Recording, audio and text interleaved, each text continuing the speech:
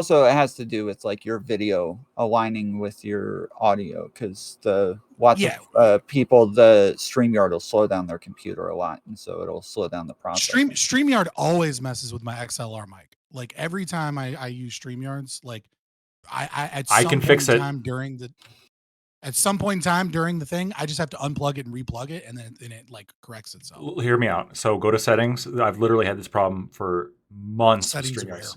In StreamYards, I had this issue for months, and I don't know if this is what audio. You have.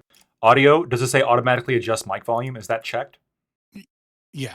Uncheck that. That will literally mess with your mic volume in your sound settings. What did you uncheck? Weird. Yeah, the auto volume on StreamYard that changes your settings on your computer. So lots of times I run panels through StreamYard as well. I was the one who got primed to start using StreamYard because it's super like if you use the audio and the video at the same time, it auto aligns them. So if one starts to lag, it will lag the other to make sure that they stay aligned the entire time perfectly. And when I run panels, a lot of times one person will be really quiet and I'll tell them and they won't fix it. And then eventually I'm like, okay, I have to change your settings now, but I'm just telling you, it's going to change it on your stream as well. And lots of times they're like, oh no, don't change my settings. What are you doing? Like, I don't know. I don't know what to do, man. Yeah, I learned something just now. It took me months to find that fucking the check mark. It messed me up so. Now, if I can only figure out how to get rid of this fucking blue light filter that seems to be on my OBS. I mean, from what I can see, it looks like all of your audio is ahead of your video. All right. Well, I don't know what to tell you. I've got my nothing major really. I've got him pretty fucking close at this point. Like at this point, that it might just be like the 4.9 intended millisecond delay that is occurring from like the box to the computer. Because if you're talking to all my financials in one place, we stay focused on what we do. But hopefully, you got a better computer, Scott. Hopefully, it was an upgrade. It's not so much that it's that much of a better computer; it's that I have a second one, because I no longer have an editor, so that I can like import and export videos while simultaneously working. Which it's way. Can you guys hear me? Yeah, I hear you. Yep, we can hear you now. Yeah. Okay, thank you. Oh, interesting. It seems to be only on Discord's end. The delay.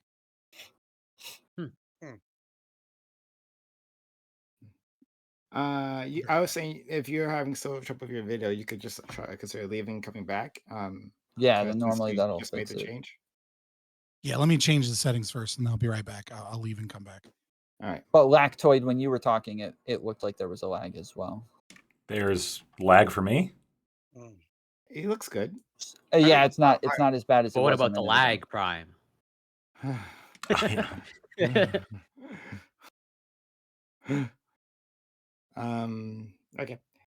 So we're just waiting on that, everyone, and we have one other person coming soon, another person coming not so soon, but Fabian's in the waiting room.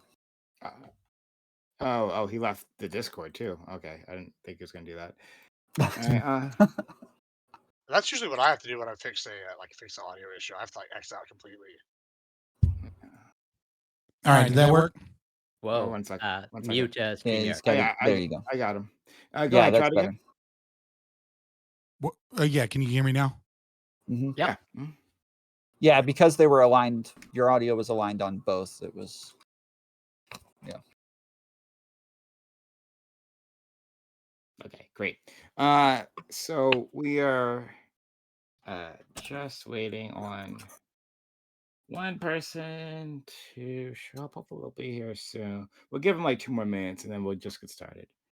The B10 guy? D10 Dream. He's D10 Dream. Unfortunately not gonna make it for the first topic. But he said he'll try to be here for the second. So we're waiting on our friend Doobie. So he'll be here soon. Let's detain the audience for this 1 minute. What's happening, guys? I got suspended on YouTube the last time I was here. They What? found a video that was 2 years old of me, I'm really important, and Aiko talking, having a normal conversation. They suspended me for a week and gave me a strike saying that I was spreading harmful conspiracy theories in the video. So I went and watched it. There's literally nothing. Nowhere even close. Nothing anywhere close. I assumed it had something to do with COVID, Wow. but yeah, it wasn't like I'm not saying this is the case, but no conspiracy theorist recognizes the conspiracy theory. I'm not saying you are. Sure, but like I'm pretty active in debunking. They don't go look at the theories videos. and Oh, shit. I got So some conspiracy videos here. yeah, so I went and watched it. There was nothing anywhere close. The closest thing at any point is I'm telling them that I just got off the Hippy Dippy panel, and that during the panel, CTV was arguing that women should, or if we're going to have mask mandates, then women should have tampon mandates. And that was it. That's the only thing that I mentioned about COVID or anything like that the entire time. So then I put in my appeal. They denied it. I at them on Twitter. I'm like, hey, what the hell? There's nothing anywhere close to this. What's going on? So they're like, okay, we'll check into it.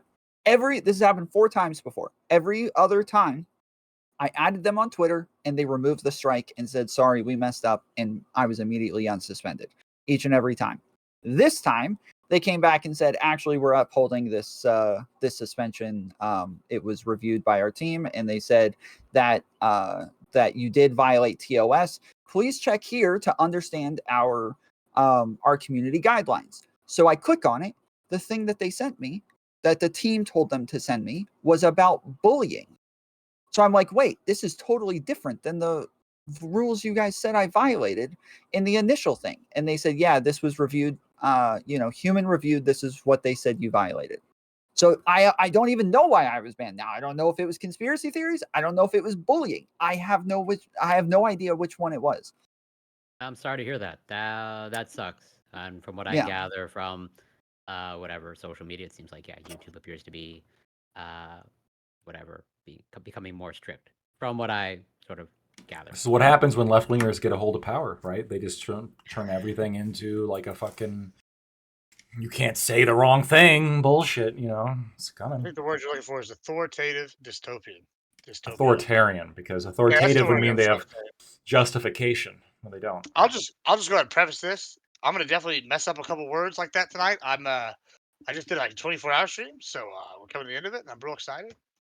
Yeah, I was surprised you even said yes, because I saw that with your Discord notification. I've been looking forward to this all day. I was reading it, and I was like, man, these are some good topics. Okay. I'm happy that you're here. But yeah, if I mix up a word or forget the ism at the end, just give me a break, boys and girls. That's a my bad. Ism after racism, then it's No, I mean I'm prepared. I'm ready for it. I like I said, I look forward to these topics all day, and I think they're really interesting. Like what if he mispronounced words? Like Nah, I mean I'll be fine. We'll be good. I'm just putting on. I think you'll be fine.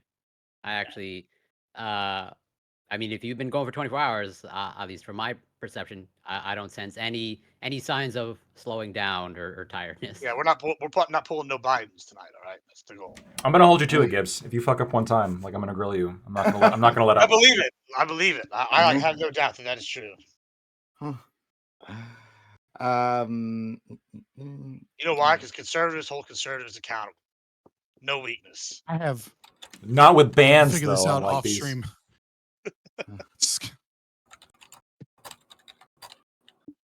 There's plenty of right-wing content on YouTube like that. That is absolutely for certain. That's for the time being. That's going to be gone soon.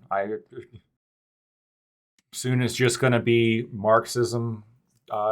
Marxism just Marxism video essays. Just Marxism video essays. Over and over. 4 hours of VTuber, talking about how capitalism is bad, and they're going to make so much money off of it. Don't out my future projects, Lactoid. The money making machine that is being a leftist, well known leftist, and their endless riches. Okay. All right. Let's get started. We have one more person that'll be coming, but that'll be a while from now.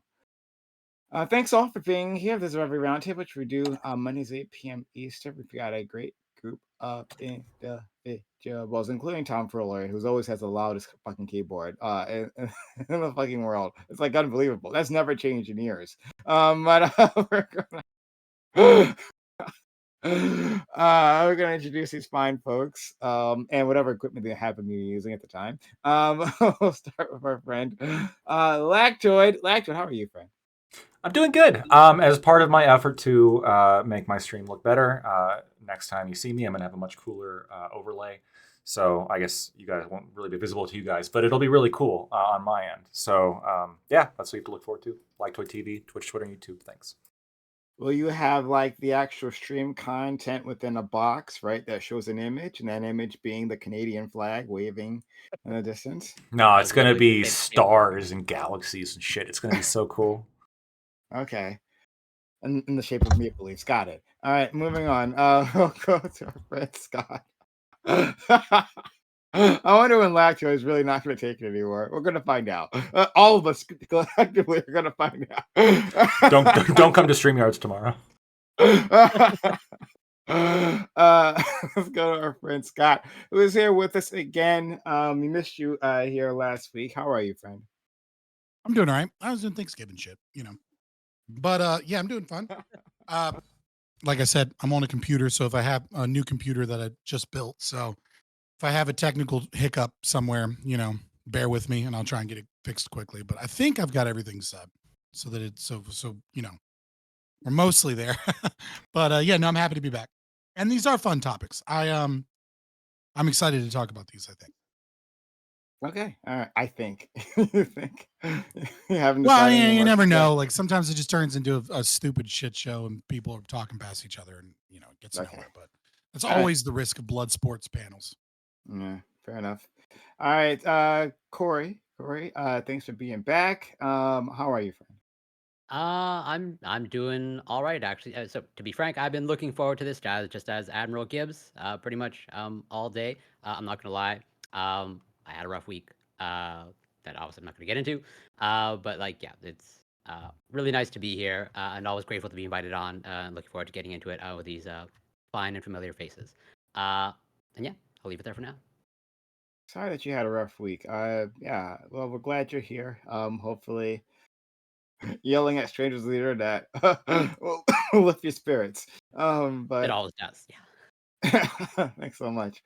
All right.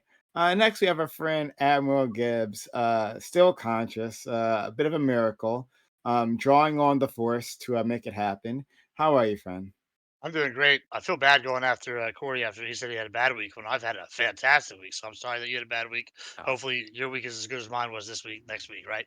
It's been it's been great, and I had an opportunity to do this with another streamer, this 24-hour thing, and it's been fun. And I read your topics when you sent them to me, and I know how I kind of feel about it, but I got some mixed feelings. I think it's gonna be a good one. I'm really interested in it. Okay. All right. Love to hear it. Next, our friend Tom Foley. I'm so excited that I get to see my friend like more often now. We've missed Tom. And here he is. It was great having him last week, and he's here with us again. How are you, friend? Doing well. Appreciate you having me back on. Yeah, I'm suspended on YouTube all week, so I'm streaming on Kick only, kick.com/tomfoolery show. You guys can find me there streaming pretty much every day. I think I'm back on YouTube tomorrow. I thought it was today. Apparently not. So I'm assuming it's tomorrow. But in the meantime, I am streaming on Kick. So come check me out over there. I really appreciated that story you told us about you getting kicked off of YouTube, right? And then part of that story, you decided to repeat the thing that might have gotten you kicked off of YouTube, but you're not sure, so we'll see on my stream. But it's okay. Let me reenact it for you right now. Yeah, it's okay. It's okay. They'll only get you for it in 2 years. So 2 years, indeed. Yeah. I promise to only exclusively talk about trans issues and to make fun of Pokimane just to see like what it does to the YouTube. Much appreciated, friends. Last but not least, we have our Dark Lord and Savior, Doobie. Doobie, how are you? Doobie, I want to hear more from you, like just in general, because I really missed you, friend. How are you doing? I'm doing well. Base. That's all he ever gives me. I'm gonna probably mention this like a few times. Oh, how many chances do I get at this? Maybe like 3 times. I don't know. Uh, anyway, like the audience usually comes in later on, so it's probably pointless saying this now, but I'm gonna say it anyway. On later this month, a thing is gonna happen that I really, I was really hoping to avoid, but we've been doing the Reverie for 3 years, 3+ years, 3+ years. We've never missed a Monday, not ever, the entire time. Every week we've been here. Later on, this month, finally, a major holiday lands on the Reverie. It's gonna be Christmas. And then the week Not after major. that, it's New Year's. All right, yeah, for losers. But after that, it's New Year's. So like, uh, no one's gonna be around. No one's gonna come. The first time I met you was on Christmas. That's the first time I ever came on your show. Well, Was, I I'm like- was actually on a available Christmas Christmas, day. by the way, this year. So I could probably make it. Yeah, You- there's a you- couple of you. You could probably make it. Okay, interesting. Hold on. Before that, Tom, how do you remember when you first came on my show? Like, how is that a? how is Probably 'cause that it I was a- Christmas. I was literally sitting with my family on Christmas, and I was getting bored. I pulled out Twitch. I never ever got on Twitch. K Fellows had recommended you to me, so I pulled up your channel. You happen to be live, and you're sitting there by yourself, and you're like, "Yeah, nobody's around. I guess nobody's coming on." And I was like, "Shit, I got nothing to do." I typed in the chat, I'm like, "Yo, I'm on my way home. I'll be there soon, buddy." And I went home and immediately hopped on and had a very long and heated abortion debate with like 15 leftists all versus me. It was a freaking wet dream. I enjoyed it. Oh man, yeah. That sounds vaguely familiar. Actually, it does. And so like after And you then came, go ahead. and then we got in trouble because I posted it on YouTube, and there was a specific girl who was very upset that you told me I could post your VOD on YouTube, and Oh, she stopped coming on and threw a fit. She got my entire channel taken down. She got me 3 strikes in one day, and I appealed all of them, and it got put back. But yeah, she threw a fit with oh, you. yeah. Mhm. Yeah, I'm remembering this. Like this, no, guys. Like this is what happened. This lady, she comes on my channel, which is a panel channel with other people on it all the time, and like people are streaming on it, but it's like she just assumes that like no one else is allowed to stream unless I don't know what was going through her mind, right? But like she thought that Said I I should was have the had only her sign a contract. yeah. Yeah. Yeah, like this was like her likeness can only be used on my stream. I never said that. And then she like I asked me to ask Tom to take down the video, and then yeah, she never even came back. She was really annoying. You A guys long remember list of individuals who've disappeared. what Go was her ahead. name? Jane the something. Jane the Message. Yes, Jane the Message. Oh. And she had like a group of other friends that all stopped coming as well because yeah, they were all really upset about it. Yeah, and then they like they were when I had my drama, they were in like a group DM, all like trashing me, like hoping like this. You know what? It's crazy. That's really annoying. Sorry. This is a tangent, and I know we got stuff to do. I'm sorry. Yeah, let's go down. Fuck it. I don't know. Yeah. Yeah, it was but like good war. when you like really support people, and then they just like turn on you immediately for like the wildest things. Like this woman, she had autism, right? She talked about this. I'm not like revealing anything. She had like autism, and she had trouble just relating or whatever.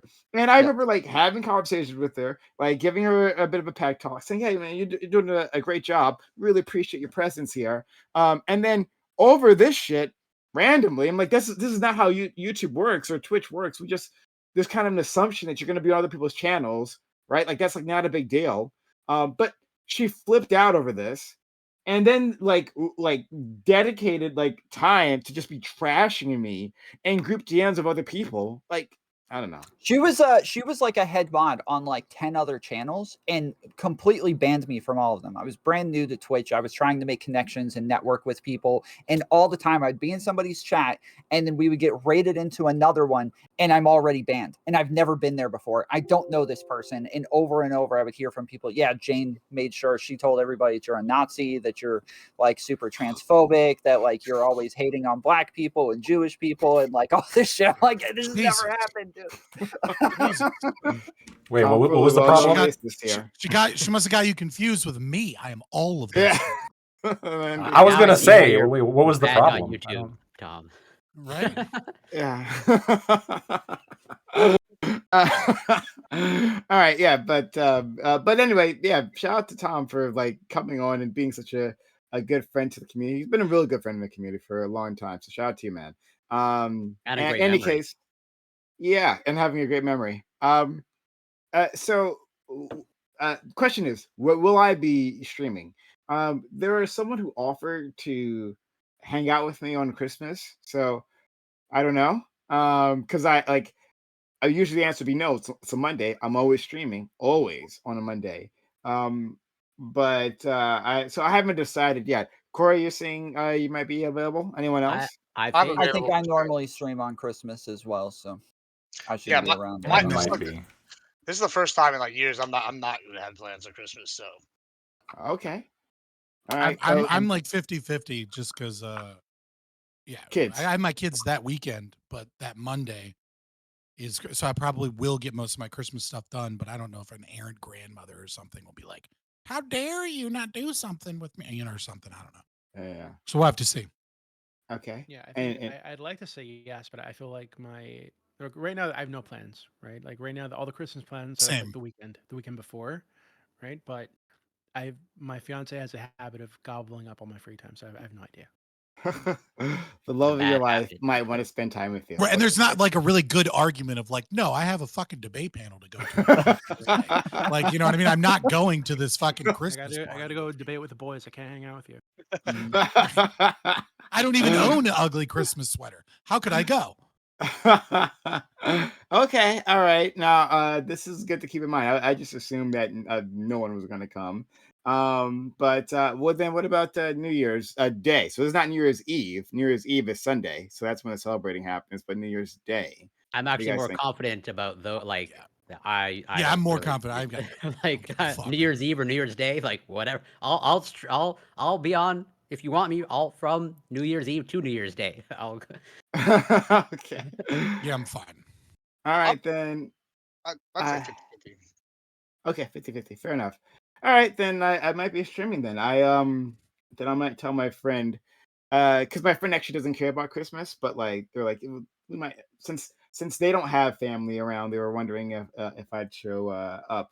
But I might tell them, yeah, I'll come, like Tuesday, and we'll hang out from there. All right, this sounds great. Thanks, guys. You guys are amazing. Amazing. We can continue. Or we're losers. Yeah, we're just a bunch of losers, actually. So we're men with hobbies. That's what it is. Men with hobbies. I was gonna say debate bro degenerates, but like losers works too. Yeah, sure. I have no problem saying that there are people on this panel that are much better than some of my family members. Absolutely. Well, cool. But yeah, it's just it means a lot because I got 3+ years of unbroken streams, and you know what? Like I don't get the views that I used to, but I'm still here. And like this has like been like a constant in my life. And I think it's been a constant in a lot of your lives too. And so it means a lot that it means a lot to you all as well. All right. Enough of that sentimental crap. I gotta next work. Let's go. Yeah, no, yeah. I gotta trigger my man Scott and calling me a genocide denier or something like that. All right, let's go. Topic 1. 2 teachers in Missouri have been fired after they were discovered to be OnlyFans creators. The teachers claim they started their accounts to repay student loans. Do you think that selling sexual content makes someone unfit to teach or mentor students? If so, are there other things those people should be restricted from doing, such as running a daycare? Um, yeah, so it's just as you said, the story is not very complicated. I couldn't even make a very long prompt on it, but it's very straightforward. So these teachers, they I think they're working in the same school, if I had the story correct. That they I think possibly their students find out that they were an OnlyFans. Someone pins on the door, right, of one of the teachers that we know your secret, right? And she freaks out and apparently deletes her accounts. Yeah, but that doesn't Rookie stop. move. Yeah, right. Why? Uh, so that was too late. But anyway, she does this, but she gets fired later. But they don't cite the OnlyFans. They cite like professional content conduct or something like that. Um, and like the two teachers, at least one of them retires permanently because they're making so much damn money on OnlyFans, and the other one Millions. seems to be doing as well. Yeah, like a million, Mm-hmm. apparently, right?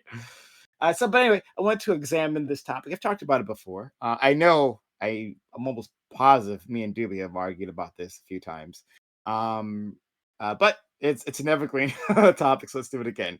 So we'll start with our friend Lactoid. Yeah, I think you know my feelings on OnlyFans. I think it's exploitation of the men, right? Literally, these women are weaponizing men's sex drives against us. It's awful. It's evil, like all sex work is. It makes me uncomfortable that they were terminated for this, though. And I think part of it, I don't like the concept of having, obviously, and maybe this is a little bit self-serving. I don't like the concept of having, online content be leaked and then that affect your professional life, right? That would be pretty horrific. I think if people want to keep different aspects of their life separate, that's reasonable. If it's becoming a serious disrupting factor in school where none of the kids are going to listen to her because she's a porn star, then I guess if she can't do her job, then you would have to let her go. But I would hope that it wouldn't get to that point. And I certainly don't think that just because somebody has an OnlyFans, that means they should lose their job. I think they should only lose their job if it truly becomes like disruptive beyond function. Hey, thank you so much. Let's go to friend Scott.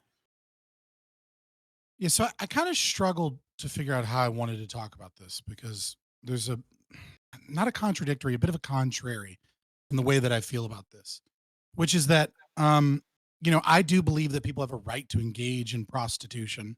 Like if you want to be a whore, be a whore. I don't really care. Like that's your prerogative. Especially if everything is between consenting adults.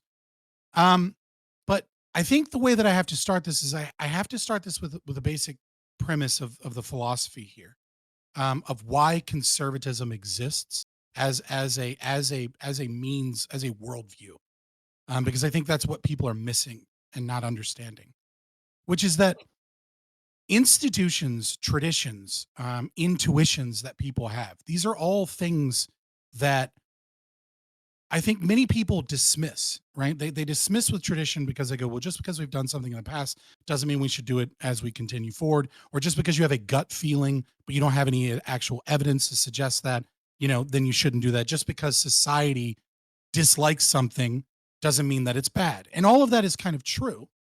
But the problem with that is that what we have to understand is that because we exist today, then all of our traditions and all of our intuitions and all of our societal behaviors combined probabilistically are functional.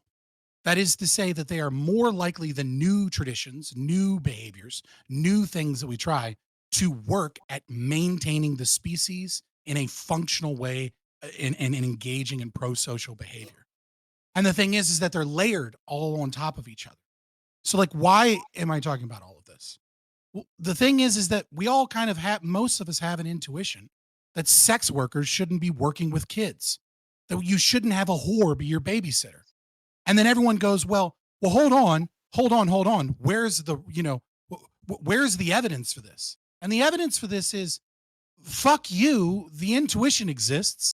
We've been doing this for 1,000 years. It's up to you to prove that that's somehow beneficial. And if you can't prove that it's beneficial, then there's no reason that I should want my kids around fucking whores.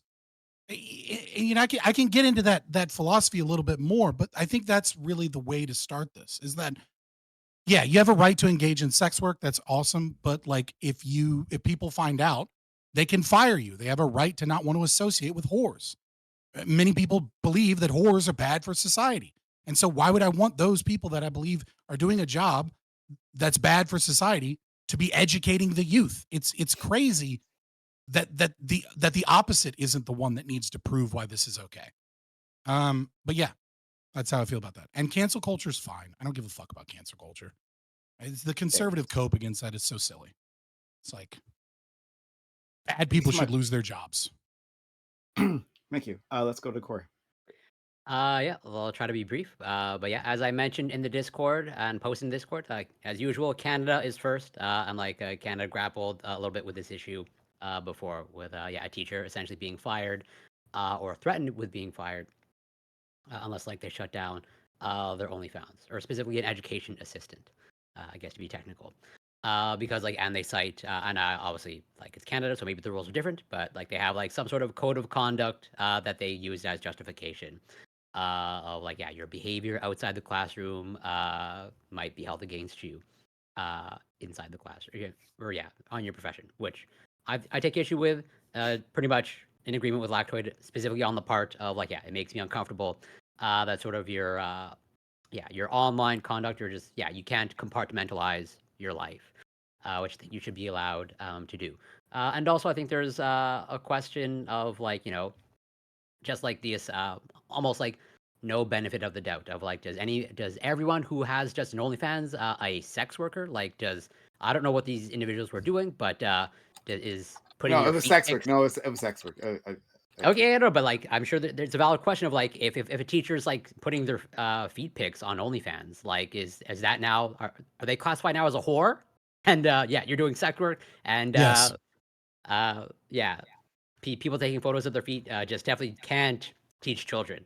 There's no value there at all if you're just catering to people's foot fetishes. But I'll leave it there for now. No, you're classified as a fucking deviant. To take pictures of your feet on the internet. That's the type of person. No, I don't want around my kids. So now we can build a bridge, Scott and I. Let's go to our friend Admiral Gibbs. So, initially looking at this, I think it's pretty clear to me that my first, I kind of torn about this, right? On one hand, if the people signed a morality contract of some kind, or whatnot, and that was expected of them, then I have no problem with his firing, et cetera, right? But then capitalist side kind of starts talking to me. He's like, hey, I really hate the idea that just because you're a public individual and a government can come in, and these people can come in and fire you for what you're doing to offset your low income by having your own private enterprise as an entrepreneur, like these ladies were doing, and making plenty of money hand over fist. As long as they weren't using school grounds, what harms were they causing, right? I hate to break it to y'all, but an OnlyFans online model is not the same as the stripper down at Maxie's or whatever, right? I'm just saying, one person, she's probably a mom, got some kids, she and her husband make a little few naughty films, they sell it and they make some money, right? Versus the other one, she's working at the strip club. We know what's going down there, right? Let's just be honest. It's wild times. It's not the same, and it's not fair to compare an OnlyFans content creator to maybe the hooker on Leopard Street. I'm just saying, that's being disingenuous. So I kind of have a problem with the government coming in and saying they can't be these people and firing them.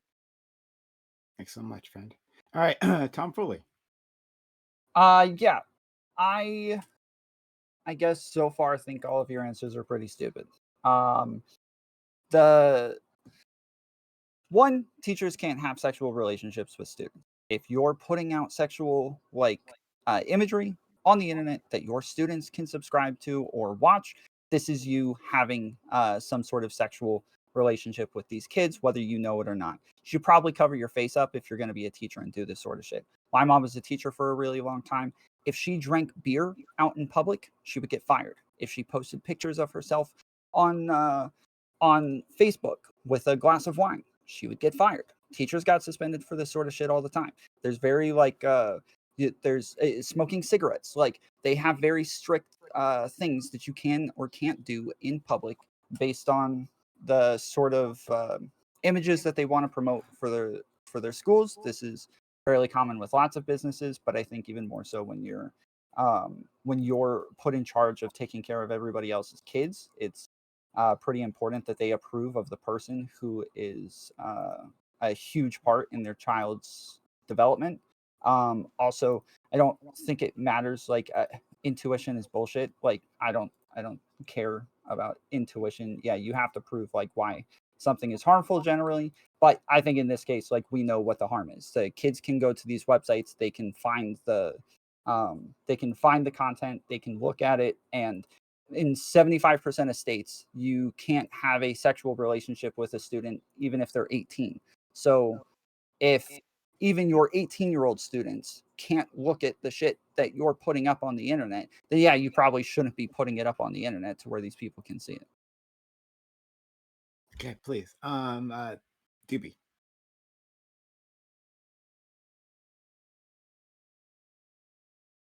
Doobie, if you okay. Yeah, I think I really don't see an issue with him having the OnlyFans account.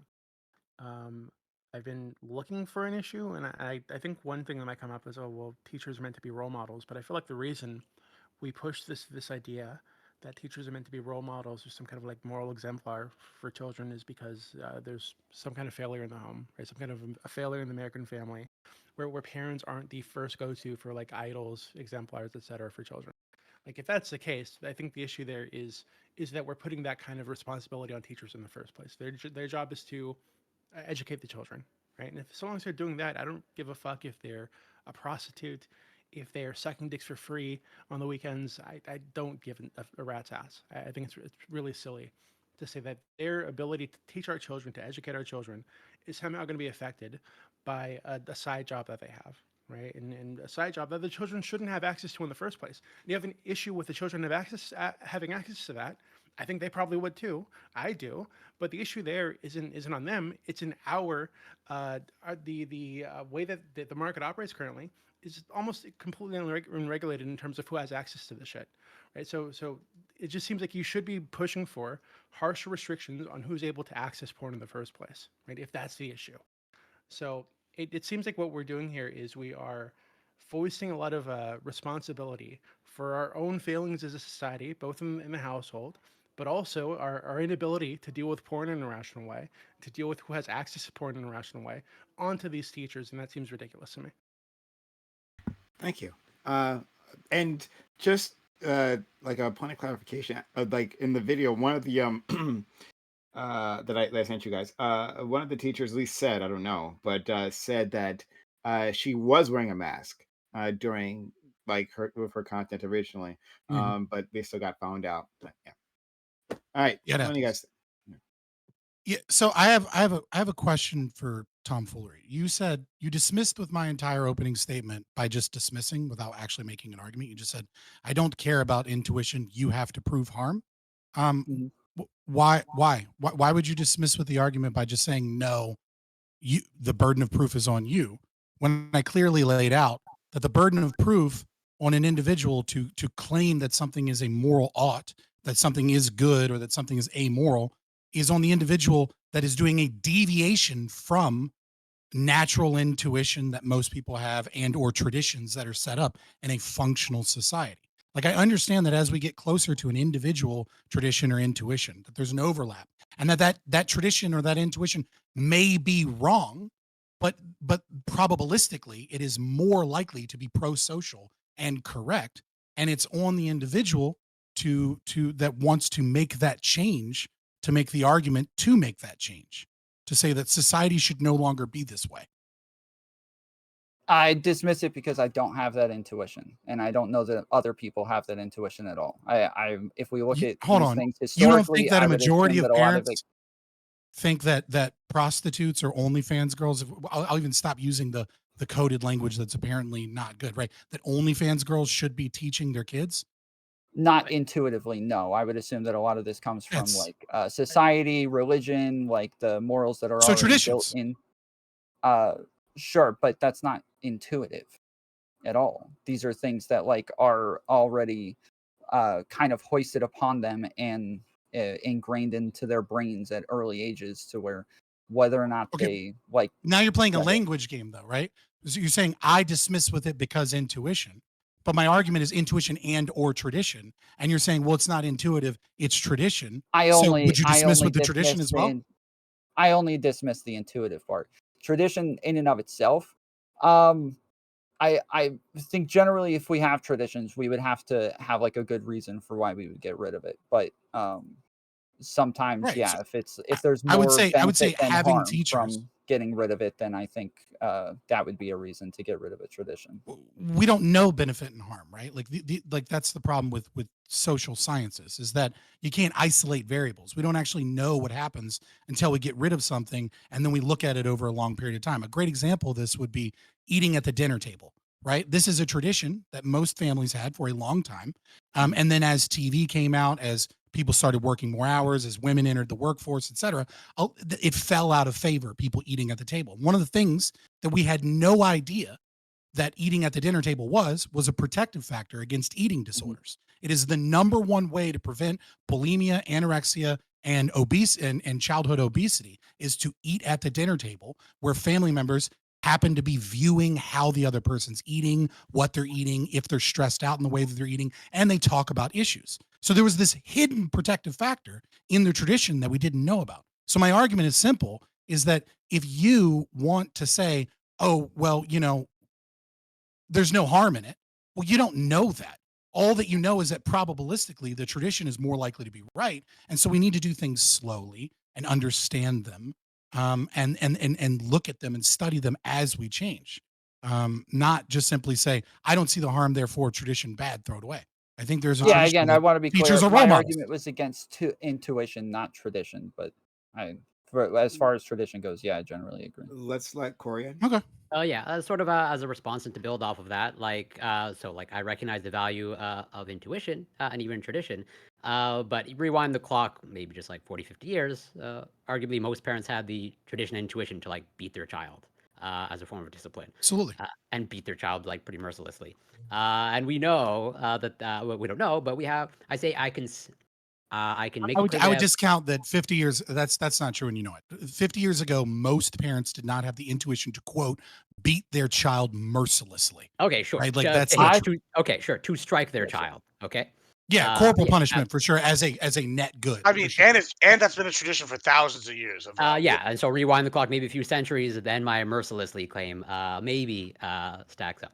But yeah, fair enough, to strike their child. And I think it's a fair claim to say that we have greater evidence for the harms of, let's say, even just striking your child or whatever, any form of corporal punishment as a harm. But you are correct that, like, can I make the claim that having a teacher as a sex worker is harmless or harmful? I will plead ignorance. I don't know. But like, yeah, I would just lean more towards of like, I don't think my intuition doesn't lead to that conclusion, but I might have a wrong intuition. Right. It's the issue is are you using this argument to violate rights? And if your argument is that private schools shouldn't be firing teachers for being OnlyFans models, then you are. If your argument is about government schools, then you've kind of already baked in the idea of a problem here, right? Because there's already a contradiction here. The government school is giving to everyone, and there is no free market ability to actually meaningfully operate in this. And so what you need to do is you need to mimic the private market to the best of your ability as possible, and mimic the desires of your community as much as possible, until such a time that you can transfer that power back over to the people. And I don't think a majority of parents want their kids being taught by OnlyFans girls. Like, I don't think it's that crazy to think that, like, you don't have a right to a teaching job if you're doing things that parents probably don't want. I think we did a poll and said, hey, this girl's a millionaire selling her body online. Do you think she should teach your kids about, I don't know, fucking algebra? It doesn't matter. Yeah, she Most should parents teach can be how like, to can do we get some economics. They should probably teach them how to do Maybe. economics. I'm just saying, if she's making $1 million selling just her body, then I mean, maybe we should start taking some notes. I'm just saying. Sure, in a college class, like a social media influencer class, that's fine. Or home But ec, like, home your ec. middle school boy maybe shouldn't be, fucking fantasizing about the the fucking OnlyFans girl in front of What them. you don't They you should don't be think that he'd focusing be on their more school. motivated to be good at math because teacher Stephanie is real hot? Like I feel like that'd be real motivating. No, Personally, he's I gonna be don't know. distracted. Isn't He's that I would not. have Yeah, never he's missed that not even class. gonna pay attention. I mean, I don't know about y'all. I would have never isn't missed that that class. isn't that a separate issue? So yeah, I'd agree if there's It like is. an issue with the children being distracted or something because they find this, right? Now they're aware Mhm. of it and they're watching their teacher and jerking off or whatever. Yeah, obviously that could be an issue. Um, but it seems like addressing the teacher in that instance would still be the wrong way to go because the issue there isn't that she's putting this content out there; it's that the child has access to it, right? So No, that's why false. not? Why? The reason it's false is because you're saying the initial problem, which I agree with you, is that the child was able to obtain access to this. Okay, I agree that if we lived in a perfect world where the child wasn't able to do that, and I'm not even trying to use perfect world to like insult you. Like if we lived in a society that the rules or the laws or whatever made it to where that wasn't possible or very unlikely, right? Then the problem I'm describing doesn't arise. The issue is we're talking about once this problem has already occurred, which is that the child is aware, the kids do know, what do we do with the teacher then? Your response can't be, well, I mean, the real issue is that the kids had access. Cool, but they have access. They're there. They know. What do we do now, right? So like the question isn't like I agree with you that we should find ways as a society to like limit children's access to porn in ways that don't violate rights and are effective, but like that doesn't do anything if we're already at the problem. Like we need a Right, so solution if we were to if the we were to current take this problem. and apply this to like any other like number of things that a child might be distracted about if they found out this like a detail about the teacher's life, right? Or Mhm. it could just be the teacher is attractive generally, right? Like I'm sure we all had crushes on teachers at some point as children. Mhm. I still remember a couple of mine, right? I remember Miss Greening or what was her name? Miss Alice, right? Huge crush Base I had on the Miss teacher Alice. in Let's elementary go. school, by Miss the way. Bothie. Miss Bothie. I Yeah. I hated remember that Miss bitch. Alice. She I was got sent to hot, the Dewey. principal multiple times Fuck you. because I was like, hey, I can't stand the all you do is talk about fashion when I'm trying to learn French. Will you shut the fuck up and teach French? And then she'd send me to the office. She was super hot. She pissed me off because she wouldn't teach French. I did Yeah, terrible so in French again, 4. number of things that might distract children, Mhm. school children. So in those cases, right? So if a teacher is just like generally attractive, right, and the children Mhm. are aware of this because they can see this and they feel attracted to her, like would the response there be to punish the teacher to like put her away somewhere? Like it seems like in both You don't have a in right to a any job. Like it's not what do punishment you to mean you get don't have a right to fired We because have you're to not be good at your job. pragmatic. I'm not saying Yeah, they have a we have right to to a be job. What I'm pragmatic about asking the you is solutions so to so in some that case, extent. it's if you're asking if that's your response, that implies that yeah, we would fire the hot teacher because she's distracted. Yeah. If the Well, hot teacher is distracting to the students and she fails at her job because through no fault of her own that she's hot, oh my God, we found the one job in the world where it actually hurts you to be hot instead of allows you to make more money. Oh no, she can go to literally any other business on the planet and make more money than the ugly girls. what Like, No, I but I think you're don't skipping a what care. step. about? Hold on, let me ask you. Oh, What wait, about? one second. No, wait one second. I think you're skipping a step there Mhm. because so the issue there isn't that she's hot; it's that she's failing at her job, right? So the children are so distracted and they're Mhm. so not able to get over this that they're not learning, right? That would obviously be an issue, Yeah. right? So Right. and wherever that It's comes from, comparable to the anybody situation where anybody would kids agree that are that's an issue. fine to But OnlyFans. I don't think there's any indication in this story, or any of the articles that I've seen about it, that that was the case, right? That any of these children were having trouble learning or getting bad grades or any of this. So in Yeah, the but they case of can the Sure. hot fire I teacher mean, or people the for hot red teacher, I flags think I over think the those issue sorts there of would things. again be that children are doing poorly on tests and shit like this. right. You brought up you brought up a different example and then asked me to analyze whether or not it would be appropriate to fire the teacher in that different example. And so obviously my argument is different. They're disanalogous. You Okay, created a new you created a new scenario for me to judge. And then once I explained how they're disanalogous, you said, see, these things that I brought Well, up that's are not true. disanalogous. well, Doesn't that prove you wrong? And it's like, no, No, they're different hold on. That's scenarios. So you not can true. fire them for different reasons. what It if is I true. had something that covered some of this, but it was also positive, right? Like, so say instead of just being like an OnlyFans model or something, what if they were like a professional bodybuilder in their free time, or they were like a fitness coach? They had a fitness coaching operation outside of that. So in this case, they would actually be providing positive benefits to society, right? That are teaching like health and fitness and whatnot. Mhm. But then you're going to punish them for being good looking. Shouldn't these be the people we're turning to? Because aren't we all fat as shit? This is coming from somebody that's fat as hell. So I'm saying like we should all be going here and looking at these fitness people to motivate us, and they're teaching. Shouldn't it be two birds, one stone? Or are you still saying we should fire the hot people? Well, I would go a step further. So like, let's say Hank Green on TikTok, right? I think I think that's his name. He does a bunch of science-based TikTok stuff and questions, right? Let's say he was also a science teacher. I could absolutely see how a school, if he got popular enough, would be like, all right, we have to let you go, because there's the entire dynamic of the relationship between teacher and student is going to be changed by the fact that all of these students might be in this teacher's Discord. They might be in like making comments on their videos. They might be like, sharing different information. Like once you have brought in another life outside of teaching into this classroom, that can present problems or complicate things that makes it more difficult for the teacher to do their job, or for the administration to do their job, or just for the administration to deal with parents' complaints and shit, to the point where it's no longer as valuable to not just have a different teacher that doesn't have this issue that has to be navigated by the school system that is spending time and money on. What if I and said it's a red that's flag generally. Like even the other things, like what Doobie was saying, were like, well, shouldn't we just wait and see if the kids are actually having trouble focusing or some shit like that? You can see red flags for what is going to cause problems in the future, like a teacher smoking at school or something, like whether or not this is going to encourage kids to smoke. Like you can go ahead and say, oh, we just caught you smoking at school, so we're going to go ahead and punish you for this. Like you can punish people just for the red flags that you think will make it more likely. Let's go to Gibbs again, and then Lactoid. So I can think of like plenty of examples where people's private lives came out to light, and it was like pretty damning. They had all sorts of problems, like there were divorces, and there were people cheating on each other and whatnot, and those are all just terrible things, right? But no one said fire them because they went through a divorce, and that was like a failure as a role model, right? We're not gonna let divorcees like not teach kids, right? Kind of thing, right? So I'm just over here like trying to understand Why not? how we can like. What do you mean? Why not? Like, I mean, why not? Divorce, like if it causes a problem in some regard, so here's why not fire them?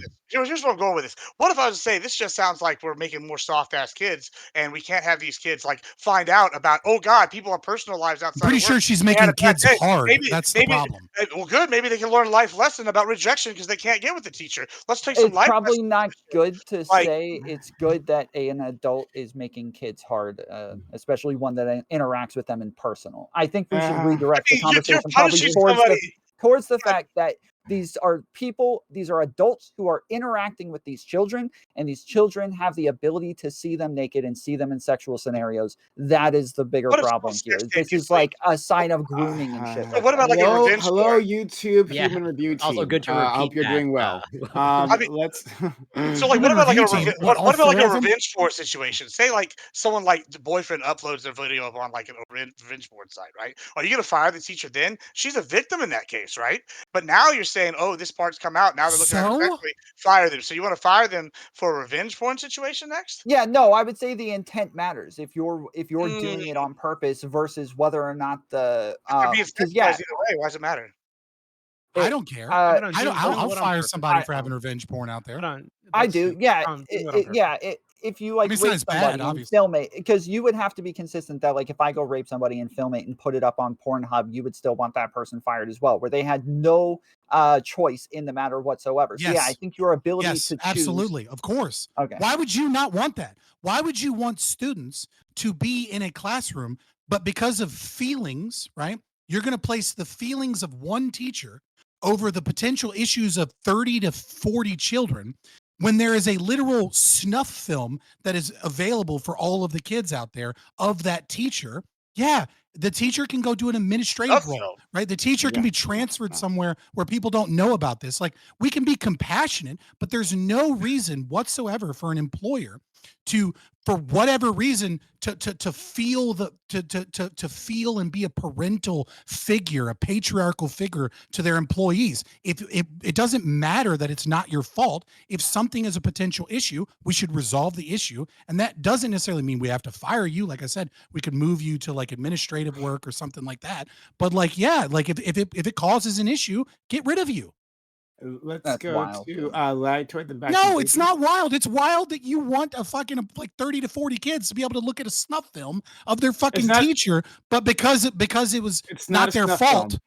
I don't know why. Well, he said no. Tom Fuller gave an example of someone like someone raping the teacher and the teacher being a victim, and then that video being out there. That video but that's would not be a snuff film.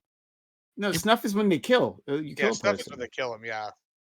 I thought it was just violent. I don't know if that's I thought it true. was just. I thought it was non-consensual. Irregardless, it's a really bad film. My always we can look it up. My always thought that was someone died. But fair enough. Yeah, human review. Yeah. Let's go. We move on from this. I think we said it enough to trigger some sort of review. I'm just saying it's unfortunate. That doesn't mean that you just shouldn't do what is right because you feel bad about a teacher. So what is right? Let Lactoid and then Doobie. So I'm still very torn on this, and I think I agree that, I mean, obviously, if there's a negative impact on the students, you're going to have to make a decision, potentially letting the teacher go. I actually sort of agree with Doobie a little bit, though, on the idea of this is not private employment. This is public employment. These jobs are funded through stolen money, potentially my stolen money. And if I'm applying for that job, part of the repercussions of that is that job comes under constitutional protections, including that the government doesn't get to take a side ostensibly on political issues or religious issues. Now, one of the concerns I can foresee coming up on the horizon, if we're just going to accept, well, public teachers can get fired if what they do in their off time is disruptive to students, let's think of something that would be like, reductio, holy shit, doomsday scenario. A teacher goes to a pro-life rally or a pro-choice rally on their off time. They work in an urban district. All the kids find out, and then they start talking shit, right? And they start like throwing cans. Okay, like sure, if it truly becomes disruptive to the point where they can't work, I guess we're gonna have to let you go. Sorry, right? But let's say they go to a pro-choice convention or a pro-life convention, and we don't have any evidence yet that the kids are actually disrupted, right? It's true they could be, right? But there's nothing there that actually shows that they're being disrupted. And the teacher didn't bring up their political positions in class. They didn't try to make it likely. They didn't proselytize the students. They just, on their own time, did this political activity that potentially could piss off the students. Should they be fired for that in a public institution? No, I'd be incredibly uncomfortable with that. So I think Doobie's sort of protective analysis of when you're doing stuff in your off time, the burden of proof is kind of on the school to show that what you're doing is actually disruptive and whether or not the students are going to actually be disrupted. I don't know. That's my major contention is I think you need to prove the harm first. Right? You need to prove that harm is being done, that they can't do their job. And in any situation, no matter what the issue is, whether it's like they have an OnlyFans or they're a stripper on the side or they have like irritable bowel, so they wear like a diaper or something, right? Whatever the fuck it is, the students find out about this person. I think that should really only be an issue if there's like evidence that it's actually distracting the children so much they actually are failing. They're not doing well in class because of this thing. Another example: what if they're gay, right? Yeah, there could be a ton of different things, right? So, yeah, I really don't see how. I think judging this based on the fact that it's an OnlyFans model or a political position or anything like this is just playing like morality police, and I don't think there's any reason to do that. So I think there are a couple of things to point out here. As Lactoid pointed out, right? Like the problem arises in the existence of public education to begin with, right? You should abolish all public education. It should only be private schools and homeschooling anyways, as is, that wouldn't require theft and violence in order to do that. But the issue is that if we're going to have a state that steals money from people and violates people's rights by creating this institution, and it's ostensibly going to be for everyone, then you have to do your best as a means of catering to everyone, or at the very least, a majority of the individuals, right? You're always going to violate people's rights by having public education, and whatever policy or thing that you teach is going to be against the wishes of some parents. And that's unfortunate and shouldn't be a problem, but it is. And so the thing is that we then get into the situation where Doobie and Lactor are saying, well, what if it's this very, very, very minor thing? I would say it's a little disanalogous to talk about not bringing up your politics in class, but and that's fine because you didn't bring up your OnlyFans in class. But like being at a political rally versus there being sexual content that people can engage with online in your class. I think these are obviously different things, but even still, with this morality policing issue, this is another problem, is the issue of empiricism. The thing is Doobie, is that once you recognize that there is politics involved, and you're saying we require empirical evidence that this is harmful. Well, nothing is ever proven with empirical evidence, right? The data suggests, and then you get to cook the books for whatever political institution is the one that presumes that data, that evidence, and you get to say, actually, this isn't harmful. And other people say, hey, we have research that says it is harmful. And they go, oh, well, your research is actually wrong. Or when all the research says that it is harmful, they can just go, well, actually, see, it wasn't controlling for this variable. We haven't studied for this thing. And see, that wasn't real communism, right? That wasn't real communism this time, guys. And so that's another issue, is that once you step away from looking at it from a rights perspective, and instead go, well, you need to prove harm, there is a way to set it up to where it's impossible to prove harm. Just quickly, thank you, Sean, on YouTube, who gave us a $5 Canadian super chat. That's like a penny American. I think I owe the IRS money now. Take my filthy maple money. Thank you so much, Sean. Really kind of you to support us. Really appreciate it. Hype chats, super chats, they really help us out. They support this community. Allow us to go. So if you took to the hype chat, just you gave a gift, gifted a sub previously to Hasanabi. Any second now, I'm sure he'll be here. But shout out to you all for supporting this community. And those are our first donations for December. Thanks so much. All right. Who was going to jump in? Was it you, Corey? No. I want to jump in.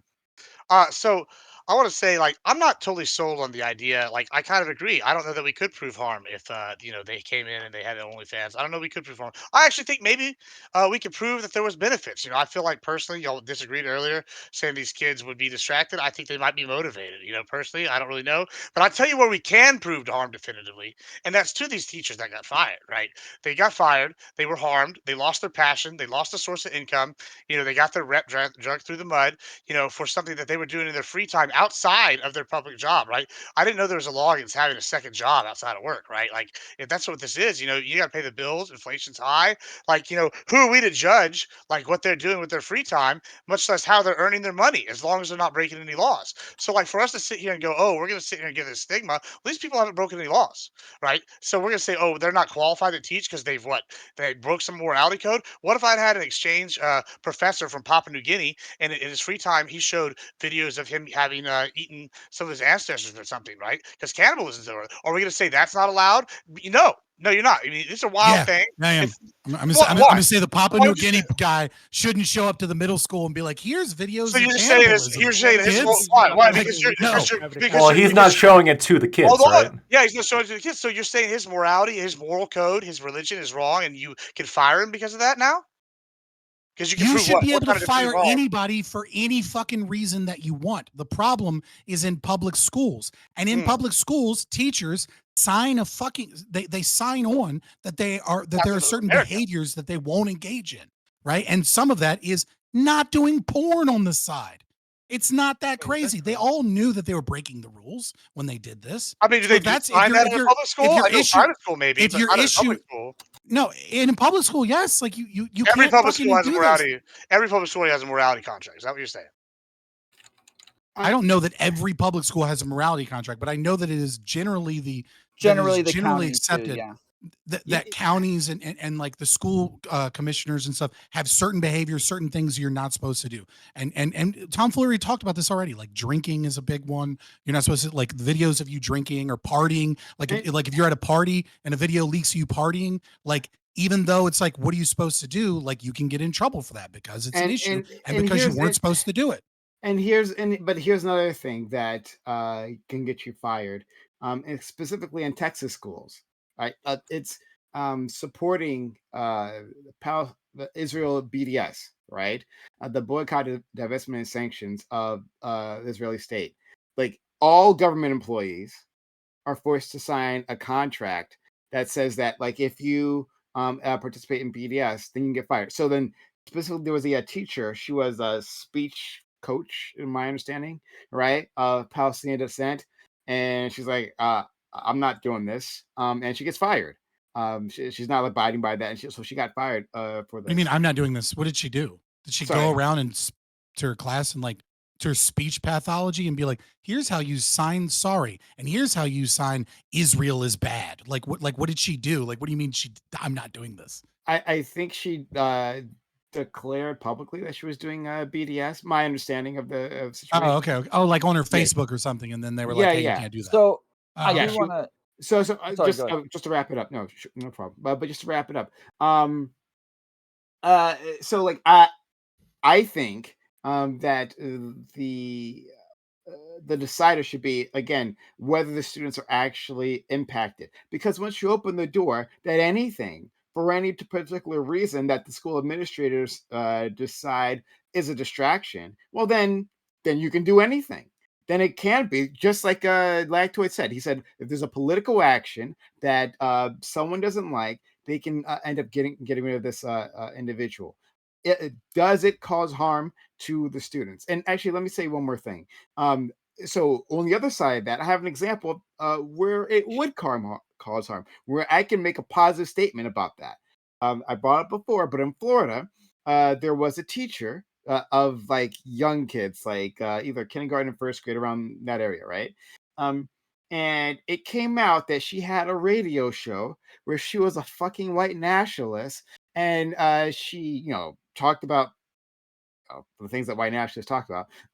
And she said, like, in her job, she would like specifically try to like encourage white kids to, fulfill their dreams, whatever. But she would discourage minority kids any chance she got. Right? She would specifically try to like interfere with them and just like lower their self-esteem or something. I don't know, whatever. Right? But anyway, they found out about that and they fired her. I can make a case as to why that had a specific detriment to the children. So I think that should hold true for everything else. Sorry, you want to say something? Why is harm reduction your principle? I don't understand here. Like, it might be yours as a leftist, right? But like, it's not mine. I don't give a fuck. I don't give a fuck about harm reduction. Isn't that been the whole thing? Is the harm on the children? Isn't that been the whole argument? It's going to harm the children with these degradation of morals. Argument, from what I understand. Yeah, I want to read this real quick because I did look it up. So this is from Total Sorority Move.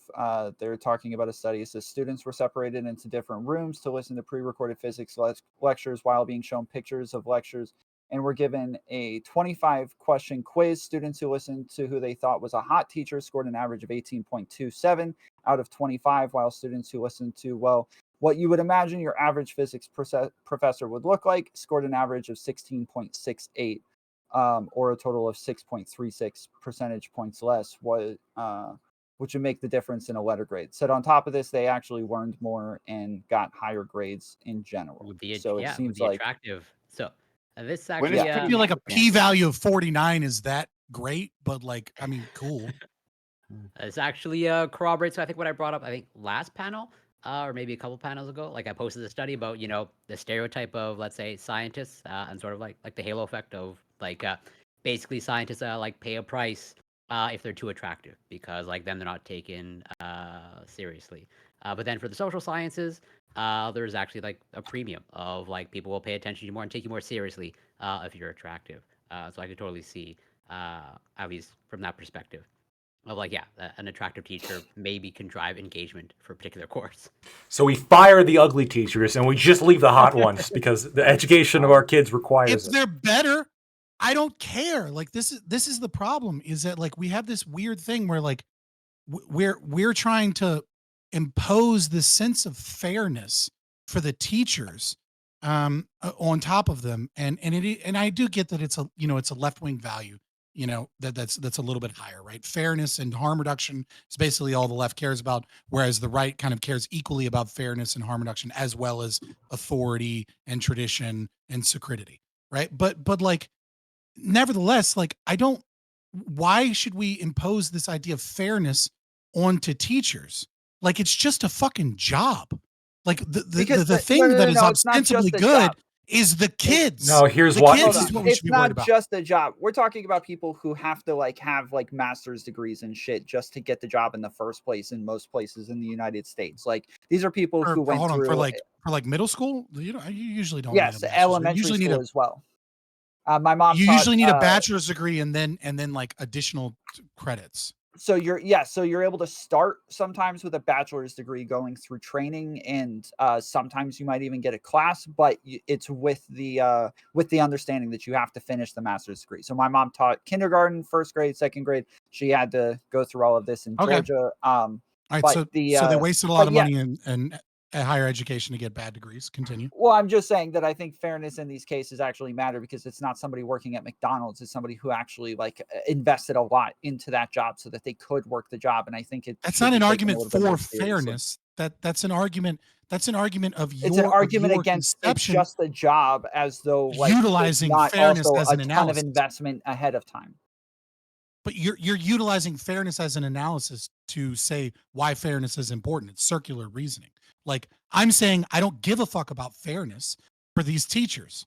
I don't care. If your goal is to educate children, then you do whatever it takes, whatever is the most meritocratic, whatever is the best way to educate the children. We'll go to Lectoid. You were trying to a couple arguments for fairness, Scott. The first argument is again stolen money. There's some obligation to deal with stolen money with a level of fairness if you're going to steal it. Which they already have, and they will continue to do no matter how much we protest it. And the second issue about fairness is these institutions. No, that's a bad. No, I'm attacking that argument immediately. Sure. You're fairness in the way that you would say it, right? I'm not going to let you get away with that. You talking about fairness, sure, to all of the people whom the money has been stolen from, not to the fucking teacher. If we're engaged in fairness and we're stealing money from people and we want, and like, why does stealing money from people somehow mean that we have to treat the teachers better? Because in fact, it would be the exact opposite. No. Because what you want to do is you want to do the best you can. What is the best for the people whose money you've stolen, which is what's best for their kids that are in school, not the individual teacher. So that's harm reduction. I'm going to get to that in a second. When we're talking about, I do think that you do have an obligation, not only to the broader society, you do have a duty to the children because you are stealing from their parents as well, but you do have a duty to the very people who you're stealing from to make sure that all else equal, or at least, unless there's a serious other concern, they do have an equal shot at applying to the job. Otherwise, like, again, it would be pretty fucking weird if, like, hey, only whites need to apply for the teaching position. Only whites need to join the military. And it's like, well, hold on. You're stealing my tax dollars to fund those positions too. Why can't I apply and do the job? Sorry, we don't have fairness here. It's just how it is. We have an obligation to fairness. No, if you're going to steal money from somebody and use that money to pay somebody for a job, I think there is something of an obligation to make sure that unless there's a reason that they can't do the job, that they have an equal opportunity to apply for that job. You're taking their money to fund it. You're imposing all of these, like, well, unless there's a reason. What is that reason? What does that evidence look like? The problem is that you put things into this domain of like vague things must be proven in order to fire someone, right? So like, but by that reasoning, like we can't have the original hashtag, right? Because we can't fire communists for being communists. Well, why not? Well, that was the second point I was going to get to. I guess finish up in the first point. I think that when I mean, like, what does it mean if you can't do the job, or you could do the job, less productively? Yeah. So I think the Navy SEALs or other, military organizations, firefighters, etc., probably have some justified biological and scientific reasons to say, look, we're really only going to spend money training men, and the men need apply, like only men need apply, etc. Most of our force is going to be men. Sorry, that makes a lot of sense. I do the same thing for whites with Navy SEALs, right? Why? Because of bone density, it's far more likely to not to waste money on black people because they're way less likely to be Navy SEALs. I haven't seen the data that indicates that like black people are genetically less apt at being Navy SEAls. At swimming, it's a pretty big part of the fucking training and job. Okay. Wait, Well, they I- can't be. They can't. Well, Well- even if that's true, they can't be trained. Okay, hold on. Yeah, I don't. There's no. Hold on. No. There's two things. There's two things. Density is a thing. Okay, Black no. people fail out of buds at a much Okay, sure. If you actually run this, I'm very skeptical. And if you got any kind of empirical evidence on that, absolutely. Okay, if you have any kind of hold on. If you have any kind of empirical evidence to show this when it comes to being a Navy SEAL, that's the burden of proof. You have to show that black people can't apply to be the Navy SEALs, and if you can make a convincing point, I'll consider it. But so far, I've seen evidence to suggest that women can't, but I have not seen the evidence to suggest that black men can't. And unless I see that evidence, I'm not going to say, well, no black people need to apply, because we're stealing their money too, and then using that to pay a salary for a position that they're not allowed to apply to anymore for no good reason at all. I think there is an expectation of fairness to some extent there. Obviously, there's also an expectation of efficiency. The second point that I wanted to get to when you're talking about like firing communists, the thing we just have to be cognizant of, these school districts, there's a research study especially on the sure. Oh my god. It's a fact. Where some of us are still on Twitch, Scott. Okay, so the other thing is, these school districts are overwhelmingly left wing. Okay, if you are going to open the door, anybody who supported Trump, they're fired for making the students feel unsafe. Anybody who's anywhere right wing, they're fired for making the students feel unsafe. We're going to have like communists run the kindergartens, and this is just going to be as it is because they're going to fire. Already do run the kindergarten, and it's already a problem. And now you're advocating like they're going to destroy us. They're going to like every kid's going to come out like chanting Marx fucking quotes when they're going into high school. This is bullshit. No, this is the bullshit of the minarchist argument, right? Is that like if only we think about government the right way, our beautiful constitution and our arguments and our legal stuff, we'll be able to fight back against it. No, the fucking long march to the institutions has fucking occurred since the 1960s. It's fucking over. The only fucking possible solution is to pull out of these institutions. Public school is in and of itself evil. Its existence is evil. It requires theft and a violation of rights to exist. You know this. I know this. The other people are going to have difficulty accepting it. But if we're honest about the logic, they'd understand it too. It requires theft in order to do it. It does, and it's going to stay around. We're not getting rid of it tomorrow. Wait, Fabian, hold on. He's saying that, like earlier, you were talking about the fact that you have to go down the line to kind of find a problem. He's saying the same thing as you were saying earlier. You have to be a little bit more pragmatic with the fact that this just kind of is the way it is, and you have to kind of deal with that reality and deal within that paradigm. Yeah, and I'm saying in that paradigm, right? Like there are two things here, right? They're the thing that the market should be allowed to do, which is fire anybody for any reason. No matter what, there's no fucking fairness that exists in your goddamn job, because if you're bad at your job or for what, it doesn't matter if it happened to you by circumstance or accident, I fire you because even if you're good at your job, but I found someone better, I just go, fuck you, you're fired. I found someone 10% better. It doesn't matter. And so then there is the public system that is a system of theft and robbery and violence.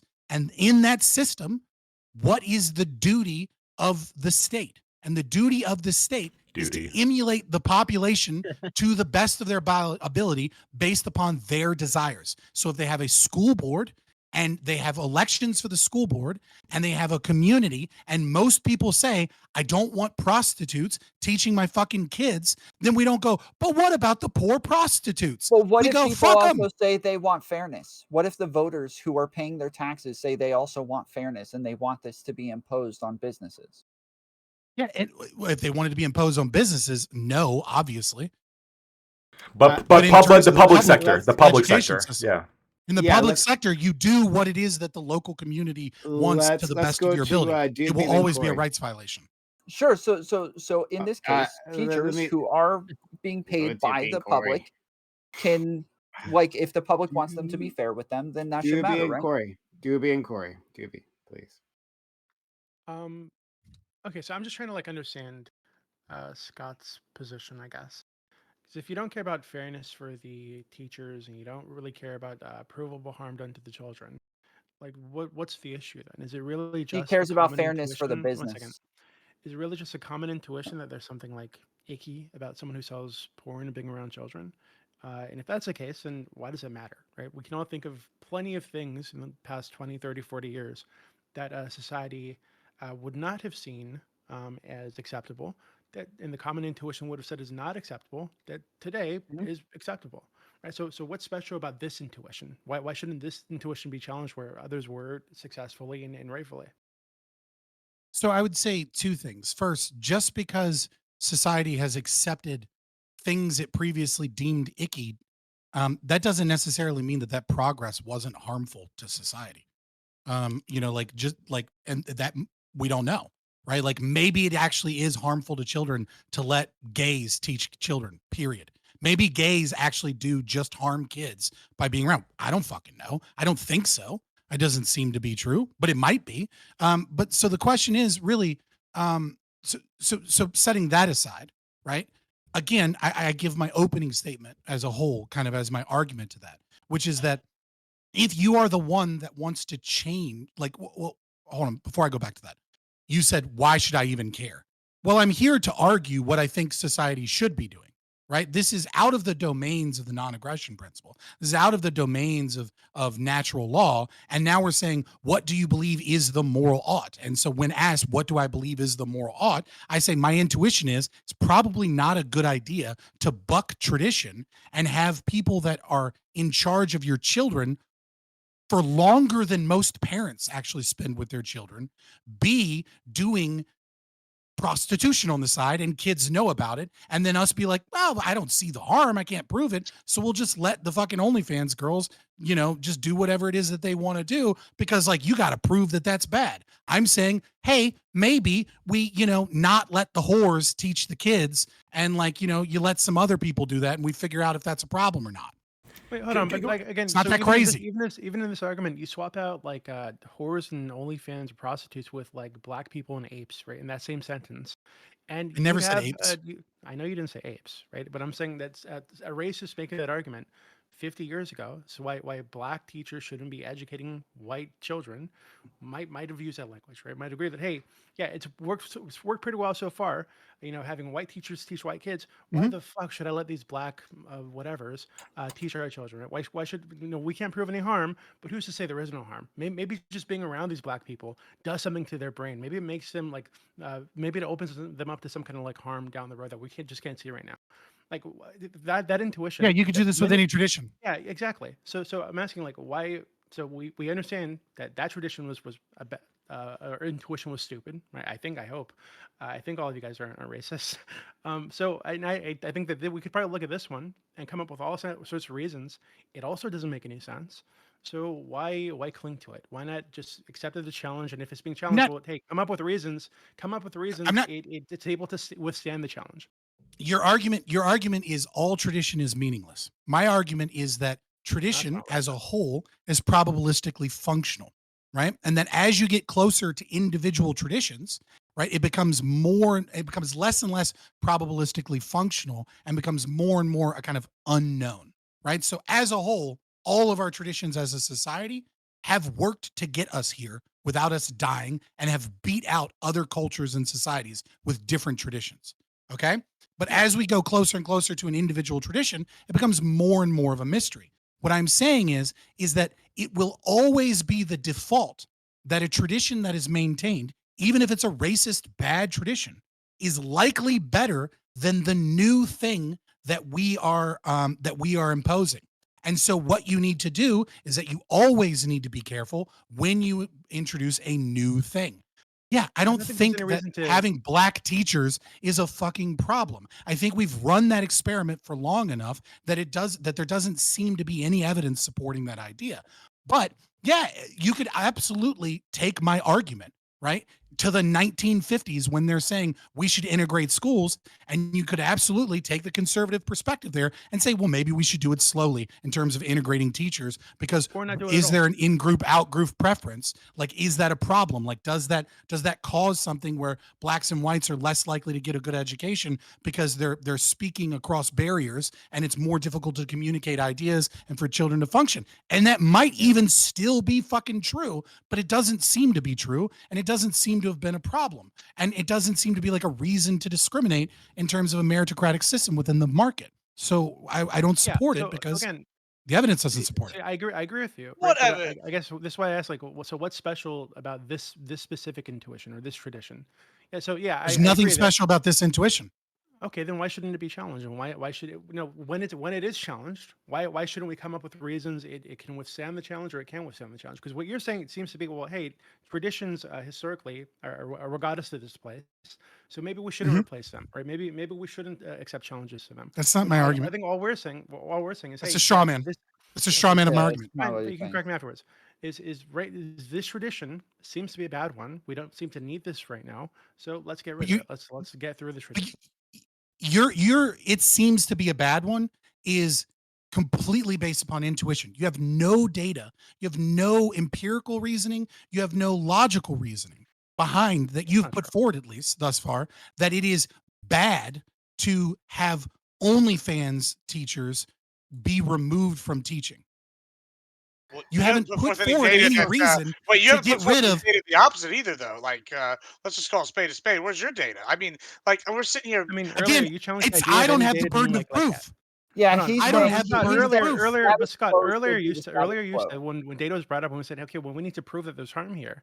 You said, well, hey, even if there are studies and et cetera, you don't really need to learn anything from studies, so you can't know either way, even if they did do research into this.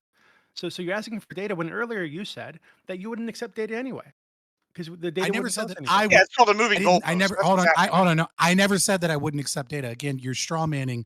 Again, like you're taking my position and lying about it multiple times to try and win this debate, and it's sad and pathetic.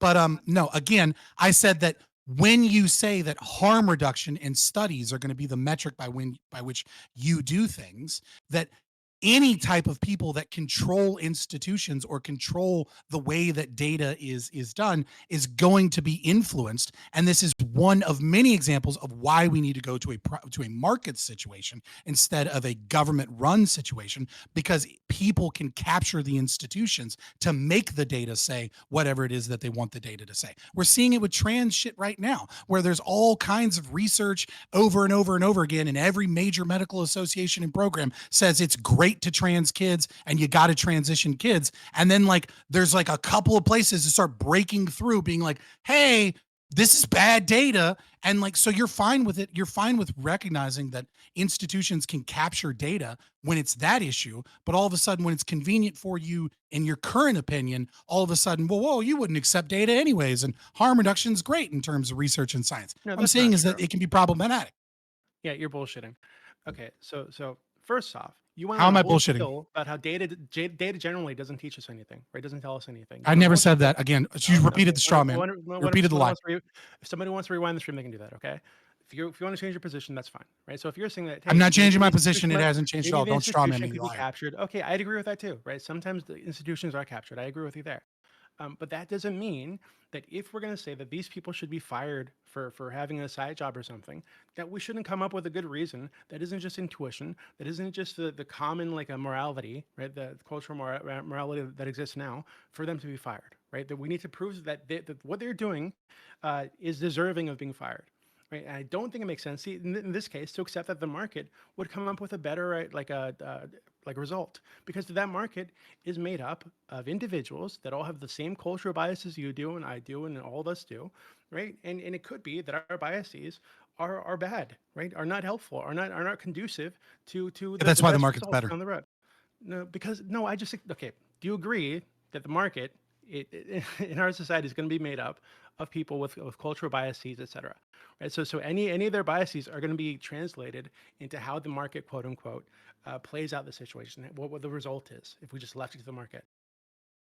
Yeah, but that's the thing about competition within the market, as opposed to a public system where they can steal money to do inefficient things, is that they are incentivized to get rid of Wait. those biases or to not use those biases if they don't actually increase efficiency, because the one person out of 10 that are competing that gets rid of that bias or doesn't have that bias, if they outperform the other 9, they grow as a school, they open up new campuses. That's why the market is better, is that it is incentivized to get rid of things that are dysfunctional in a way that the state isn't. The state is not incentivized to get rid of inefficiencies because it can always cover inefficiencies by taking more taxes. It doesn't actually have to fix the It problem. doesn't It matter. can This just is the system that we're pour in, money. though. Like Sorry, in the system that we're in, this is kind of what we're arguing, right? Let Doobie Well, I mean, finish I his was asked point. that We specific have question Corey, after all we the have strawmans. Corey, I'll be Corey, brief. Lactoid, and Gibbs next after Doobie. And just quickly, thank you, Lawson Harrison, on YouTube, gifting a super chat saying, "Does Miss Teacher offer private tutoring for F students?" That would help focus my attention. Thank you again, Lawson, for being a For real one, extra helping us credit. out. Stay after class for extra credit. Doobie, do you have anything else you want to say? Yeah, I just don't think there's any reason to believe the market, quote unquote, would do that, right? Or has any incentive to do that. I think that from Well, then you should read Hayek. 1 second, You from should read some basic economic from theory. go, that market or the person in charge of the market, quote unquote, is going to be an individual with cultural biases, right? Cultural norms built in that they've been conditioned to accept. And all their decisions from that point forward are going to be influenced by those things. I don't think you can just like be like, oh well, hey, the market. So the market has no influences outside of like what's most efficient. I think it's ridiculous. Not the claim. The claim is the He's economic agreeing with calculation that. problem. He's saying, hold on, You said they're going to be he incentivized to agrees do with whatever the most efficient thing is, or whatever it. produces the best results and the most competition, Sure. etc. Which again, ridiculous because that market is made up of people with tons of biases. Right. So even if there was something that some way to prove that having an OnlyFans model in the classroom teaching children would increase productivity or increase student learning by 2%, 3%, whatever the fuck it is, they're gonna be like, okay, well that's still it's an OnlyFans model. That's fucking gross. I don't want this fucking porn actress or prostitute around my children. So It's fuck called them. psychic profit. You don't understand basic Sorry. economic theory. That's psychic profit, right? So some people are willing to pay more or to pay or willing to get a worse product because it makes them feel better, because that is what people desire within the market. And so the market gives people what it is that they want. So if some people, it may be true that education is 2% better with the OnlyFans girls, but if the market is full of a bunch of people that don't want OnlyFans girls to be teachers, right? Instead of the state saying, don't violate their rights, right? And not actually following what a majority of people want, the market will give people a majority of what people want. And the people that do want that efficiency will move to whatever fucking Montessori school is Montessori / OnlyFans, and they'll have a better education. So let's move on. And okay, I have a quick question before I go to Corey, Lactoid, and Admiral Gibbs. I think it's a quick question, but you said previously, Scott, that um, uh, looking at the data, after the integration of schools and allowing of Black teachers, that we don't see any difference, right? At least you don't see any difference between teachers. So it makes Over the sense long to term, allow yeah. them. Yeah, sure. In the short term, obviously, there's tons of problems, but Yeah, well, I'm positive Yeah. about that. Yeah. Yeah. But at what point, for this case, do we get to gather that data? So it seems like if you do indeed care to look at that data, when do we get to gather it if we fire them immediately? Well, we do have private schools. Like, we do have private schools, and if there are private schools that wish to hire these people after they get fired because they're great teachers with great resumes, right? Like, we might be able to gather that data. So we have to hope that private schools hire them, and then we can Well, gather two data things, from. yeah. Like that and like someone is going to analyze the data and like run some sort of study. And they have to be open with the fact that they're doing this. Yeah. Yeah, of course. Yeah, I mean, like the difficulty of data collection is going to be a problem in so many things, right? I mean, like, nobody has perfect knowledge. Nobody is able to. I mean, like we have a lot of unanswered questions, right? And some of those questions could actually easily be answered if people could get the funding for the research, and they just won't because there's no desire for it, either from a government or from the private entity. And that is unfortunate, but that's just kind of that's the way the world works. We live in a scarce world with scarce resources, so it's just not that valuable to some people. So I fail to see the problem with that. Is that, like, if you can show a rights violation, right? Then I'm with you. But nobody has a right to be a public school teacher, and so it doesn't matter. Let's go Yeah. to Corey, Lactoid, and Gibbs, and then fully. I'll put you on the list. Yeah, I'll be brief and just well, yeah, point of maybe a humorous clarification and the topic of data collection. Yeah, that study you posted, Scott, super interesting. The This figures is in the there first are one I grabbed. the Like, figures in there's there there's are tons of them. wild and super funny in maybe not the best way. But Yeah. I but, mean, it's a meme argument anyways. I'm not arguing black I people know. shouldn't be in the fucking But, spud and buds. but also to the point. From what I haven't read the whole thing, but from what I gather, this issue of buoyancy comes down to fatness and not like bone density, where the white people too Yeah, much this is fat. a subcutaneous fat storage, right? So technically, Yeah. I think that is a modifiable factor for the other cohorts. I'm not saying we should. I'll find one on do bone that. density if you want.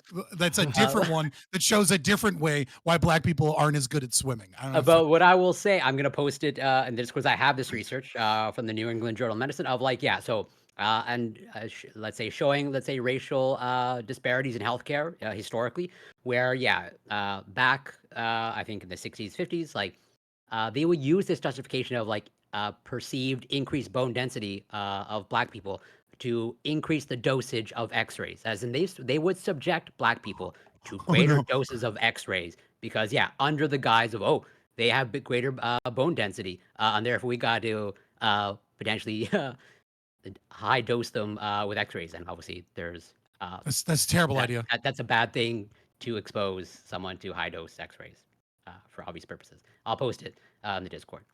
Oh wow, yeah, please, thank you so much. Let's go to our friend Lactoid. Scott, I got a good question for you. Let's say you didn't have the study showing that blacks are less buoyant. Okay, let's just say this didn't exist, and there's actually a bone density one too. Yeah, let's say the bone density one didn't exist. We had no reason to think that they sank or floated at any less speed or rate than your average white guy. Okay, let's just say we had this, or we didn't have this. We didn't have any of that information, and then you started a program called the Navy SEALs, and then you only had white people allowed in the Navy SEALs. Okay. And a black guy came and said, I would like to be a SEAL. Do you think that it would be justified to say, no, sorry, tradition dictates only white people can be in the Navy SEALs?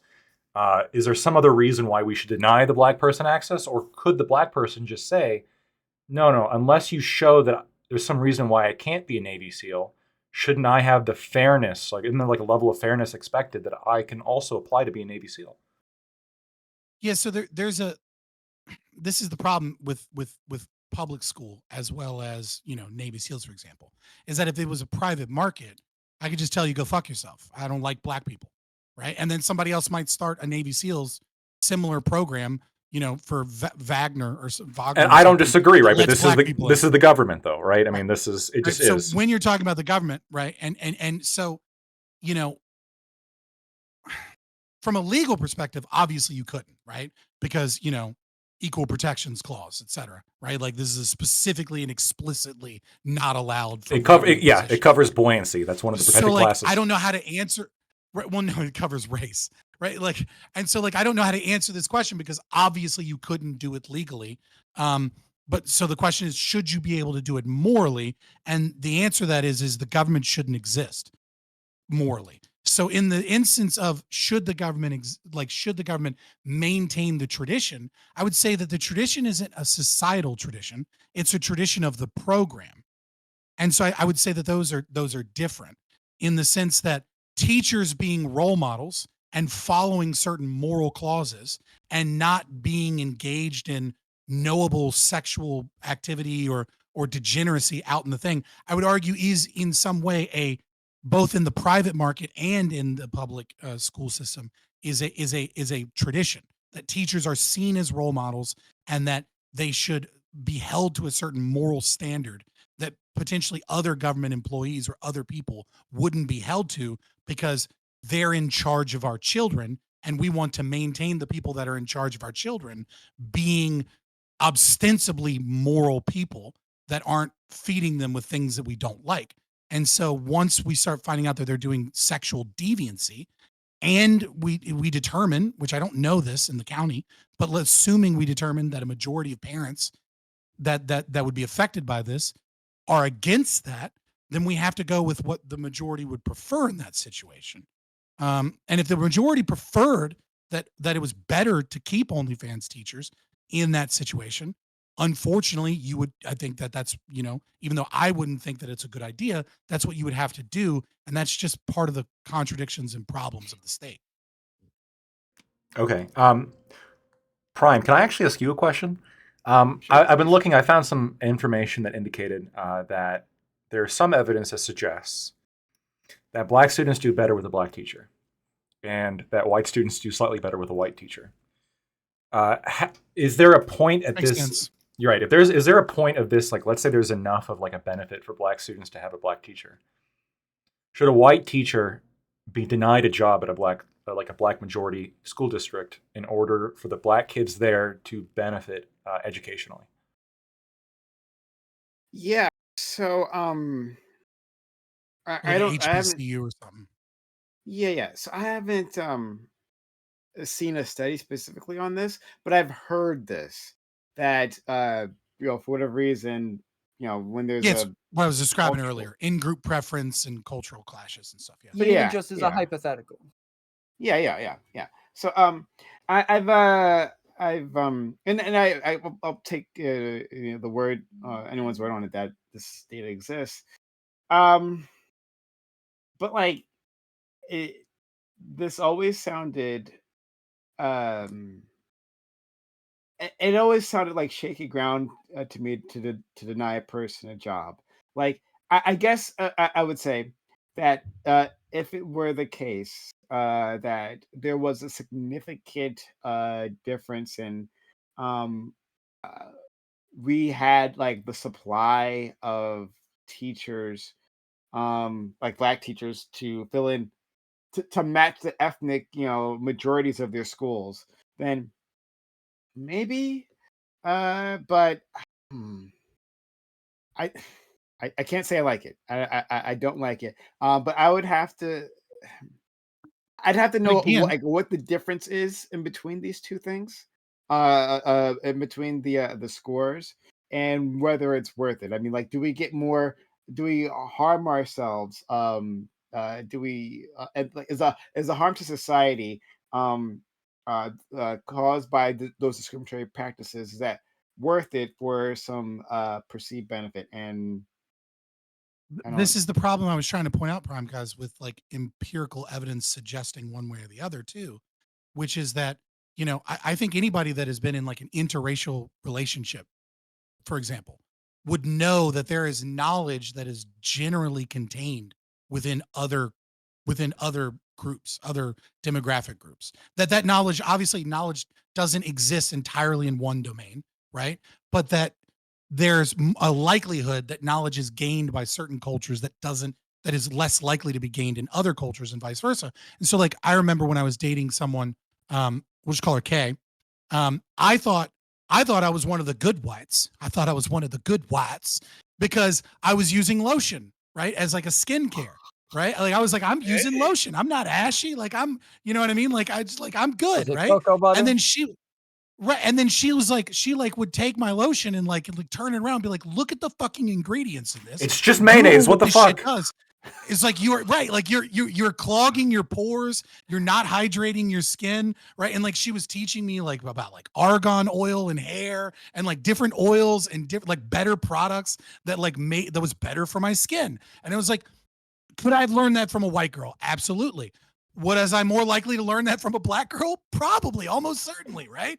And so like even if the test scores are worse, there is also something to be said about things that aren't measured within the data, which is exposing you to a new culture, exposing you to new ideas, exposing you to different faces, different, possibly different dialects, different experiences, different stories that might have long term be more beneficial than the loss in the short term. And so like it's all of this is basically just the problem with social sciences. It's really difficult to nail down the harm or benefit of basically any of these interactions. Yeah, and I think you did that before previously in your conversation. That you would reverse this and say that, well, even if the scores of like hot teachers or whatever happen to be greater, then you would say there could be some other long-term harm.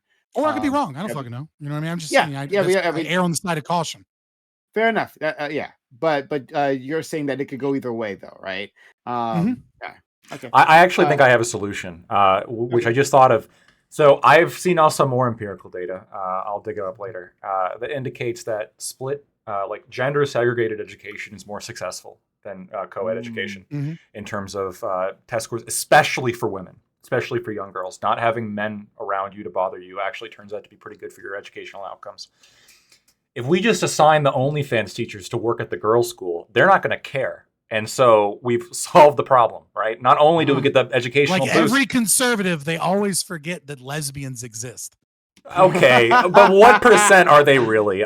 You can't choose it. It's like I had to. 1%. It's a thing. I don't know why it's a thing, but like They conservatives are only like, oh exist yeah, in fucking college. lesbians do exist. They get their own school too. Again, But they do forget, yeah, right? Like, but that's the thing I've noticed, honestly. But okay, let's go to our friend Gibbs. Yeah, let me pull up my notes here. So first, I gotta say, we're talking about basic business, all right? Like, first, let me tell you what the first thing that's gonna happen if this goes to the private market. Let me tell you, it's gonna be real simple. You're gonna have someone go and, hey, why don't we get the most qualified teachers we can that are the most attractive? And now that's going to be the school we're pushing out there. Then you're going to have another school where they have all the OnlyFans teachers. And you're going to have another school that's going to be the OnlyFans teacher school. And they're going to market it like this. So for y'all to sit here and act like that's not the first thing that's going to happen is outrageous. And you're lying to yourselves. Like, because we all know that's what's going to happen. To act like it's not going to happen is just bullshit. Now, what is this straw man? You're making up shit. Listen, I'm not acting like that wouldn't happen. Look, dude, we're always sitting here like pushing the goalpost the whole time. Like you're taking my own idea and then saying that I'm acting like my idea wouldn't happen. Because I already said earlier that in the market that you were saying this market's going to fix the problem. You're saying the market's going to fix the problem. It's going to get rid of all the OnlyFans teachers because people don't want. That's not what I fucking said. Listen, I said the exact opposite. You just stole my idea and then said I'm wrong for it. Yeah, because you are wrong. Gibbs, can you? You're fucking retarded. I just want to understand. Because in case like I misheard. So like, are you saying that we let the market decide? Yeah, I mean what the market's going to do is handle only have a teacher filled with OnlyFans teachers. Sure, absolutely. Right? And then market it, I guess, to the dads of the kids. Like I'm saying, your kids here. You think that's going to happen? I mean, the sure, rates absolutely. Of single fathers at this school is insane. I mean, why not? I mean, whatever's bringing money in, it's a private institution, right? Their job is to, on paper, educate, but like it's a private institution. Who's to say who they can and can't hire? If you don't think that's I already made this argument. Yeah, I mean, but you made it poorly, and you were like moving the goalposts and whatnot. So here, let me just. I literally didn't. You just weren't paying attention. Oh, I was paying attention. I mean, listen, you've been sitting here rambling on for like every time anybody talks, you've been rambling for 30 minutes. We've all been listening. It's hard to keep track of all the tomfoolery you've been saying. Sorry, I had to use your name there. But I'm just saying, you've been over here on some shenanigans, and we just got to move through a lot of them. I mean, it's hard to keep track. Notes. Shenanigans, Scott. Shenanigans. Yeah, I'm just saying, everything he said has been bullshit. Like, I mean, first he says, I've said it's been bullshit. You're copying my arguments. No, because you've been over here using them improperly. I mean, you're over here going, how? Was that it's going to harm the kids. There's this moral degradation. The society is going to deteriorate. And then y'all were like, no, that's a moving goalpost. That's not true. Then it was like, it doesn't matter. I mean, you've just been over here. Anything you've said. You're just making up shit. Will you make an argument? No, I'm calling you on your clearly can't follow mine. All right, here's your whole argument. It's icky. I don't like it. So I'm going to just move the goalpost until I can get this done to say that it's like not cool for them to be OnlyFans teachers. Even despite not having any evidence to the contrary, these people are poorly qualified at all. And then when we present you with evidence, as Lactoid said earlier, you basically said it doesn't matter I have evidence because icky. Like, I mean, that's basically what you've done the whole time. None of that has occurred. When you're sitting here talking about degeneracy, I mean, just make your own argument. You have no idea what the fuck I'm talking about. I mean, it's pretty apparent what you're talking about, Papa. Everybody understands what you're trying to say. Like, I don't know why you're acting like you're sitting here, Sophocles, handing down the words of Zeus to the poorest masses, bro. I'm like, you're not that intelligent. I'm just acting like I'm smarter than you, which is a really low fucking bar. I mean, apparently, you're over here just acting like you're preaching the word of gospel about the OnlyFans ickiness. It's going to degrade the kids, and it's going to stop them because it's bad. And you don't give any reason why it's bad except that you don't like it. Like, that's literally what you've done this whole time. And then when you've called on it, you say some other bullshit, say, it's a straw man, it's a straw man. Which, you know what? I mean, it's because you don't have any real argument yourself, and then you're mad because I'm calling you on that, and then you're saying I don't have an argument. That's how stupid you sound. I don't understand how you don't get this, bro. Like, we've all sat here and listened to you prattle for 30 minutes. About about just the same shit over and over, moving the goalposts. You poor yeah, I learned that you're moving goalposts and just being okay. So let's move forward. Let's go Tom and then Doobie. Yeah, I do think that a I was lot of hoping you people would are make an argument. as much as dumb as Scott is. I think a lot of people are misunderstanding a lot of his arguments. It seems pretty clear to me.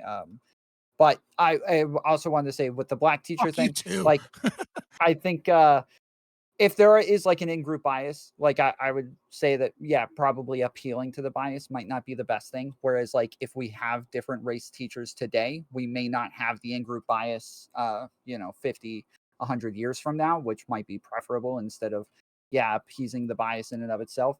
But I did want to say, instead of maybe like engaging with like the ANCAP, future that, where we don't have government and everything is like, uh, based on markets. Like, can we all do we all not agree that it's probably just not good to have naked photos of yourself on the internet to where your students can engage with this, to where you can have a semi sexual relationship with these kids, or where they can have access to these things? Like, is that in and of itself I don't not think that makes any a sense. good enough I don't think argument? it makes sense to say that someone, putting nudes on the internet and a child getting access to them, or anybody getting access to them, means that there's like a sexual relationship between these two people. Like, I don't So think that makes sense. if a teacher just flashes a student, but they Hold don't on, have this like is a a little sexual different. relationship, So not why? necessarily first off, but that's obviously different, right? So what we're talking about is somebody putting these things on the internet, where these children should not have access to them, right? Legally, they're not allowed to have access to these things. Hmm. Getting access to them anyway. I don't think that means that there's any kind of sexual relationship. I don't think there's a sexual I said a relationship between. You think semi it's good? sexual relationship. I If don't you mean were like to a real Tom, relationship. if you were to go on there, right, and find that same OnlyFans, I don't think you have a sexual relationship with the OnlyFans model, right? Like, you're just some I'm dude saying jerking semi. off to We're talking about somebody that they know in This is real life. I linguistics. would You're say ignoring yes, Tom I have Fuller's a argument. much more I'm intimate not. relationship with the person if I have seen them naked and seen them in sexual scenarios. I said a semi-sexual relationship, a quasi-sexual relationship. I'm not saying that they actually have a real physical sexual relationship with the person, but that that now they do have Yeah, a they much more they intimate know they relationship have with this more person. information about a person, likely without their consent, right? So like, yeah, if I were to if they were to dig through So their fucking mail or something, they'd it's also on the have a internet. more intimate relationship because they would know what's going on in the life digging through their mail. But No, again, no, given no, that no. there's no You're putting consent it It's in not on the either of against these their internet. cases, consent. hold on, yes, it is. I It don't think is these if you're teachers would under consent. 18 and you're Yeah, I not don't think these supposed teachers would to consent to these click on children it. looking at them naked. Sure, Yeah, yeah, so I guess yeah, because so you're Sure. under 18, but they've it's managed to get Again, more widely information available. than the teacher sure. consented for them to have through finding their OnlyFans. Of course, okay. Yes, I think there's a pragmatic aspect that you It's have to fair. take into account. I agree with you, but yes, you have to be pragmatic about the aspect that it is likely that they're going to find these things and see them, and that this would be a problem. Go ahead, Doobie. You wanted to say other things, Yeah, and so we'll I go ahead like I and said earlier, hit. I agree that could be an issue, but I think you would need to show that it's an issue before firing anybody. Like, obviously, like I wouldn't say it's okay for these teachers to advertise their OnlyFans in class, but if students stumble onto it, right, I don't think it makes sense to fire them or take any kind of an action against them until you can demonstrate that it's actually causing problems for the students. I think it So makes a lot more sense to deal with the students who have access to it, make sure that they're not spreading around this access or this awareness, and to stop bringing it up because it's inappropriate for the school and the classroom. And if they So don't, do real do quick, you hold on? just Would you do that for every single solitary thing? you'd have to give So me I'm any more. saying well, so for example, let's say um there doesn't happen to be a law or that says that teachers can't have videos of them doing rails of cocaine. And so then the teacher posts a video on their Facebook or on some OnlyFans or something of them just doing rails of cocaine every Friday night, going, woo, finally free from that 9 to 5 bullshit Friday night. Time to do just rails off of dicks, right? And then just like fucking, oh, so much fucking coke. I love it, right? And then would you then go, well, you can't fire that person because you haven't proven that that specific thing isn't harmful. So we need to do research studies on individuals that regularly do lines of cocaine, but only over the weekends, and then post videos. And now all of the kids know that. And then we need to do a 20-year study to see if they do cocaine in the future. Like, would you do this with literally every potential issue? Or would you say that there is a tradition of your teacher being a moral person and that your teacher is an authority figure, and that we hold them to a certain moral standard, and when they break out of that, we fire them. Right. So I think that one, I don't think the morality thing makes sense. I don't think morality matters here. Right. So the issue with the cocaine example is that it's illegal. Right. So if it's illegal and the teachers are filming themselves participating in illegal activity and posting that online, and then now Okay, that they go to knows Thailand every teacher- weekend. Wait, hold on, when they go to Thailand every weekend. What do you mean? It's legal in Oh, Thailand. I don't know. They're Is- really is cooking successful illegal? Hold on, teacher Is it illegal in because they're Thailand? also an OnlyFans girl. I every An time I OnlyFans started, millionaire. One second. It doesn't it's been matter. handed So off to okay. So somebody let's else. say they do go to Thailand every weekend and they Motherfucker. fuck like what are they called? The boy Lady girls, boys. Lady boys. Yeah, There you lady go. boys. They fuck the lady boys, right? And they post videos or they post like content about I'm fucking a lady boy this weekend, doing a great time. Again, not illegal. Where they're doing it, they're not breaking any kind of like law, so I don't really see a reason to punish them. And if there is a reason to punish them, it would be that this behavior is distracting the students enough that it's damaging their ability to learn somehow. So it doesn't matter how bad or how crazy it is. We must always use research to prove that it's harmful. We can't just fire people if we think that it's Well, bad. I think when you say bad, right? I think that's the Mm-hmm. morality thing coming in again, right? I don't think there's anything immoral about fucking ladyboys or doing cocaine off someone's dick or having an OnlyFans account, right? So like, if we're That is a gonna, like, okay, backtrack from your former fucking debates, if I've ever heard one, because you've argued I don't for think so. fucking killing drug dealers because cocaine and all these drugs are so bad. But that's Hold on. okay. You're pulling this away from the specific context in which we have those conversations, right? So in the United States, where these are issues, yeah, I do think it makes sense to kill people who are dealing drugs illegally, right? Knowing what it does to people's lives, etc. But if you're going somewhere where that culture has decided, hey, it's illegal for us to do this, do it here, I don't think it makes any sense for me to say, well, hey, it should be illegal over there because I want it illegal over here. I don't think it makes any sense. So long as it's not against the law, teachers can do anything they want, and students can find out about it. And even and we have to do years and years of random clinical trials before we can fire them. Yeah, I think that we need to be able to make these decisions based on whether the Randomized. student Sorry. thinks it's bad or the average person thinks it's bad, right? I don't think we should use the average person's sense of morality or sense of goodness or badness to make decisions about firing people. Let's go to Lactoid. Wait, right. real quick. I didn't get. I really want to respond. Every time I make an I argument, jumped in. it, Let me like stop. diverts immediately. I want to get like a chance for what's to like respond to somebody's argument to mine. I with the thing that Doobie was saying, I feel like if a teacher puts like naked photos of themselves inside of their desk, and a kid goes into the desk and opens it up and finds the naked photos, I would still say they should probably be fired. Even though the student didn't have permission to go into the desk, they didn't have consent to do this. The teacher is being like irresponsible with the way that they're handling these photos and with the way that they're What if handling it was in their purse? sexual material. I What would if it say was on yes, their same phone thing. and they left their phone on the desk or something? And the student went through it. I don't know. That maybe. They leave their one's a little phone bit more In all unlocked. these cases, the students are breaking the rules, right? I'm assuming they're not allowed to go through the teacher's desk, not allowed to go through the teacher's purse, not allowed to go through the teacher's phone. So they're breaking the set rules in the classroom in this environment. So are the teachers, and by the way. and they're violating the consent of the teacher, right? So and so why would the teacher be punished in the case? It makes sense. It makes more Because sense. I to punish think the student. teacher's being negligent in these cases where they're making it to where it's possible to where this could happen. Just like if somebody leaves a gun in a place where a kid could go get it, even though the kid's not allowed to go get the gun, they would still get in trouble for being negligent with how they handled the gun. Yeah, I don't understand the reasoning. Can you like flesh it out more? Yes, Like, maybe I'm I'm saying missing that you're somewhere. making it to where this is a possibility. You're making it to where it's likely, and that by doing that, you are still responsible for the outcome.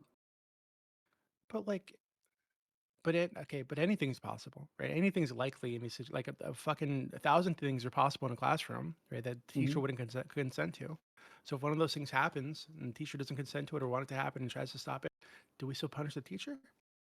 Yeah, Like, to some extent, like especially with jobs, like if I'm not, taking care of my car keeps breaking down and now I keep being late to work. Like I didn't really make my car break down over and over, but I wasn't being responsible and taking care of my car to where that was less likely. And now I'm late over and over. I would say that, yeah, in this case, they're just not doing their due diligence to make sure that this isn't happening. And when it does happen, it's going to be on them. Tom, I think what you're talking about is like the probability that the child will be able to access the material. right? Foreseeability. And that's where, yeah, that's where you are having a little trouble with like Doobie's hypothetical of the phone, right? So if we bring it in the gun example, there are states where teachers are allowed to carry, right? The nightmare scenario that Lactwood wants is happening, Nightmare. but yeah, they're allowed to do that, right? In that case, like I think you are touching on something. Like if you just like store it in an unlocked drawer, right? The desk. Yes, the child isn't allowed to get in there, but like that teacher would get in trouble for negligence for putting it there. But if there's a gun safe, right? Let's say all classes have a gun safe, and it's in there, and the child somehow gets inside of it, right? We can say that this isn't negligent. It's got a master lock on it. And yeah, I think there's they've a watched reasonable videos on TikTok, and they realize you can open a master lock reasonable with another master lock. Yeah, I think there's a reasonable amount of steps that we would expect them to take, and that I think that putting it on the internet to where all a kid has to do is just click, yes, I'm 18, and there's no other safeguards. I don't think that you're going through the necessary steps. And especially since by far the majority of states say that you cannot have like any sort of like you can't flash a student or show them your body naked, even if they're 18. I would say that, yeah, this is going to count. So hold on, let me ask you something then. If that's your standard, and I like to, I know you're waiting, so I'm make sure to go to you. And we'll let Lactwood and Gibbs go, and then after that, we're gonna leave this topic since we're already into the second topic's time.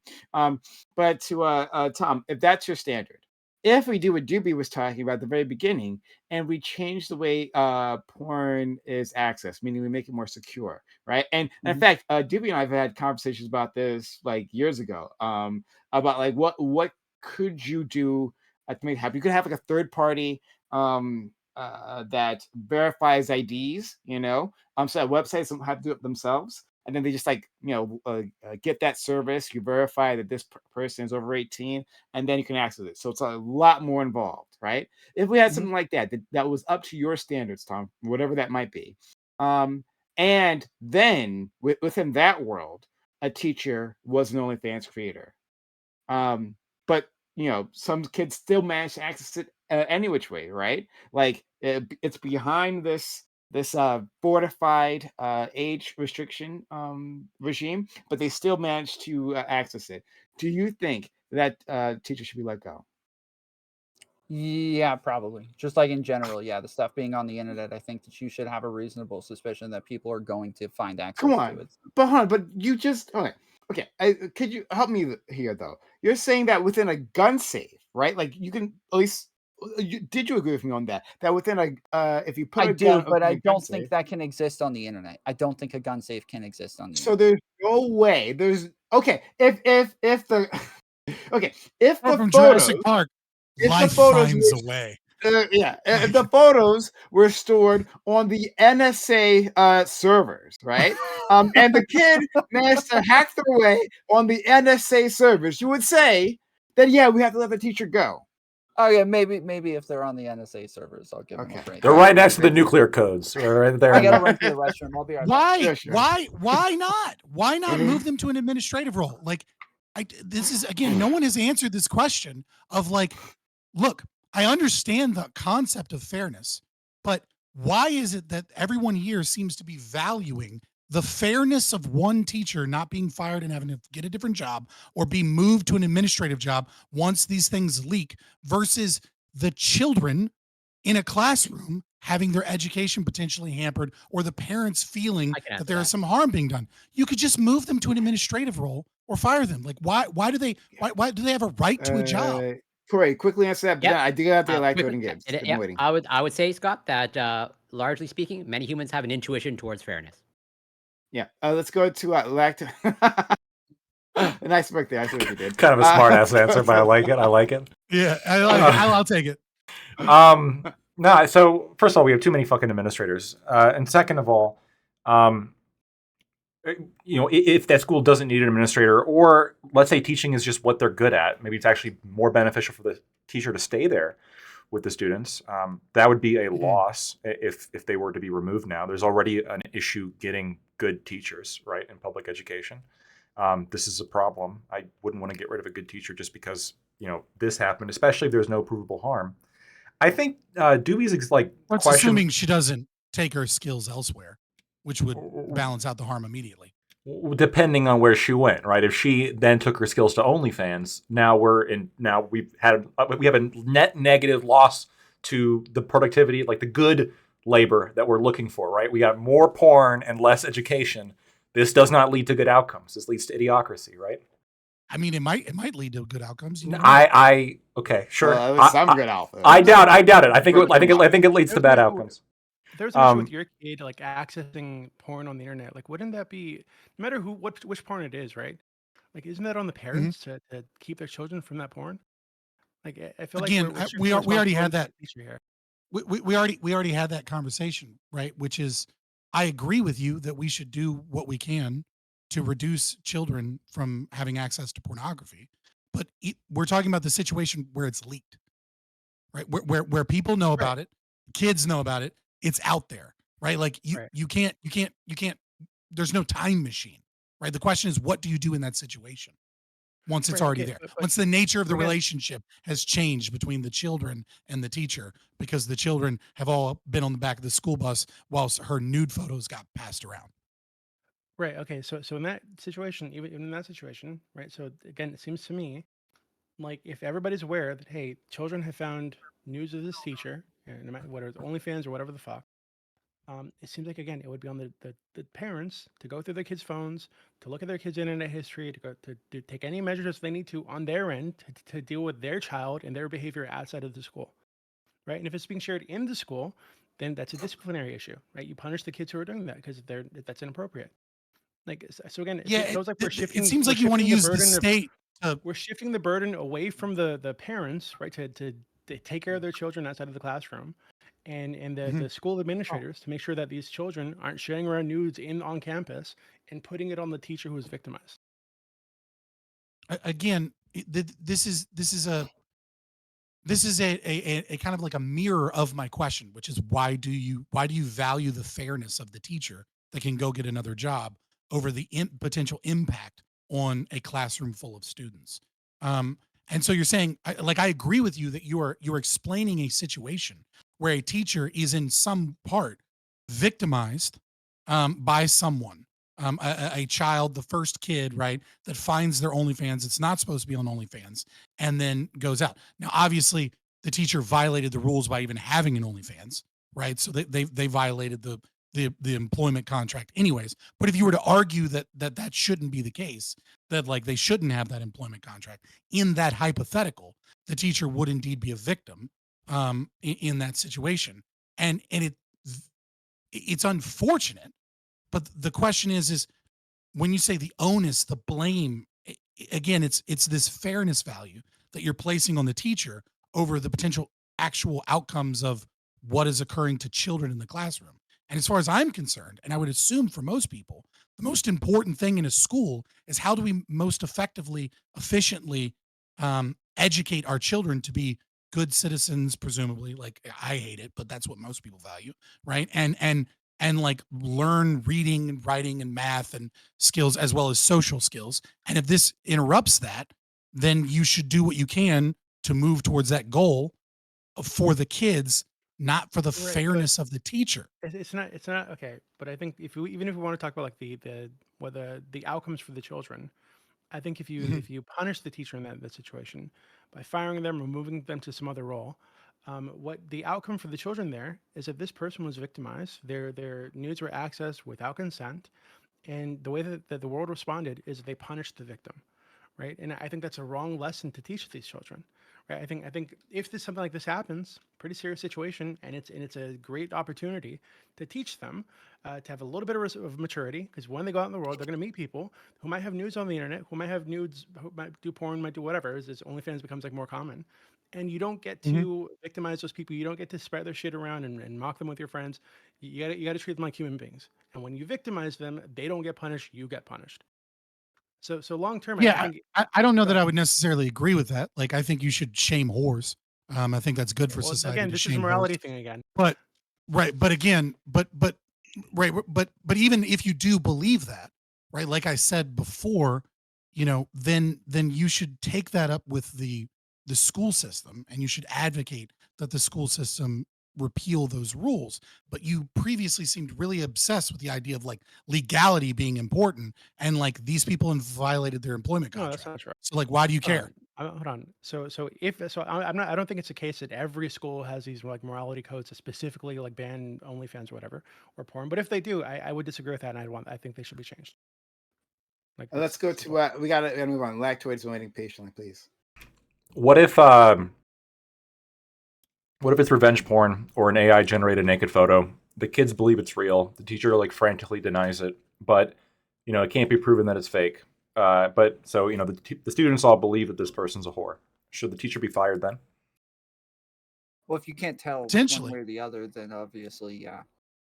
So I can just like let's say I wanted to do is like, okay, I've got like a list of like teachers that I believe are left wing, right? Just based on their location and voter polls, but I'm an expert at like AI generation and like really good at the prompts and everything. And so like strategically, like every month, like I'll target like a left wing teacher and just remove them. It's all good, all kosher. In Well, this I don't know if it's all we good or don't all know that, kosher. so of course, like there's nothing we can Right. do about it. If we Hold on, know seriously, that it's you could just AI like not porn, fire the teachers having like revenge porn leak. Like it's not like you But could again- just not do that. again, like I said, if you as an employer care, right, then you should move the teacher to a different role where the impact isn't the same, right? I mean, like if you can contain the information and have them teaching in a year or two and have them in an administrative position until then, that's fine. If you can't, and it's going to affect the children in the classroom, it's unfortunate that they were attacked and victimized, right? But that doesn't mean that it's my duty as an employer or the state's duty as an employer to further continue the damage and harm if it does exist. We don't even know if there is damage and harm. onto the children. That's the biggest thing. We don't know. We don't know if there is damage or harm. That's the biggest aspect Yeah, here. but real quick, Right, I but want we to do give a know that different answer. we can know the democratic kind of like makeup of individuals in the county, whether or not they prefer this. Yeah, I doubt that we don't know the damages and the harm. Like, I don't see why we would see this differently from a teacher actually just flashing a student. But again, I think that it matters whether or not we can see that the student or the teacher put the information out there. I think that matters. Like, if it was just put out there and there's no way to see that the teacher had any like say in this or any role in it, then yeah, I think that would matter a lot. But if Why the is that- teacher why is that obviously different? has Yeah, an why does it OnlyFans, matter? I'm not exactly sure that it does. Right? If the Like, damage is the same, think it does. assume there's a quantifiable damage to the children. He still believes in And their fairness. education. The fool. Right? Yeah. Assume that there is quantifiable damage in the children, right? And you can solve the damage in the children, right? Why are you valuing the teacher and their ability and not firing them and keeping their job?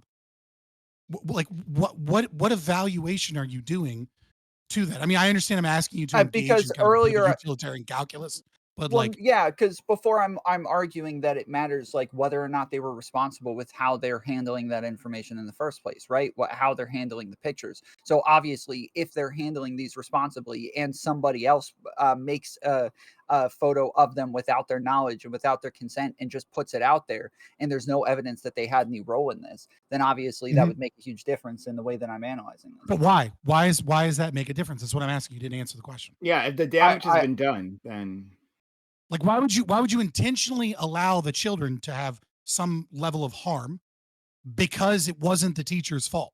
Like, we're like, well, it wasn't the teacher's fault, therefore we're okay with the harm to the children because it wasn't the teacher's fault. Like, why is that such a higher value for you?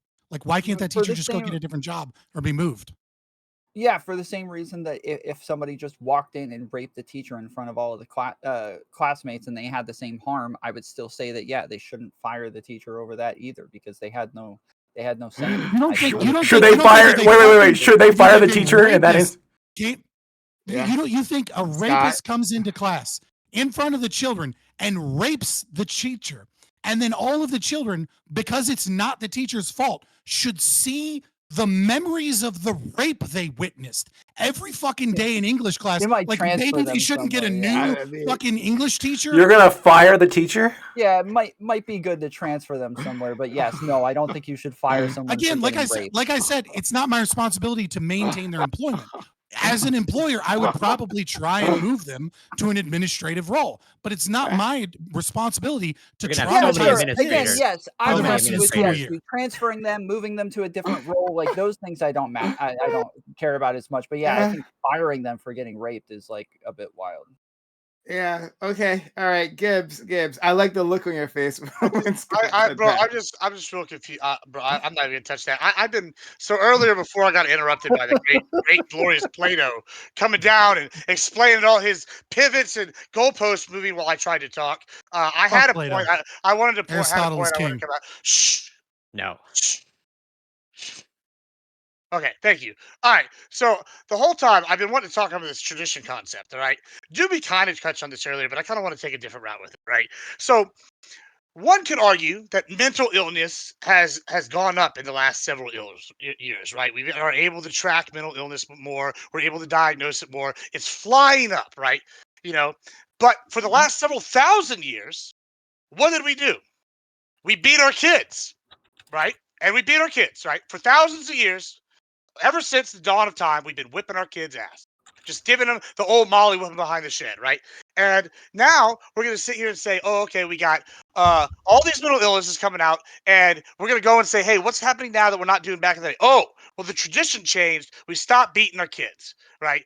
And I feel like that's kind of a crazy thing because there's no evidence to support, oh, beating your kids stops mental illness, right? Because that's just correlation, that's not causation. So you're doing the same thing with this tradition that you have, going, hey, we got this tradition that maybe we shouldn't have the hers run over this OnlyFans and come and teach the children's. Like that's a tradition that's bad. We shouldn't have it. It's the same concept as beating the kids, and I would even argue it's not even a true one because isn't a great American trope the slutty babysitter? I feel like that's a major thing. That's a tradition here in America. So in fact, you're just lying about tradition because tradition in America is have hoochie role models for the children growing up.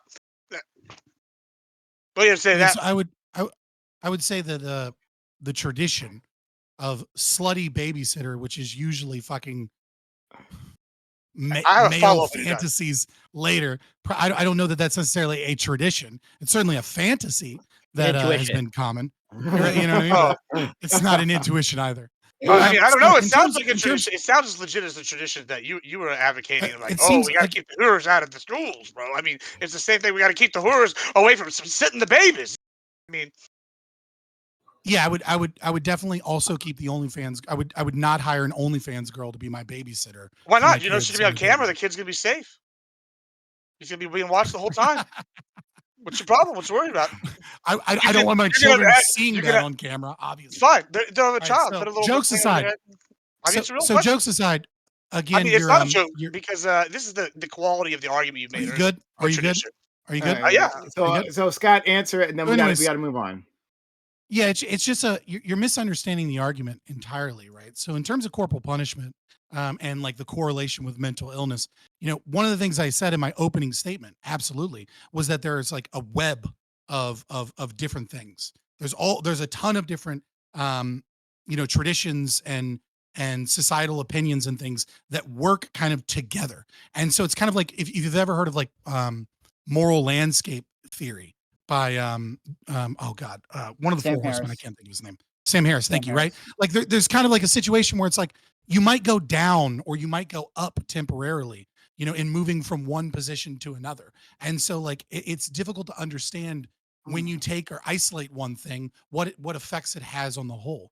And you have to do you can't do a univariate analysis ever. I don't think I've ever argued that we do a univariate analysis of something, right? So like, in terms of corporal punishment and mental illness, we could talk about, the fact that women are having children later and later, and the fact that that increases neurodivergent births, and potentially could have an effect. We could talk about fluoride. We could talk about microplastics. We could talk about seed oils, and we could talk about the fact that none of those have really good science yet saying that they're horrible. Like those might be more intuitions than science, and things of that nature. We could talk about genetic testing and fluoride issues, and the fact, or not fluoride, sorry, phosphate issues, and the fact that like close to a majority of people can't process phosphates in the form that they're sprayed on our food or used to enrich flour. Right? There's so many things we could talk about: mental illness, social media, etc. I would never do a univariate analysis. What I would say though is that in the absence of evidence, you should almost always default to the tradition. And as evidence emerges, you should be careful and slow with it. And you certainly shouldn't make it a unilateral decision to just get rid of a tradition because we have a kind of a cultural shift.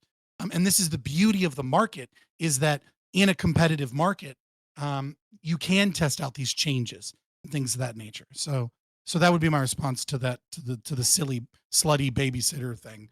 We got to I don't advocate move on. those things. We got to move on. So thank you all for that so far.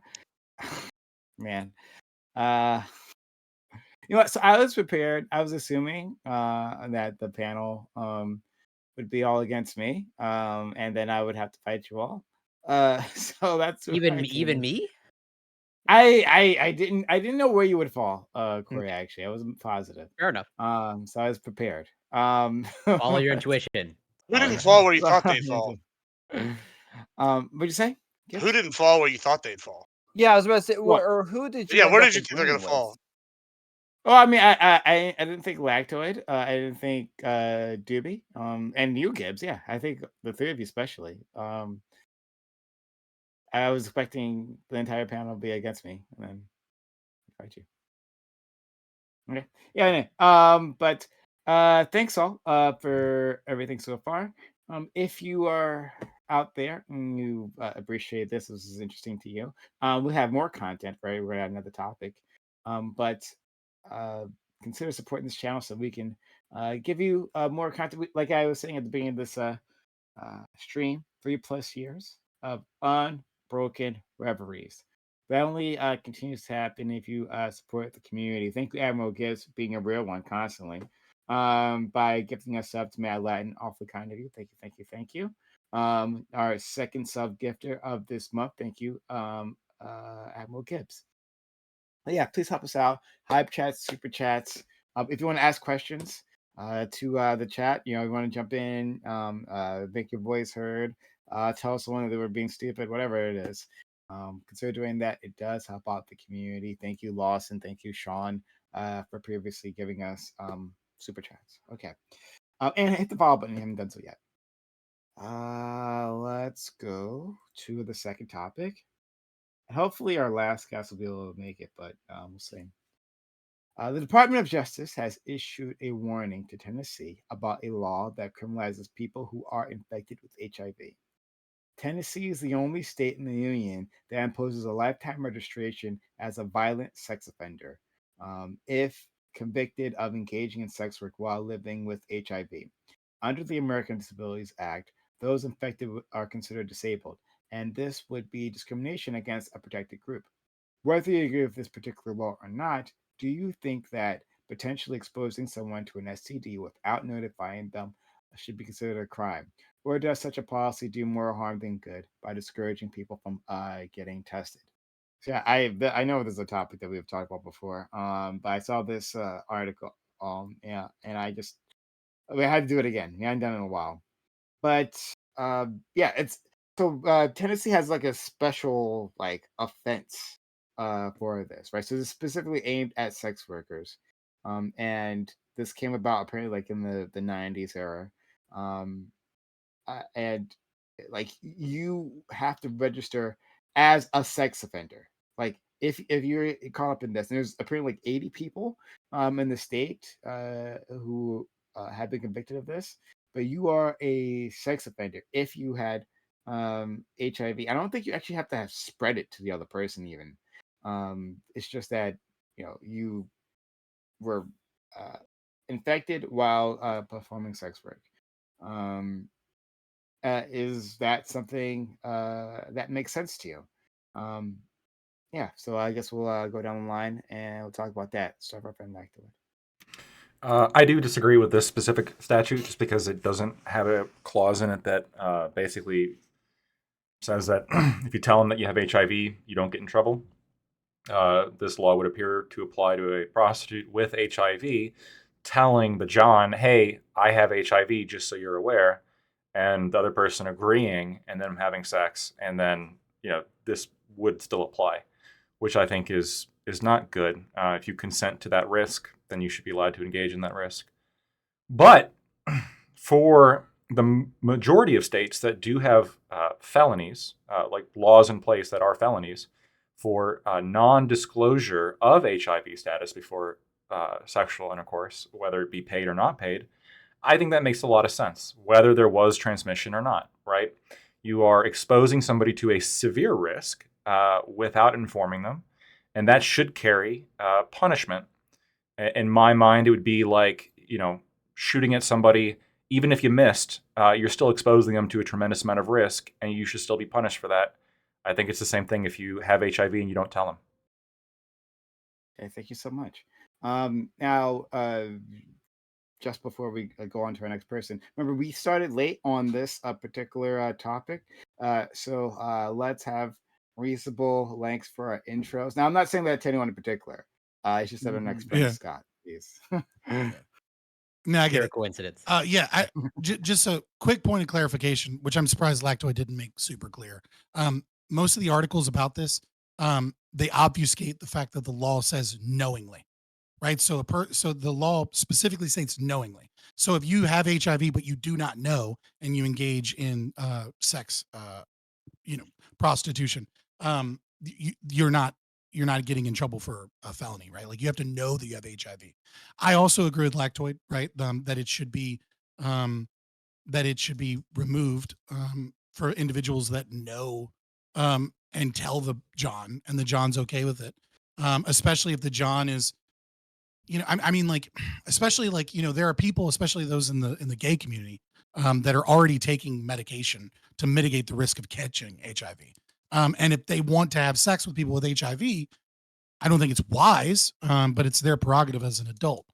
What I would say is, the whole law should be abolished because it should be perfectly legal to do so. And the fact that it's illegal is why we have so much HIV, is increasing the rate of sexual transmitted diseases and rape amongst prostitutes. Because if it's not just decriminalized but perfectly legal, then there's no reason that I can't get a fucking hooker app on my phone where people have ratings and fucking this girl has 4.9 stars and is always clean, and I go to her and I pay a premium, right? And the Johns get ratings, and this guy is a 1 star and he's got a criminal past, right? So that girls can avoid violent people and can avoid diseases and vice versa. Obviously, there are women that utilize these services, but let's be honest, it's Johns are mostly dudes.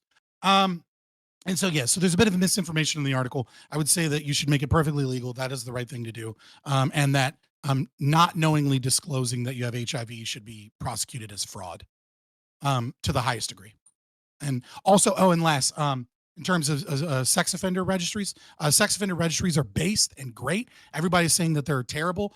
Go fuck yourself. It is the most laissez-faire thing the government can do, which is instead of giving you jail time, or in lieu of additional jail time and fines, instead they just say, well, you did this horrible thing, so now you have to let people know that you did this horrible thing, and then people can choose whether or not to associate or do business with you. And I think that is in lieu, it's not good, but in lieu of additional criminal penalties and fines, I would much prefer that the state say you have to sign up and tell people you did a bad thing than putting you in jail or in prison or stealing your money.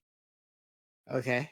We're definitely gonna have to examine that later on, but thank you so much. Let's go to Frank Corey. All right. I'm listening, but I'm going to step out. Yeah, I'll try to be brief. I'm also going to respond to one of Scott's egregious claims in the last topic. In defense of teachers, since he was his teacher and didn't have an OnlyFans, Plato way better than Aristotle. I'll leave it there for now.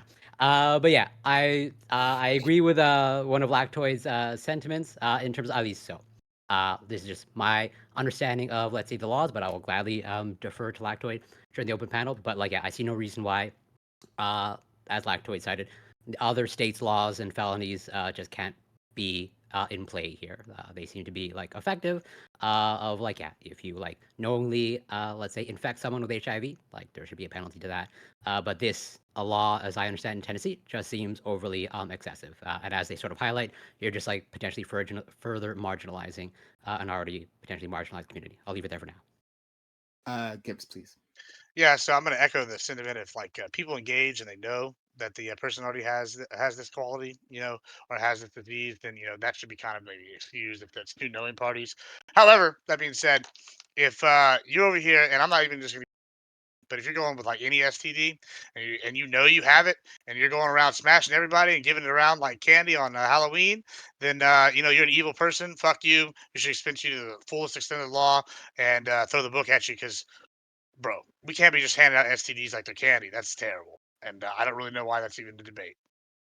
Thank you. And let's go. I mean, that's not the debate, really. But to be fair, let's go to our friend Tom. Yeah, the same issue as Lactoid is that, yeah, if they tell somebody like that, it shouldn't be that big of an issue. I know that like a big fear for a lot of people is that people are less likely to get tested. It doesn't seem as though Tennessee spreads HIV at a bigger rate than anybody else. They're around the middle of the pack when it comes to the entire country. And overall, yeah, generally, I would support people getting arrested if they are unknowingly having sex, or if the other person they're having sex with doesn't know that they have HIV or AIDS and they're having sex anyways. So, yeah. And I believe our friend Doobie has stepped away, so we'll continue on. And His eyes are blinking though. I think it's like those responses with animals with simple nervous systems. They just like it just happens automatically. It's all that fluoride in the water messing with the frogs, bro. Might be turn them gay. Turn But yeah. So I guess then I'll have to give my own opinion here. Part of the problem with saying knowingly, right? People making that as a dividing line between that and prosecution, like between being prosecuted, excuse me, right? Is that once you do that, then it discourages people from being tested. That's really important. The moment you criminalize people with STDs, then you give them an incentive to not go, right? This is well known in many communities that people are afraid of doctors, like more than they're afraid of cops, right? Like they just don't interact with doctors. They don't go. They know something is wrong, but they don't want to go. Now, if you're saying on top of that, on top of the nervousness, the social stigma that comes along with getting STD, that you could be prosecuted within a certain set of circumstances because you have one and then had sex with someone, you're just going to cement that it makes no sense to go and find out. We want people to be able to find out. Then from there, we want to encourage them to notify their partners of their status and work within those parameters. But that's what criminalization does here. So I guess that's what I really want to push back on. And I'll start there. I have other things I want to say later on, but I'll start there. I got a couple things that I should have mentioned in the beginning, but I didn't. I'm really skeptical about this whole DOJ labeling it being HIV positive as a disability in this case. While I'm against prostitution laws, generally speaking, the laws against prostitution are, preserving morality, preventing the spread of disease is one of the justifications, et cetera, et cetera. I don't see how, even if this law is like misapplied or you don't think it's effective, that's not the standard, right? The standard is this law reasonably related to a goal the government's trying to accomplish? And penalties for having a HIV positive prostitute being enhanced, to me, does seem related. So I think there's an interesting question as to, is being infected with a disease that the government already has as part of its justification against prostitution of, we want to be against spreading disease, is then having a disease. Well, once you have the disease, then you're disabled, so we can't penalize you, but we are going to penalize the activity because we want to stop spreading the disease. That's a very weird kind of train of logic in my mind, right? Is that inconsistent with other laws, though, that like having a disease is going to be considered a disability? I can't think of like Dream other is in the waiting room. right. I can't think of other scenarios in which like Thank if you. you have a communicable disease and like you're engaging in an illegal activity. I mean, this is sort of like a novel situation, right? But one of the reasons they justify illegalizing the activity in the first place is because they want to prevent the spread of disease. Right, but One of the diseases being HIV. I'm more so asking about it being a disability. You're saying that you don't agree that it should be labeled a disability in the first place, and I'm asking, are diseases not labeled some sort of disability in general? Well, what I'm pointing to is a contradiction. If it's a disability, I don't understand how like because it's a disability, but it would be considered a disability, but it spreads, right? And so it's almost like when you're I'm really sorry. Do you have the answer to my question? because there's no other scenario like this. There's no specific answer because diseases spread, right? And so if your justification for a law, it would be like if like disability spread. Like if you're like if I came in contact with an amputee, if I like my arm dropped off, right? We're gonna have a totally different understanding of like workplace safety rules now. A lot of which might be incredibly like detrimental to amputees because holy shit, I don't want to touch an amputee because my fucking arm might fall off. Now that's not the case, and so we have very different standards.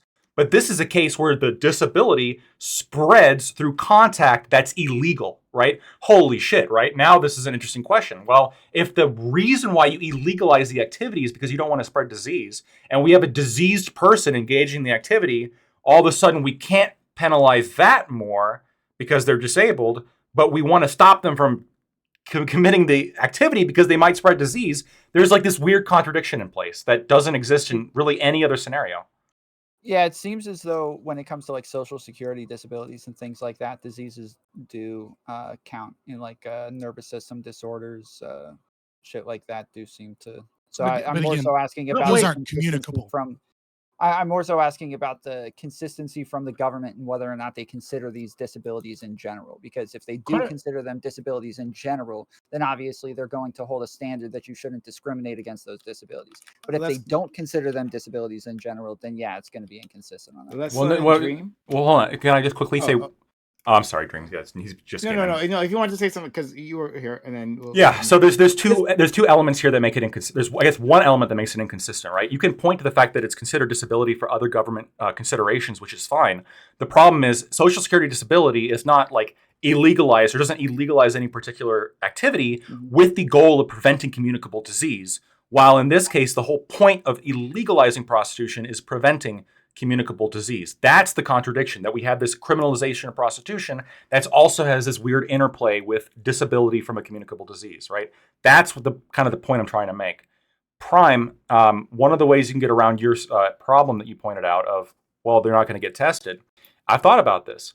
I believe that if you knowledge of having HIV should be expanded to whether like to you knowing you have HIV or you didn't get tested in the last 6 months. So like you want a government regulation that mandates testing? No, it's not. It's not mandating testing. If you infect somebody and they find out that you infected them, and they find out that you haven't tested in the last 6 months, you should be able to sue them for negligence. It's the same thing as leaving the gun in the unlocked safe from your previous Boom, right? Reckless activity. Like you need to lock the safe. Like there's a certain if you're going to engage in prostitution. You need to be tested regularly. I'm going to have to think on this because I've never heard this idea. It's interesting. So we'll go to Dream and then we'll go to games. If you engage in prostitution, that makes sense. Okay. Yeah.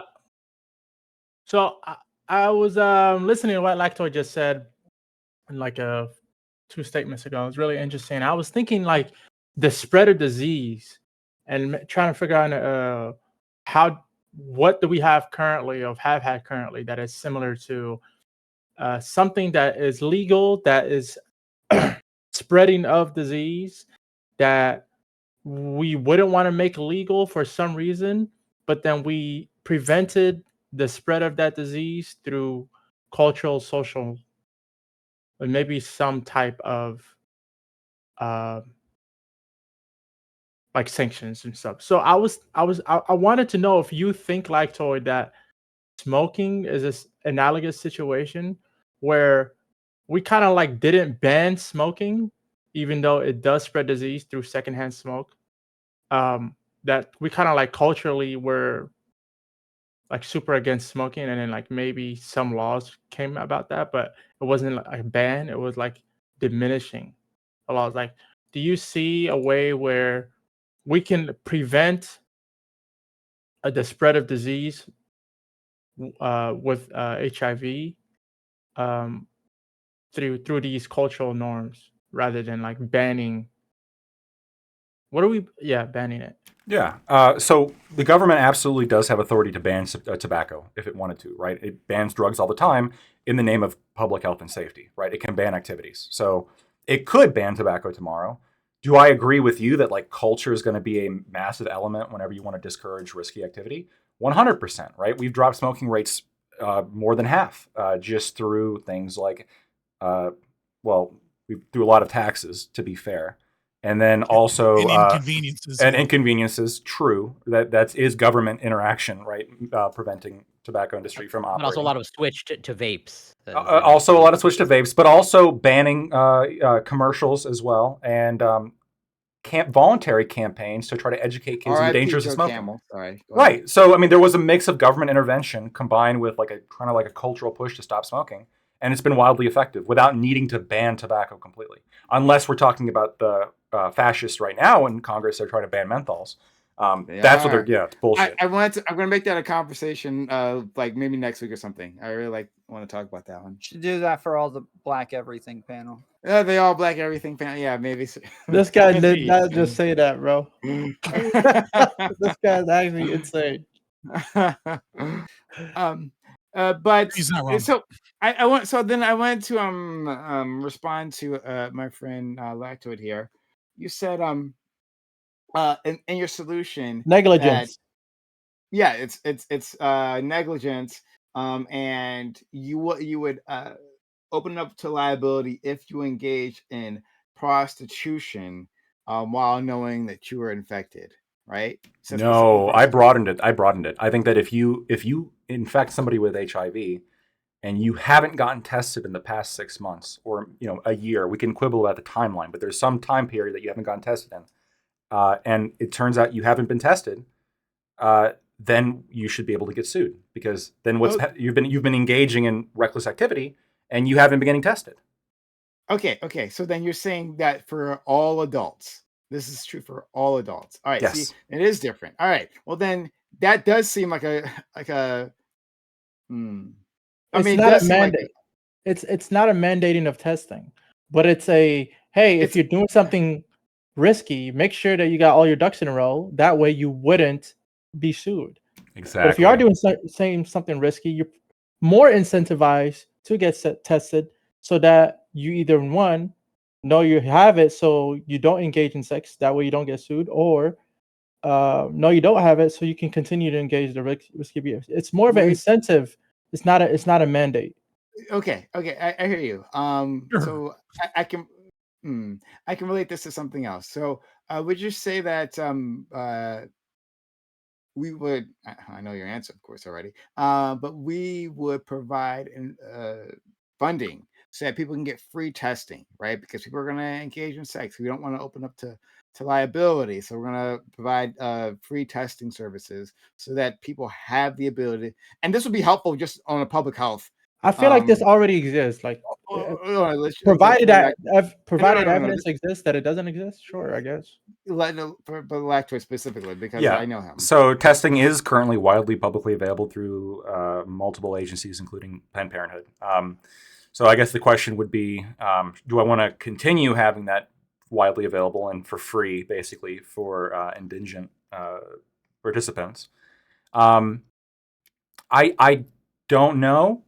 But even if I said no free testing at all, that doesn't change the fact that you can still hold somebody responsible for not taking precautions, right? So for example, let's say I have a gun, but I can't afford a gun safe, right? Does the government beat me to it? No, you already beat me to it. And so I had a friend of mine, his name was Beemore. He used to come on All Black Everything. And this would be his argument. And I said, okay, I'll bite that bullet. Let's provide gun safes to people so that they can store their guns, and then we can get past this point. Yes, absolutely. If that is the sticking point, then I'm willing to provide people gun safes so that they can be held responsible for their status weapon. So if you're saying that sex, a thing that adults get into all the time, now you're opening them up to liability for not understanding that they had a disease, right? Whether they were trying to avoid that knowledge or not, then yeah, we would at the very least have to make it lower all barriers for them to get tested, and then we can do something. So like that. that's one thought, but the response would simply be if you can't afford a gun safe, and you can't even afford, and you're not confident in your abilities to carefully handle your firearm, then you shouldn't be a gun owner. Just like if you can't afford to get tested, you probably shouldn't be having risky sex, right? And if you look at the rates of HIV transmission, this is going to be almost exclusively among risky, unprotected anal sex, right? Like heterosexual sex in the United States, the rates of transmission, and this is part of the reason why this is sort of kind of being pushed as a civil rights issue, because this is only for like specifically gay anal sex. If you're engaging in that activity, you probably should be getting tested, right? They recommend you get tested every 3 months if you're like having promiscuous gay sex. I completely, I agree with you. I agree with you that different people have different risks, and for sure, and they should adjust accordingly. But to say that, but like, there's a reason why we tell people in general to get tested, because you can't look at someone. You can't simply know a little about their demographics and be able to tell if they do or don't have a disease, right? Like, it's like saying that a gay man definitely does have a disease because they are gay, and that a straight person, right, a Christian straight person definitely doesn't, because they're not that type of person. It's about right? the activity, not the person, right? If you're engaging in unprotected anal sex, you should be getting tested. And if you're engaged, then I would extend that then to if you're engaging to anyone, because it's risky to be with anyone, because lots of people have diseases, some of them that aren't even regularly tested for, right? Even if you go to a doctor, like, there are some diseases that they just don't regularly test for. So you're trying to be safe, and then you still are infected with a thing that you don't know about, right? Like, that exists. Yeah, and we can talk about those. We can talk about those diseases, and I would, actually be someone in favor of, like, making there be maybe lesser penalties for people who spread other diseases, right? But HIV, right, but it is heightened risk. A sex worker is having sex with more people more of the time. That's also true. Yeah, the majority of people, so it is a much heightened risk for them. I agree. So I want to interject, because I love this conversation between the two of you, because it really shows the pathway of how, like, the government tries to fix a problem with authoritarian measures, and it creates more problems, as Prime Kai showed, right? Like the inability and access, and then the left uses the more problems as a means of increasing the welfare state and stealing more money from people. And like, the whole time you could have just made this shit legal.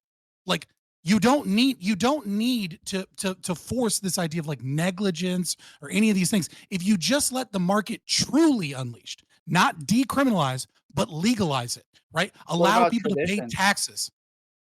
Okay, we can get into that, and that's perfectly fine, kidding. right? I'm just sorry, make what legal? Please don't. Okay, Please so don't. prostitution should be legal. Oh, absolutely. Listen. As wow. I said Okay. in my opening statement, as I said in my opening statement, right? The problem with this is exactly as Prime Kai's identified in the beginning, which is that when the government has all these authoritarian punishment measures, it brings things into a gray or black market. When you have something in an open market, there is all of a sudden there is a market void that is created that allows people to find intuitive, creative, wonderful ways of solving problems. So we see this in countries that have completely legalized prostitution versus countries where they have decriminalized prostitution.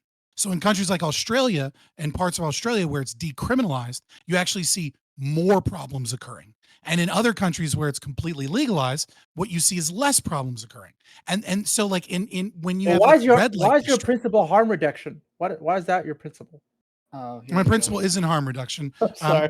Most other people's principle is harm reduction, right? What I would say is that it's a violation of rights to stop people from engaging consenting relationships, point blank, period. What I'm doing is I'm giving you guys an argument that you'll actually like, as opposed to the one that just says, fuck you, don't violate my rights, goodbye.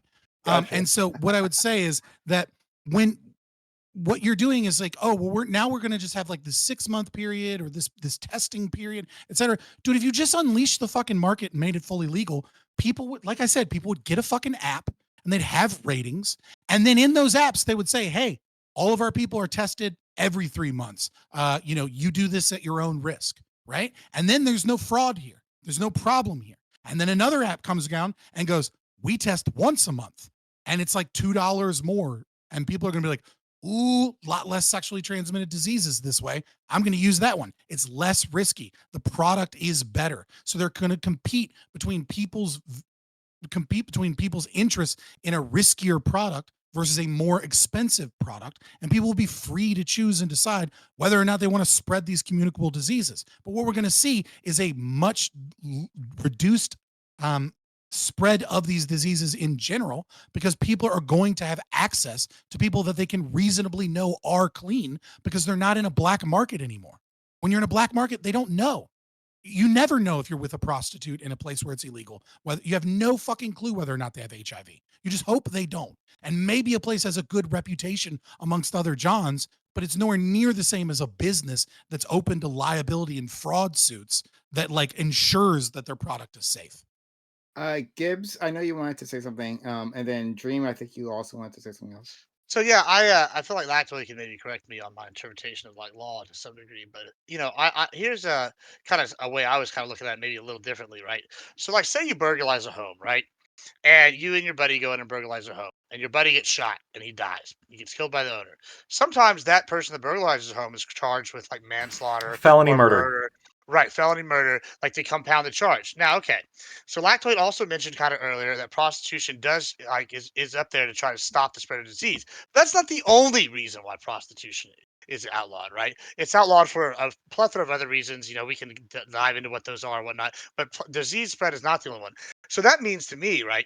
Say you are engaging in prostitution and you go and you knowingly infect somebody or you expose somebody, right? And say they get infected. This to me is a very similar charge legally in my mind, almost to the same scenario as the burglary, right? So you've now engaged in an illegal act. A compounded negative harm has happened to somebody else. And now you should be charged with an expanded crime upon this expanded harm that's happened to somebody else, in addition to the original charge of prostitution, right? Because that's basically what's happening here, in my opinion. It's almost like I mean, is that a legally sound concept, or am I just totally missing the boat here? I kind of think I see where you're going, right? So felony murder, the idea behind that is like if you're committing a felony, like you're engaging in an activity that you should know is incredibly risky, and if somebody dies, like you've got a level of culpability. That's the concept. So if you and your accomplice break into a house, your accomplice trips on the carpet and blows his head on the floor, and he's dead now. What they try to do with you get charged with murder. No, Rittenhouse was charged with a whole bunch of other bogus charges. So if I die from AIDS complications, right? Like, wouldn't that be a similar situation? Like, I died from AIDS complications due to it being infected by a prostitute knowingly, right? How is that any different than a murder charge or manslaughter under that concept, like under that law? So that's an interesting. Well, normally that's a little bit different because felony murder usually applies in a situation where you're committing a felony and somebody dies that you didn't necessarily kill, like you didn't have anything to do with their death other than being involved in the felony with them. Like, you're like in the getaway car. Exactly. What I'm thinking about, I think an apt comparison could be like you sell somebody like a bottle of soda that has glass in it, and they drink it and they die. Or heroin. Or fentanyl. Exactly. Yeah. You sell someone weed spiked with fentanyl or something, right? Like, that's different, right? Because you are now like, there's something hidden within this product that you're selling that they ingest and die from, right? That is HIV. I think it's also important, just for clarification, that this law was... It's not literally. Right. Well, I think it's important to recognize that this law just hasn't been changed since 1991. That's true. And so so when the law was written, it absolutely was a death sentence. To knowingly infect someone with HIV and not tell them in 1991, you knew they were going to die. That's a really interesting point. That's a really good point. Let's not forget that. Crazy like a fox I am here. Dream? To be fair, they should have changed it since then, but so it's harder to get rid of a law than it is to make a new one. Dream, are you frozen? No. Okay.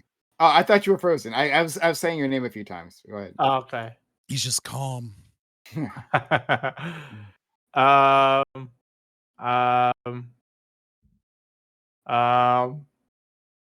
Legalize. You good, bro? he's just thinking about the hookers when they legalize prostitution. He's still clapping in his mind. Clapping what, Corey? Clapping what? Oh, here it is. Here's what I wanted to say. How the fuck is HIV a disability? In what world does that make sense? Well, any disease is a disability if it changes the way that you if it disables you or impacts right and keeps you from being able to like do certain behaviors or activities. Interesting. So, but couldn't you say that not everyone with HIV is disabled, or is just having this HIV automatically makes you disabled? Oh, we're asking what is a disability? This is I don't want to go down this route. Yeah, no. I mean, it's like a hard question. There's a gradient, right? Like if you had a permanent cold that was like incredibly mild, like would that be a disability? Like technically, right? But like the way that disabilities often get dealt with is usually through the Social Security Administration, and it's usually determined, setting the military aside, right? Because they have a different system through the VA, but like it's usually determined by like a certain inability to perform work, right? Like it is debilitating enough that it keeps you out of the job market, and so HIV can be different because like you're intuiting, right? If you're in the early stages of HIV and it's medicated, is it really going to stop you from doing most behavior? Like not really, other than sexual activity, honestly. You can still work a regular job, but if you had AIDS, Yeah. all of a sudden that's a very different scenario, right? But of course, AIDS is just kind of like an arbitrary metric of how bad your HIV infection is. Oh. And to expand on that point, disabilities, right, are disabilities because society doesn't accommodate them, right? So an example of this would be people with poor vision, right? Like our friend Scott. Scott, wears the eyeglasses, right? But we here in the West have a whole infrastructure to accommodate people like him, right? To like eye doctors to diagnose them, and then like a market that provides him glasses so that he can operate. There are some countries where you don't have that, and so people with especially like eyesight as bad as Scott, right? Like they really are disabled. I know your eyesight's really bad. I know it's really bad, right? So, but yeah. A simple thing like that, right, in two different countries becomes a disability. Here, it's not. We wouldn't consider it that same way because you could just get glasses. My father, it's the same thing with mental illness. Yeah. Well, let me just finish one thing. Yeah. But my father, he got hurt on the job and he couldn't work anymore. Which was really unfortunate. Now it was because of his arm, and he just like had trouble lifting things. Now he's not completely paralyzed or anything, but like it's just like painful and he just can't do it. But if we had like badass like exoskeletons where he could like still do the work, right, and that's just like a common thing he had access to, then do we count that as a disability? Can we say that he can't work when you can just like go get yourself an exoskeleton and you're good and you're good to go? So that's insurance just like, covers it. What are you doing? The push and pull of like what is a disability. There's so many things that go into that. Yeah.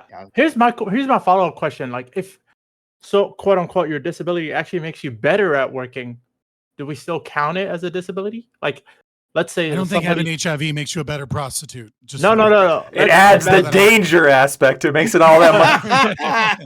What if they have an HIV?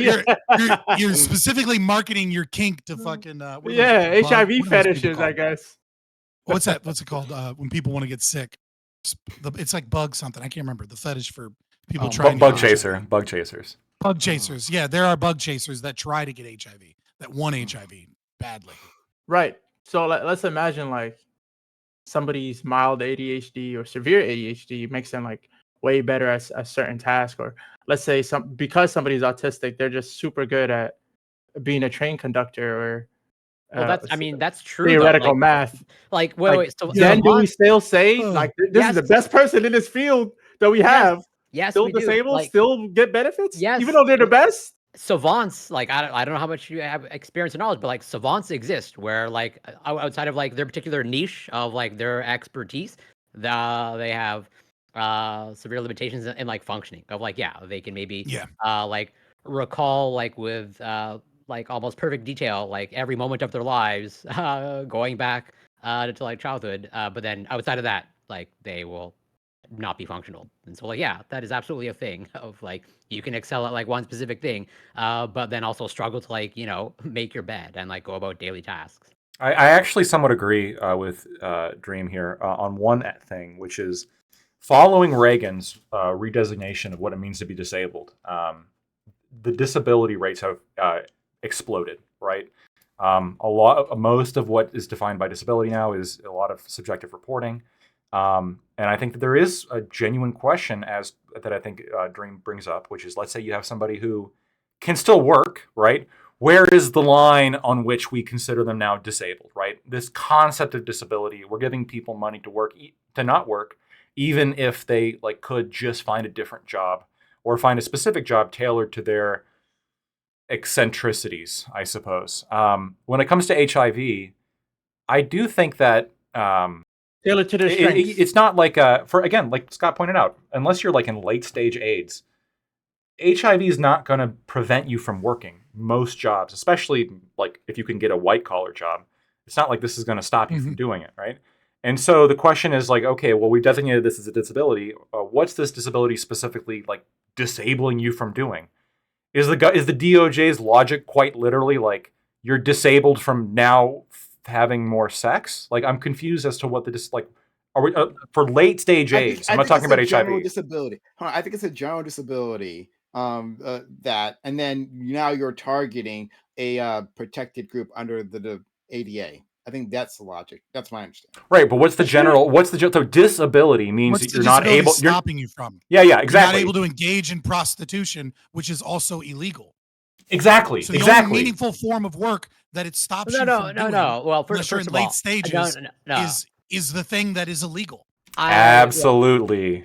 I reject at least the perceived sort of assertion that at least you appear to be defining disability of like it's affecting your ability to work or earn an income, like outside, like even something like arthritis and like severe arthritis, like you can still get a job and make an income, but it's like part of, as someone with at least in Canada, I have a disability. I am registered, but like I also fully admit that like. Well, you gotta register your disability. You gotta do that in America too. For academic purposes as well, for like my university. But only if you choose to, right? It's not like they force you to register, right? It's not. Yeah, they don't. It's not like the X-Men, right? I don't think troops came to Corey's house and were like, okay. you got to wear this colored armband from now. I don't think that happened. You got a license for that disability, mate. Although to be fair, they probably just look at me and say like, yeah, this guy's disabled for sure. But Jesus Christ, Corey, what the fuck? Are you in a wheelchair? No, I'm obviously, well, not obviously. I'm joking. Yeah, exactly. And I'm a leftist, so clearly, mentally challenged. Okay. Never mind. I got it. Not in Canada. I have stats on that. But anyway, go ahead. I also stats libertarians and of course you do. Child sexual abuse. So that route. You can send me those stats. I'm confident that they don't show what you're implying they show. But. Right. The only thing that, if we do the studies, the only thing it's going to show is how many libertarians go to fucking East Asia to pick up Asian girlfriends. Like, it's not going to be. How true is that really? I think that's kind of just like a stereotype. Okay, it's a harmful stereotype. I don't. Anyways, getting back to the every disability wealthy one. I'm question. just saying. Getting back to like disability question. Like, okay, so I think maybe a good example in my mind is multiple sclerosis. Like early stage or well-managed multiple sclerosis, depending on, there's different variants, but there are mild forms where it's like, hypothetically, it will not interfere at all with like you getting a job, but your daily functioning can be like severely impacted. And I think that's a perfectly, I mean, in my opinion, that's a perfectly That's fine a criteria. fine thing, right? Yeah. So, But hold on, I'll give you an example. why? I'll give you a workplace example of MS, right? Because I've worked with someone with MS, right, as in the medical field, right? So she has a person that will remain nameless, obviously, because of their MS.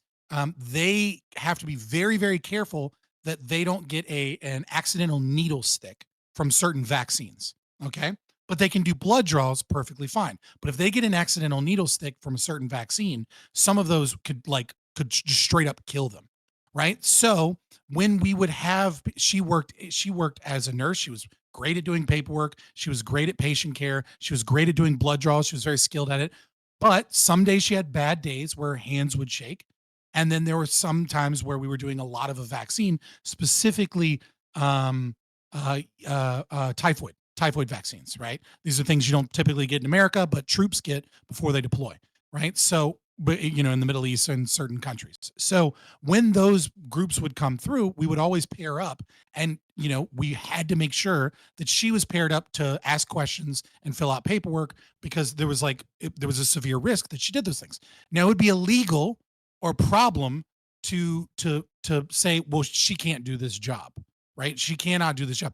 But there are pieces of that job that she's incapable of doing, but it's wrong per se to discriminate. Like, I don't give a fuck. I would say like, fuck you. Like, I don't care.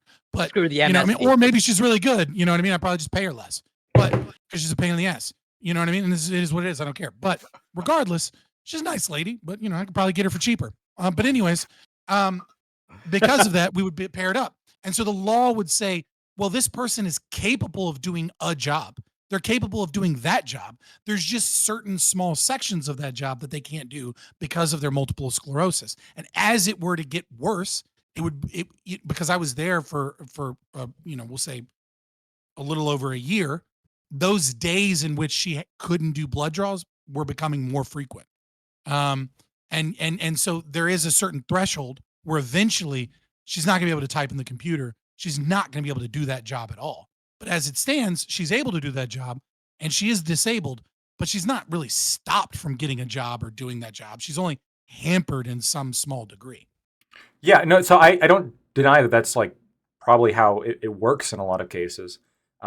And like I said, there has been a great expansion of disability following Reagan's restructuring of the SSDI program and a couple other things as well. Can you tell us what it was before? So how it was before is it was based more like disability had to be like more objectively shown, and it was based more on like physical disability, and there was more strict standards as to basically, does this stop you from working the job, right?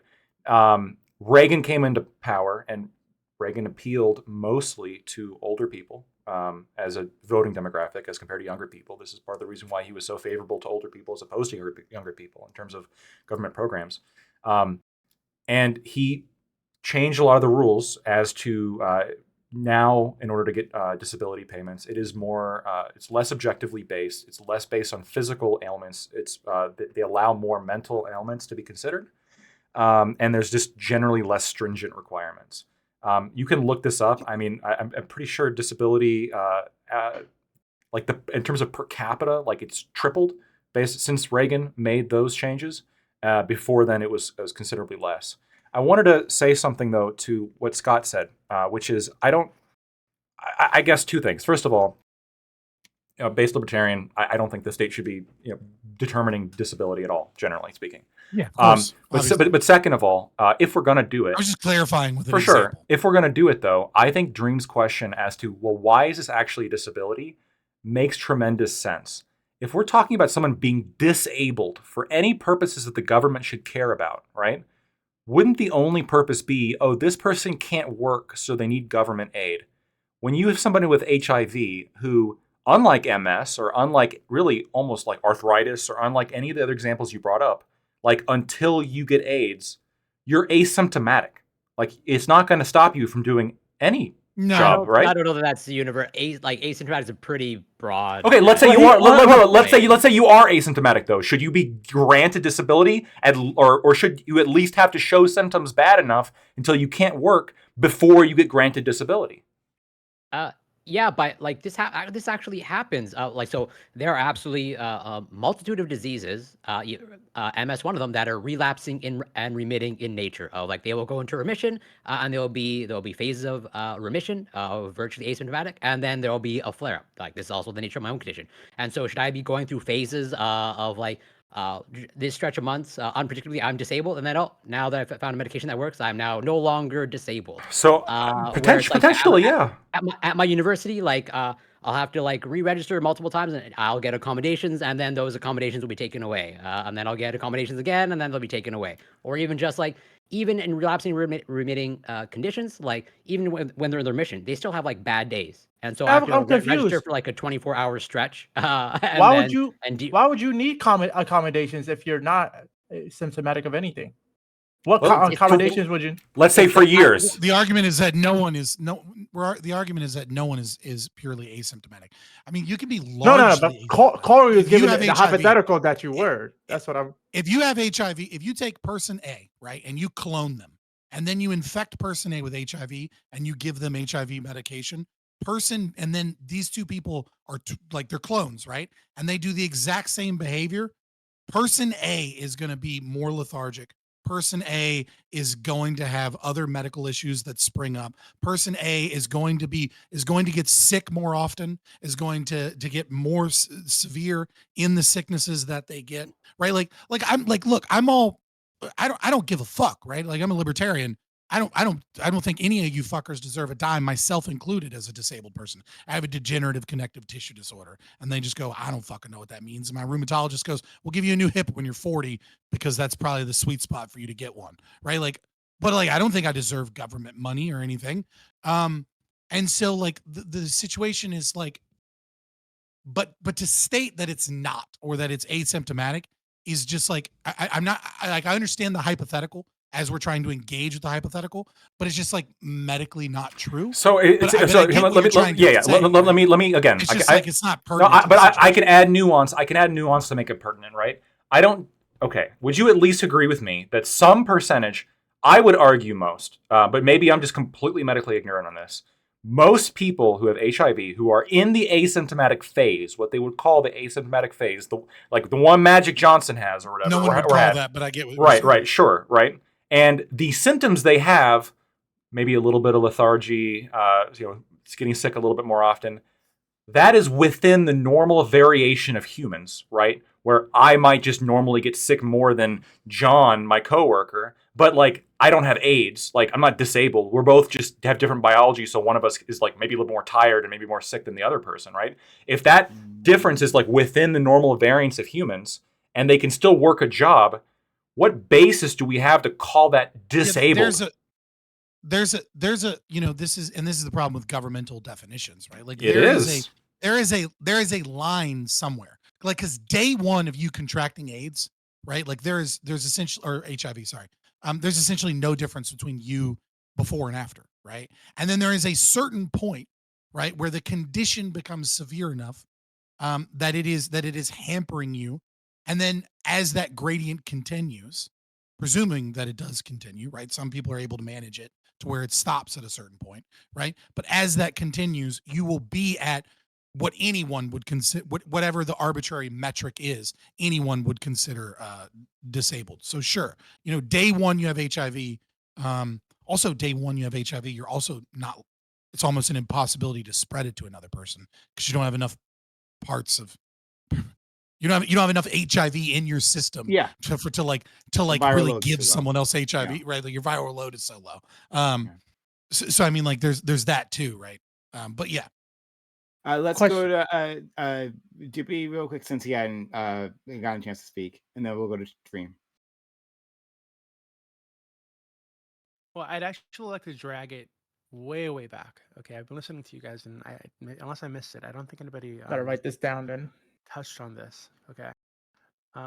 So when I was thinking about this earlier, I was asking myself, would I apply this standard to anything else, right? So something like COVID, for example, or some other sickness somebody might have, and know that they have, and interact with another person that could be infectious and cause that person long-term damage, right?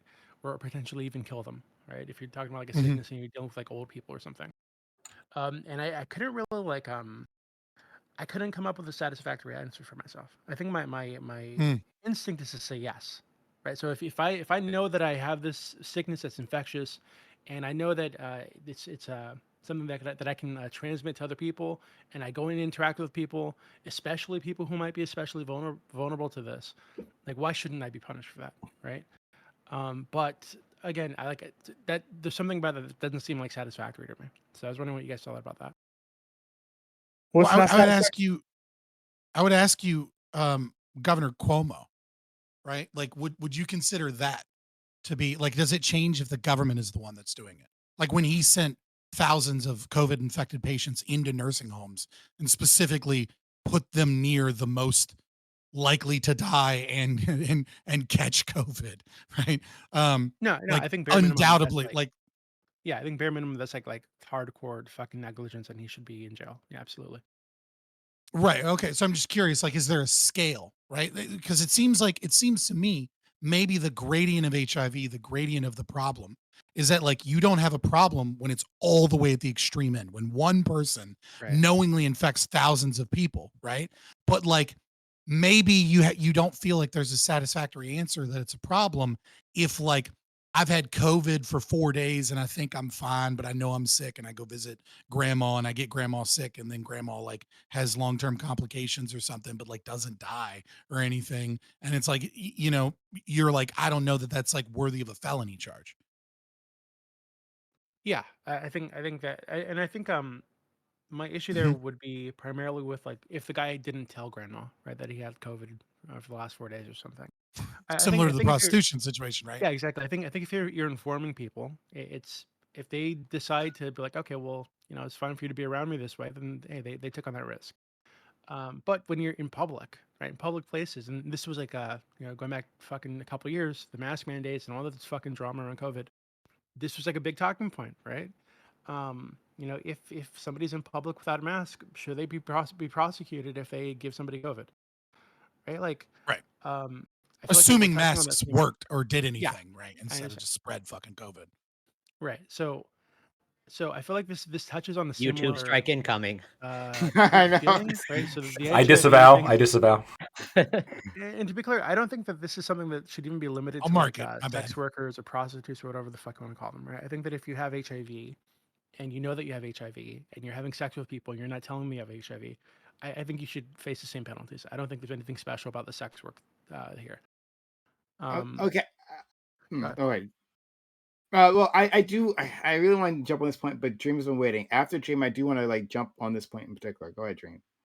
There's I'm gonna touch on both points that were talked about a little bit and just like pose a couple of questions. And it's so like my understanding is like it's possible to have HIV and have it also be basically non-existent in your body where it can't even be detected.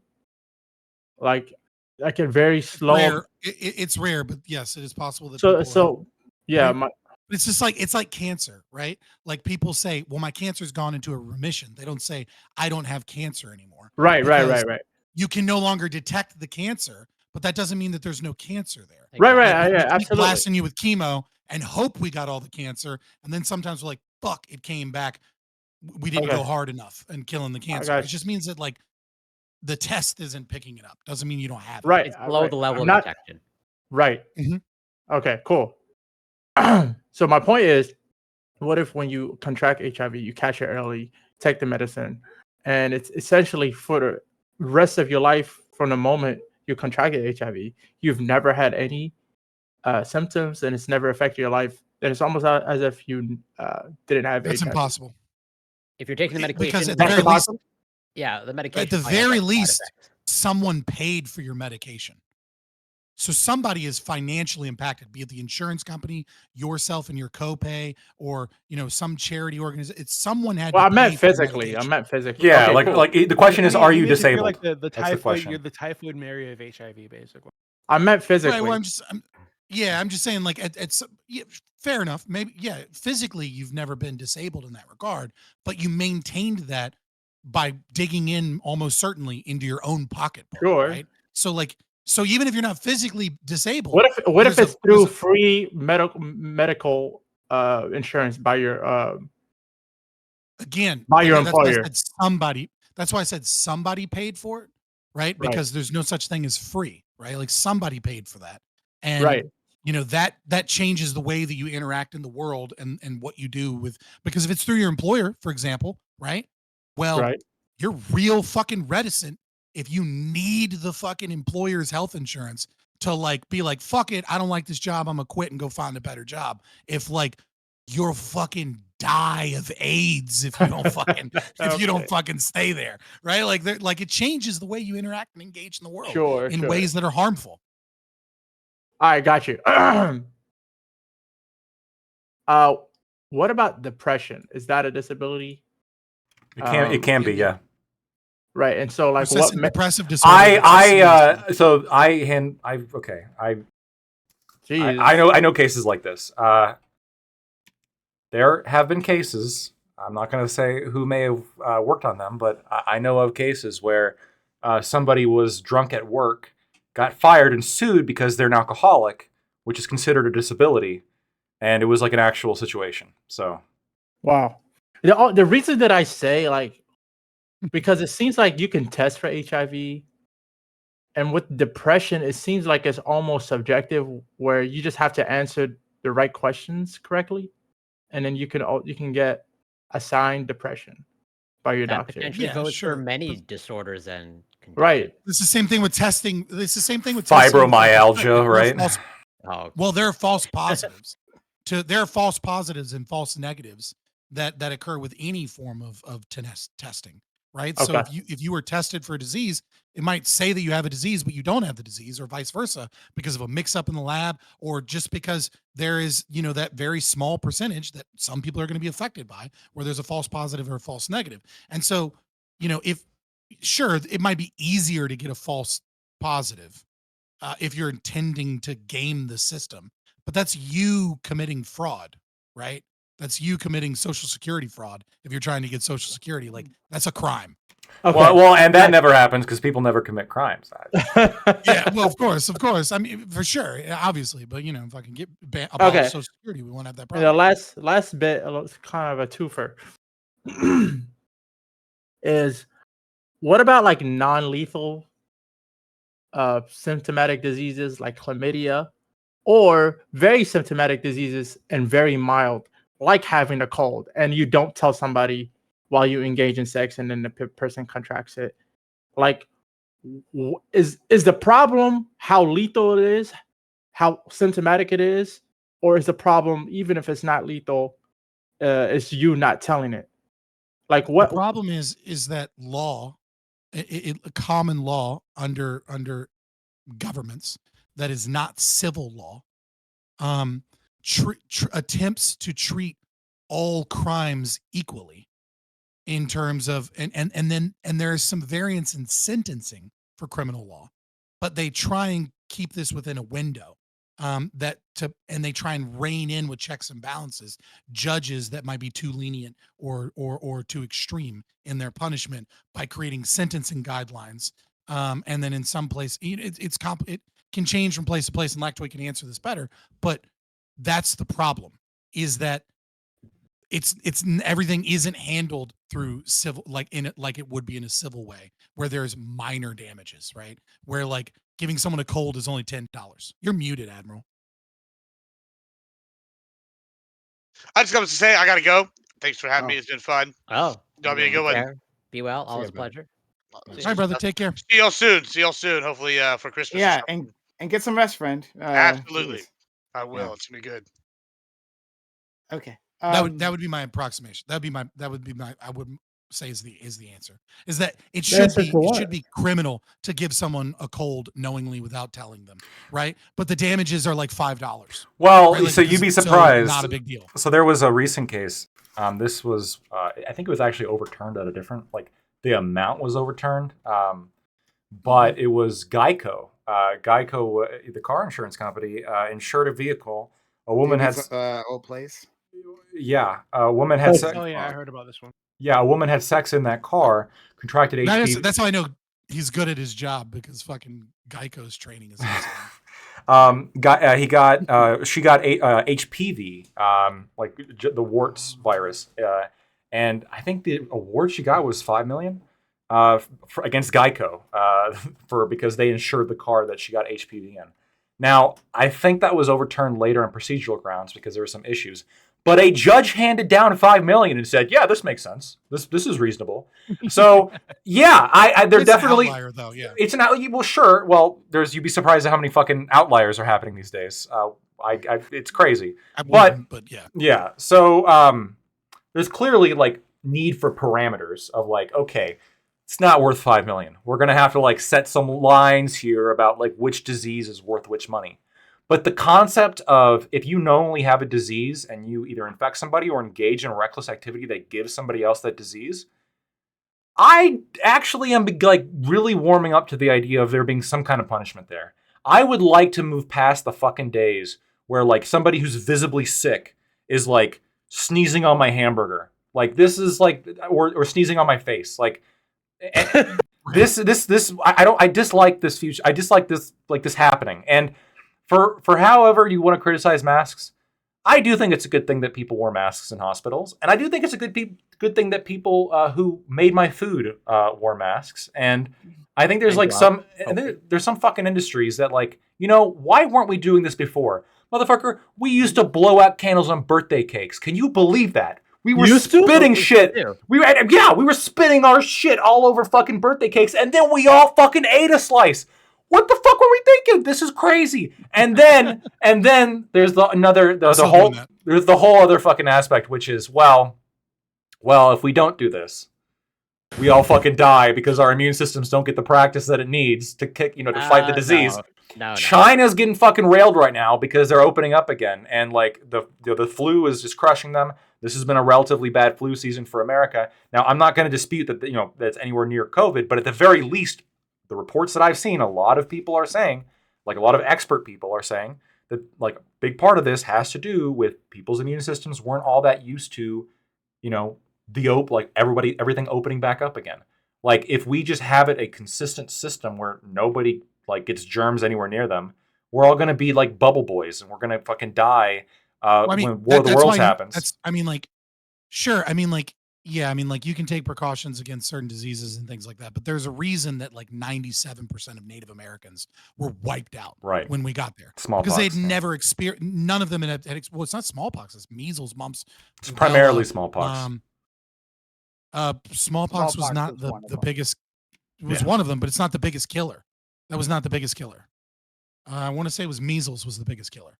Right? It's communicable diseases that they called city diseases, right? Because Europeans living in squalor and fucking poverty-stricken cities like London, right, have been exposed to them over and over and over again. And so, like, the breast milk of mothers and like, exposure to children was giving them antibodies. And then these, the Native Americans had no antibody. They had nothing to fucking counteract, and it spread like wild. This is why we can't drink the water in Mexico, but they can drink the water in Mexico.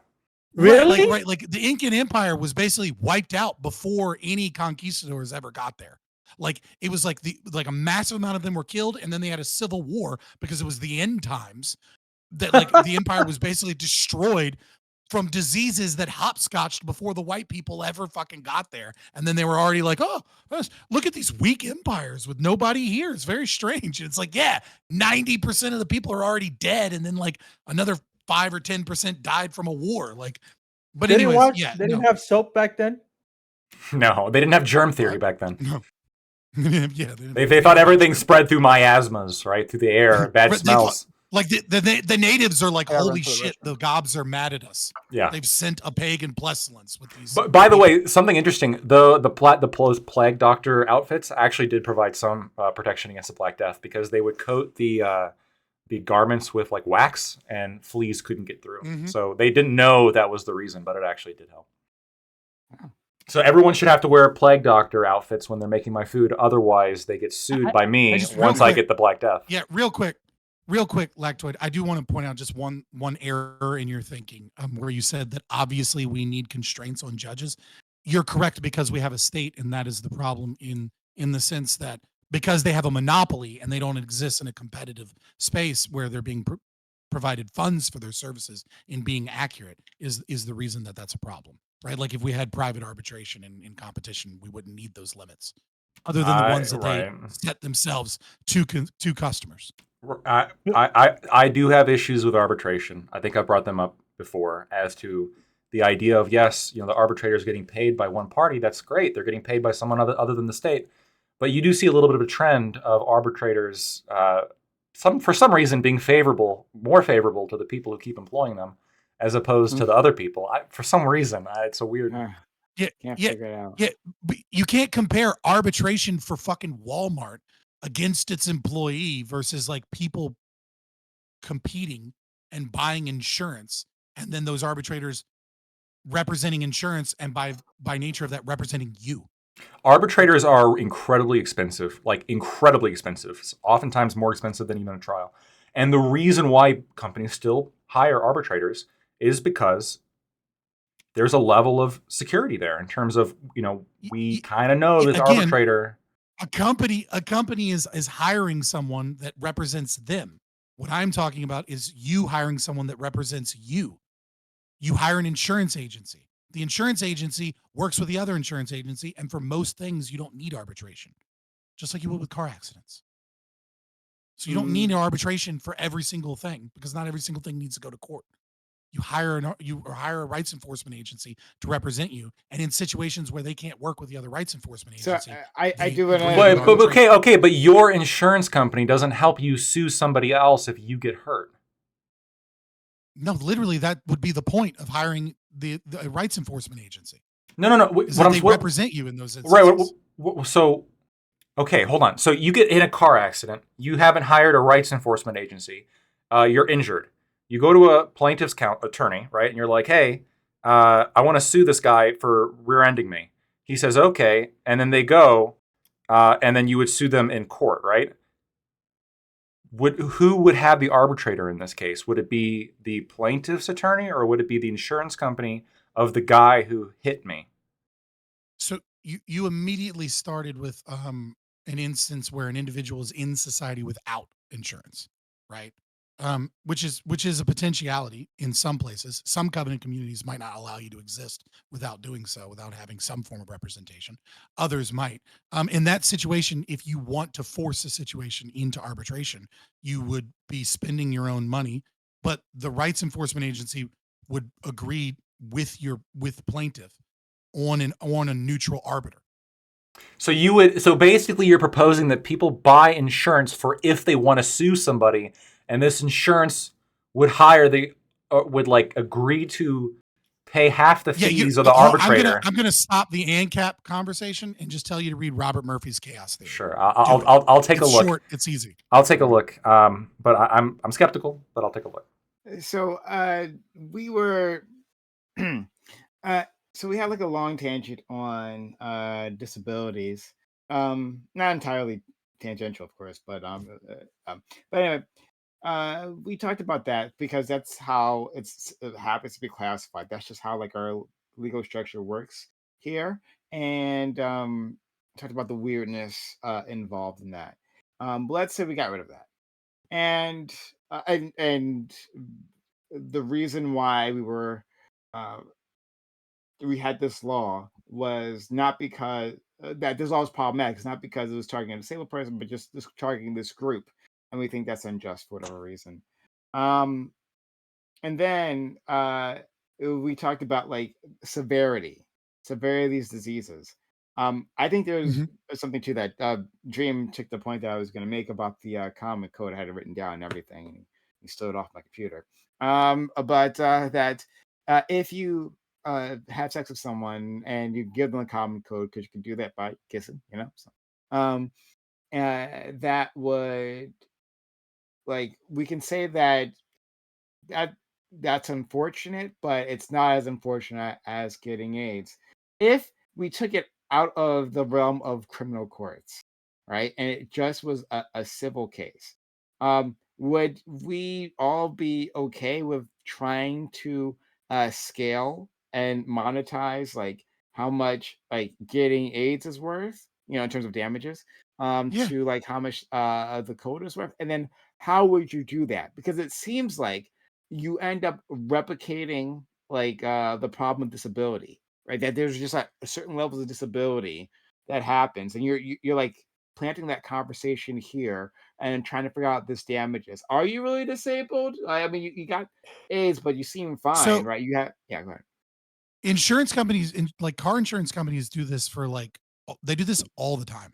And like if you're in bodily injury or like litigation, right? Like they do this all the time. Like they know they can estimate that like a blonde 19-year-old girl that's cute, if she gets a facial injury, it's going to be worth a lot more than a 35-year-old male neckbeard, right? Like they will literally award you. Yes. And they have like whole conversations about it and training about it, recognizing because what you're trying to do is you're trying to avoid court, right? You're trying to avoid court. You're trying to pay the other party if you're at fault, and it's kind of obvious that you're at fault. You're trying to pay the other party as little money as possible while still avoiding them rejecting whatever it is that you're doing, both legally, because you don't want to be arguing in quote unquote bad faith. Like if you give them like, I'll give you $5, right? Like you can get in trouble for that. Like you have to give them legitimate things. So there's a legal thing there, but mostly you're trying to get them like, what will this person accept? And that person's, if it sounds like bullshit, that person might have representation, and that representation is going to go, no, you can get way more than that. And so if these two don't match, that becomes a problem. So there's no reason that this shouldn't occur in situations where you're talking about one person knowingly infecting someone with a disease, right?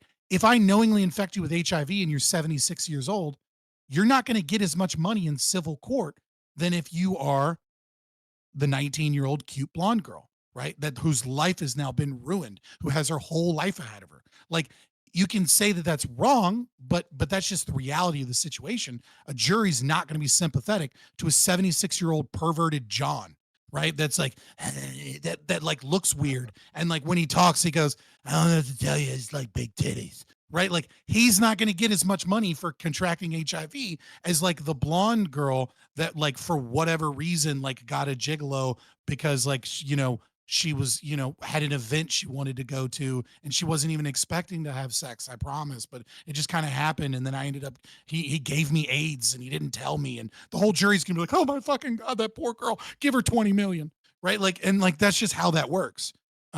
So yeah, I mean, like, there's no reason that wouldn't occur for other communicable diseases. I agree with that. We should cap female privilege.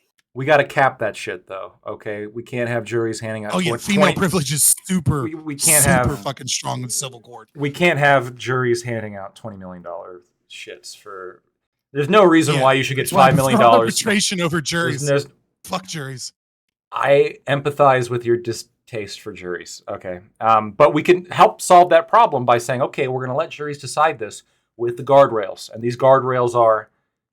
You don't get to make a verdict this much, and maybe not even one this little, right? We can really set a line here of how much you think this is worth. Government created a problem, so they created more solutions. We need guardrails and now. You guys more regulation. would because we're already over time, so I'll think so. Unless someone else has something. This is a weird topic, and we mostly agree on like the legality of prostitution. We agree on the initial thing. It comes down to how we want the legal system to deal with it, and it's kind of hard to actually have that argument without having an argument about how much control government should have and like taxes. Yep. Shit like that.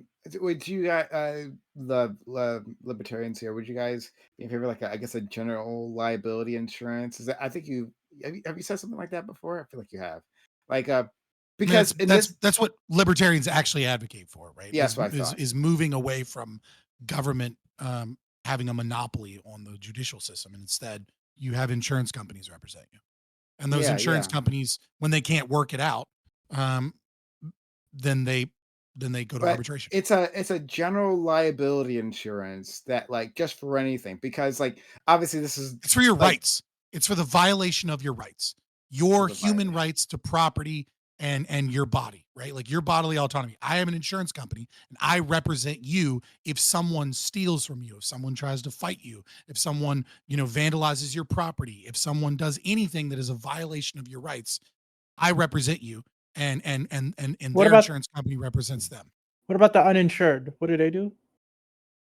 Again, you know, it would depend They upon buy your insurance to community. stop being so fucking poor. That's what they fucking do. Those bastards. Yeah, I mean, like that It's can called be work. one answer. An honest day's work. Right, that can be one answer. I mean, a person that is uninsured in a society that doesn't have a state that has a monopoly on judicial system is anathema and dangerous to everyone around them because of the subjective nature of it and because of the extreme expense that they'll cost your your rights enforcement agency. So your rights enforcement agency would likely say, do you have anyone in your family that's uninsured? Oh, you do? Well, this is another $30 a month for you because you're dealing with people that are uninsured, right? Like you would be anathema to a society that depends upon this as a means of conflict resolution in a cheaper and efficient way.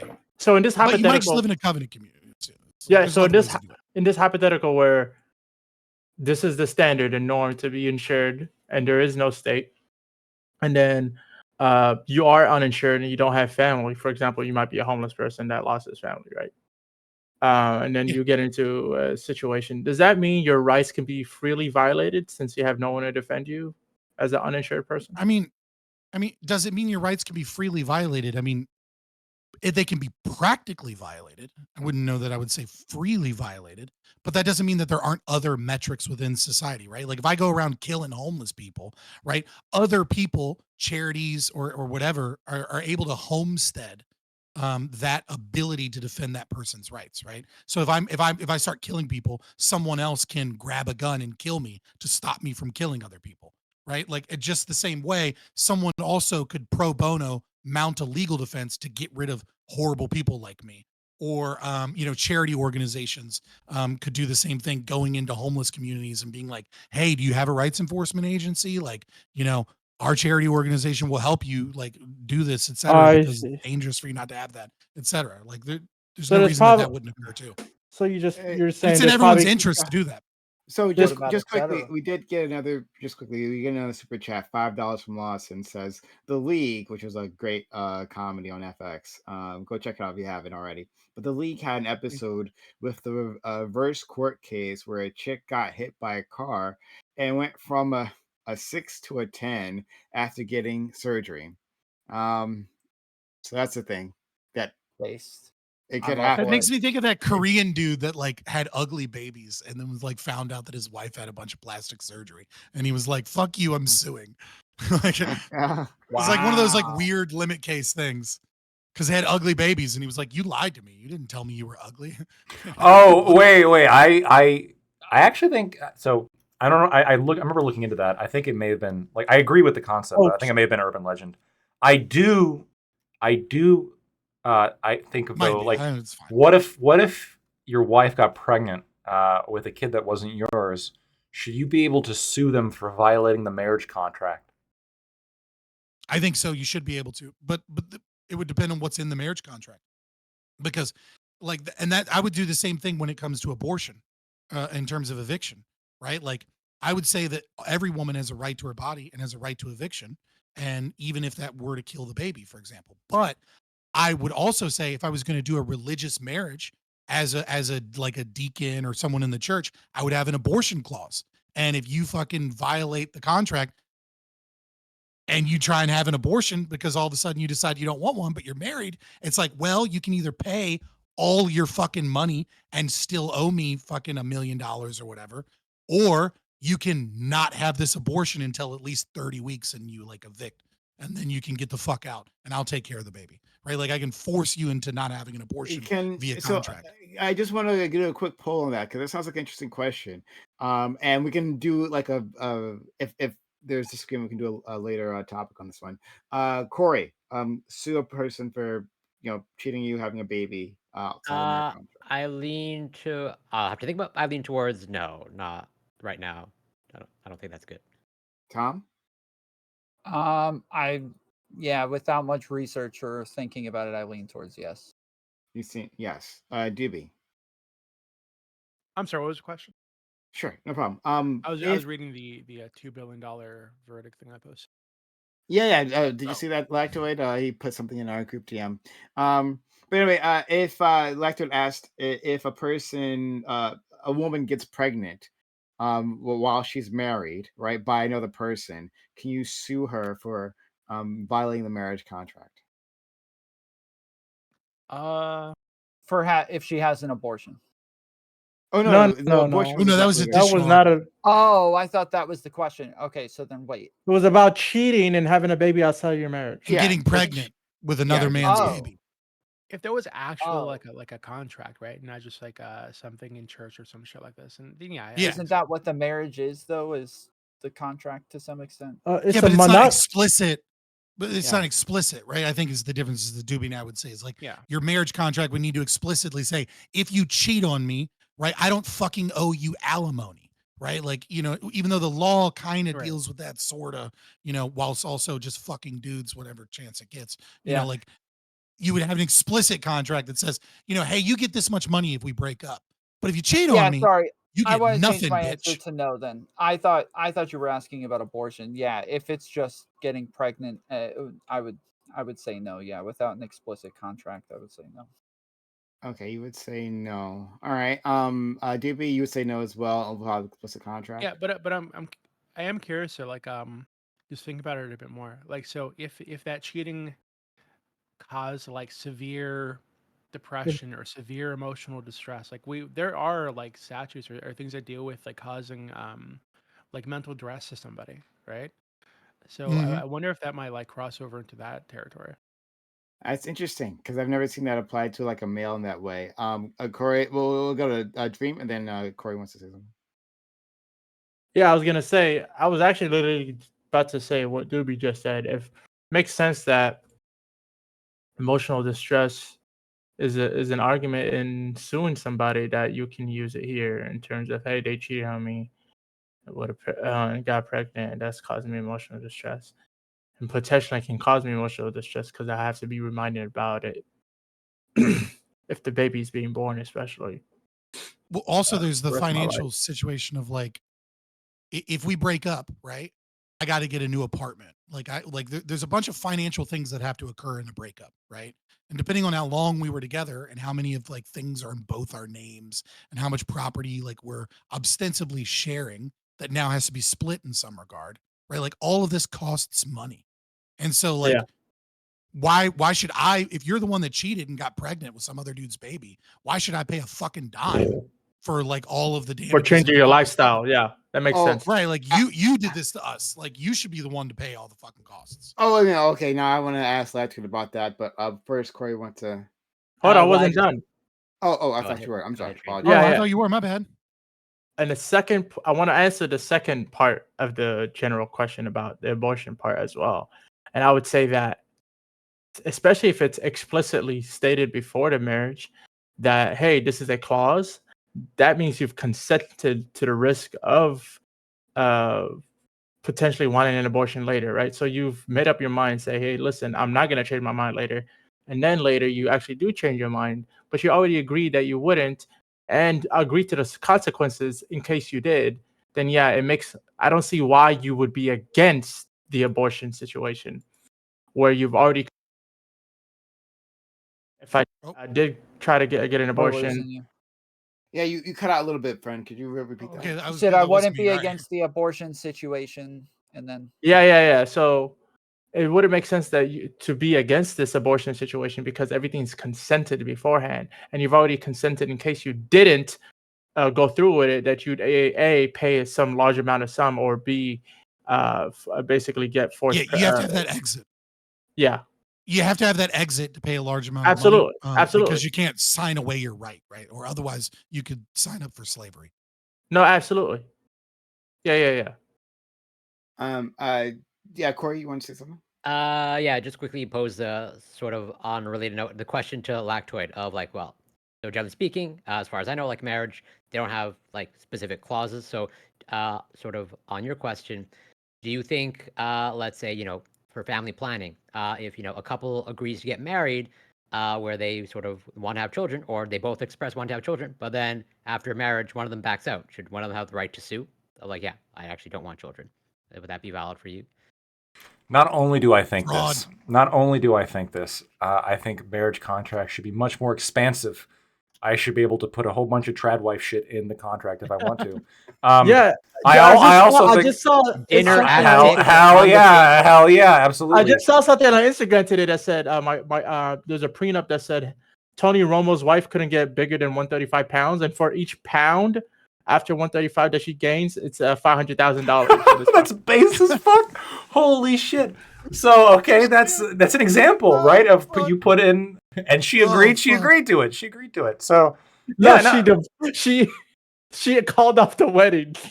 Look, good for him for standing by his principles. Bullet dodged. I would bullet dodged. I would even go so far as for to say both of them, probably. To be honest, I think marriage. There's something of a somewhat implicit, explicit agreement, right? When they're up in the altar and they promise to be faithful to each other, and if one of them cheats, I think that's sufficient. Like the court should take that into consideration, and oftentimes they do when it comes to deciding the terms of the divorce. I think that should be they should be deemed as like the contract breaker. And I'm a little bit skeptical of no-fault divorce as a concept, but okay. Even more things are coming up now. no-fault divorce is tricky because of spousal abuse. Right. Like in a world without spousal abuse, no-fault divorce is horrible and evil. Why would you ever accept it? But like in a world with spousal abuse, putting up railroads that make it more difficult for a domestic violence victim to leave legally can be a serious fucking problem. That's 100% fair. But what if you if you claim spousal abuse, then it's fine. Well, you have something. You avoid that problem by having no fault divorce. The other problem is that marriage becomes essentially meaningless. It's just a fucking contract with the government that you can get out of easily.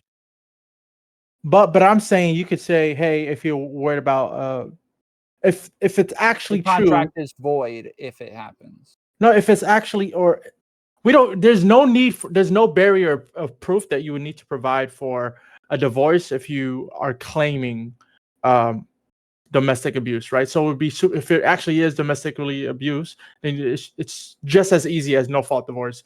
But if it's just like so-called irreconcilable differences, right, then it wouldn't happen. Mm-hmm. I guess the argument there would be though that like, what if you have situations where people want a divorce and there is no physical abuse, but the only way you're getting out of the divorce is by alleging it? This could encourage false claims. That's a fair problem. Right. Yeah. But then you can encourage false claims for the divorce itself, but then you would still need to provide evidence for the crime. But now you're demanding that wife beaters, victims, you're have incentivizing to prove that they were beaten, right? Yeah. So like that's no. that would be super rough. Please hit me harder. I'm saying if they want to, if they were forced to provide evidence. This is why abortion. When they say like you are allowed to have an abortion when you prove that there was rape or incest, right? Well, now you have to. Terrible idea. The person has to prove rape or incest. It's a barrier for them to actually getting justice. I don't think you guys heard what I said at all. I really don't think you heard what I said. Maybe you're not expressing it properly. Yeah, because I keep getting interrupted as soon as I say one statement. Sorry, go ahead. So what I said was, and you don't need to prove anything just for the divorce. But if you want to pursue criminal action, obviously you would have to pursue the crime, prove the crime. But you don't have to pursue the criminal action. You could just leave it. Hey, here's a claim for the divorce. Yeah, that's what we have now. Right. So then the question, Dream, would be like, what? No. We have no fault divorce now. Right. But Dream, the question would be, if you don't have to prove anything, what would stop somebody who just wants a no fault divorce? What would stop somebody who were just saying like, he beats me, and then I'm not going to pursue it or provide any evidence whatsoever. Nothing would stop them, but I would imagine there will be a lot less no fault divorce because of the internal moral feeling of lying so much. Nah. Just so I'm not saying you think people have a problem with lying. Do you want to hold on in America for legal reasons? Marriage breakup. But I'm saying, imagine how many no fault divorce. Imagine however many no fault divorces we have currently. I would imagine in a world where there is none, but still you can lie to get it, you will still be less. That's what I'm saying. Lawyers would D101 is literally right. encourage everybody to just do it anyways. Like they would literally just Who? say, like, lawyers, like this. Okay, but people with a Yeah. conscience would still not do that. Pay me more. So listen. More laws. You guys are memeing on him because the unintended consequences would be worse, right? And I agree. Yes, the point in the legal system is that we D10 Dream people is not right. having a conscience. Right, D10 Dream is right. Like if no fault divorce was taken away, but you could essentially get a no fault divorce by claiming spousal abuse, you would likely see a reduction in no fault divorce. You would, because some people wouldn't do that. Hold on, you mean divorce in particular, right? Right.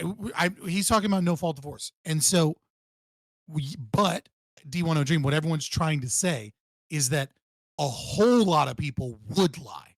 And a whole lot of people would go to their lawyers and their lawyers would tell them to lie, right? And then their lawyers would be like, look, this is the only way you're getting out of this marriage is if you say he beat you, all right? So this is how we're going to do it. And they'd be like, well, I don't want to, but if that's the only way to get out, like, I'll say that. And then some of them might even fucking gaslight themselves into thinking, like, because there's no alternative, into over and over again thinking about that time he threw something or grabbed them, and then the memory will rewrite itself because of the convenience, and they'll actually believe that they were abused. And you will have, because that's what happened to Satanic Panic, right? Is there was moms went into work and like one or two kids talked about crazy shit, and moms got crazy, and then all of a sudden, like, there was 5,000 fucking kids across America that were getting molested in basements by like satanic cults, and none of that shit happened because they gaslit themselves into thinking about it because of like fear and anxiety. Like that just happens. And so like you would see false accusations,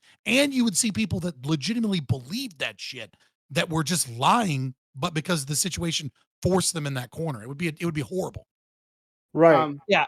I've had tons of girlfriends who like would go hang out with like specific tons, and out of nowhere they like call me crying, like, you did this, you don't do this, and blah blah blah. I'm like, that's not, that's not true. Like, and I have to like go through a bunch of shit with them to like explain why that's not the case, because we are like we can things can be narrativized in a way to where all of a sudden women never do that to me. I don't know why. It's weird. It's like tons of girls do it, and then I have to explain to them over and over again how that's not the truth. You're just crazy, baby. I don't know what you're talking about. I am not talking about abuse. I'm talking about things in general. Like, you just don't some love taps. That's all.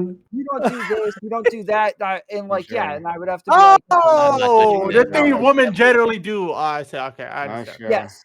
I want to amend my position slightly. I did say like I'm kind of skeptical of no fault divorce. I do think that like in the absence of like empirical evidence of some kind of crime, I think that like the motioning party, the person who's like seeking the divorce because they are advocating for breaking the contract, they're moving to break the contract, they should have less favorable terms in terms of like the split of assets.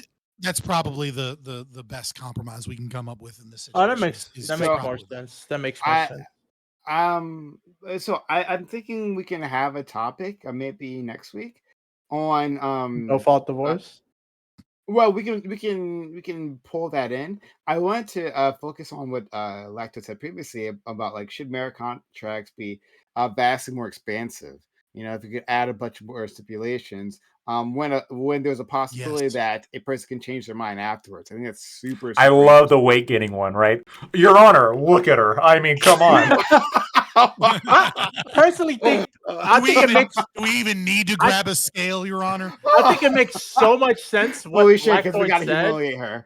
Because imagine like you canceled out the prime years of your life to focus on one person so that you can build for the rest of your life, and part of that was on the agreement that you were gonna have children, and then sometime down the line they just like said, you know what, I don't want children anymore.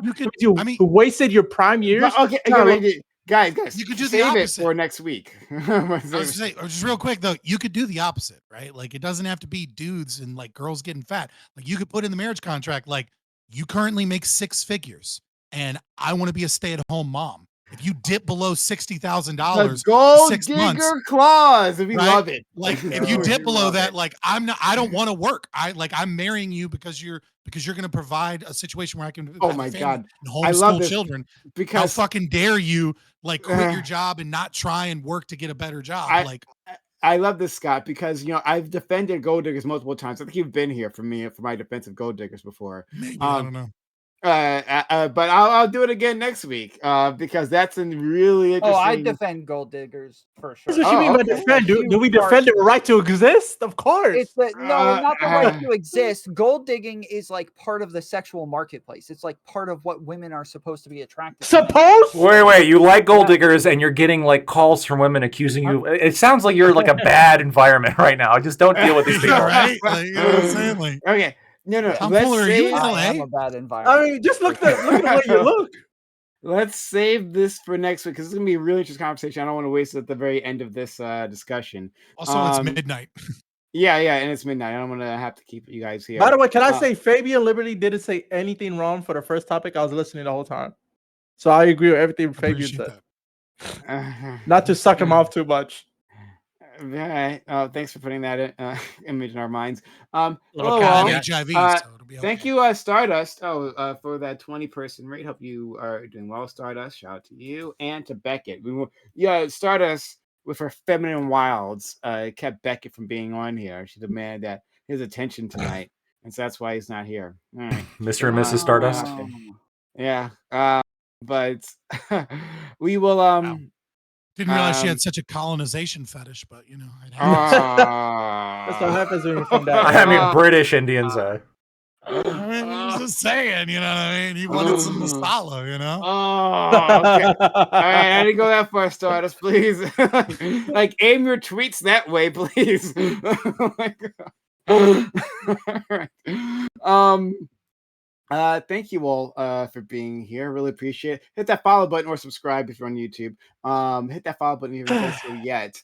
Be a part of this community. We'd love to have you. Also, consider supporting the channel because I cannot help you guys out if you don't help me out. So we had 2 subs today, and we had we'll find out how much we got in YouTube. We got $14 in YouTube. So consider supporting this channel so that we can keep going and growing. We do need your help to do that. It's a brand new month. So consider supporting us and becoming one of our top donors here on the channel. So sub to the channel, give bits or give subs, hype chats, super chats, or resubs. Lots of options to help us out. So consider doing that. If not, then we can't do all this. All right, so we're gonna go on and we're going to give an outro to all these fantastic individuals. So for friend Lactoid. Thank you so much for having me on. I've had a whole bucket of fun today. The topics were great as usual. The panel was great. I appreciate all of you for talking to me. If you liked what I had to say, you can find me at Lactoid TV on Twitch, Twitter, and YouTube. Thanks. Thank you. This was really, really fun. Funner than I thought it would be. And that takes me to Scott because I wanted to, ask what you thought about this conversation at the start. You're like, "Oh, I think I'll enjoy it." You think you like these questions, so after, was this like? I always leave the door open. All right, you know what I mean? Like, yeah, you know what I'm saying? You know what I mean? Like, I'm always trepidatious. Mm-hmm. I've been burned before, but it's fine. It's good. It was fun. I enjoyed the conversation. Yeah, so I'm Fabian Liberty, YouTube. I mean, you can find me on Twitch technically. I mean, I don't know what you're gonna do there except like follow me and not see anything because I got away from Twitch. It's too censorious, too much bullshit, too much of a pain in the ass. But find me on YouTube.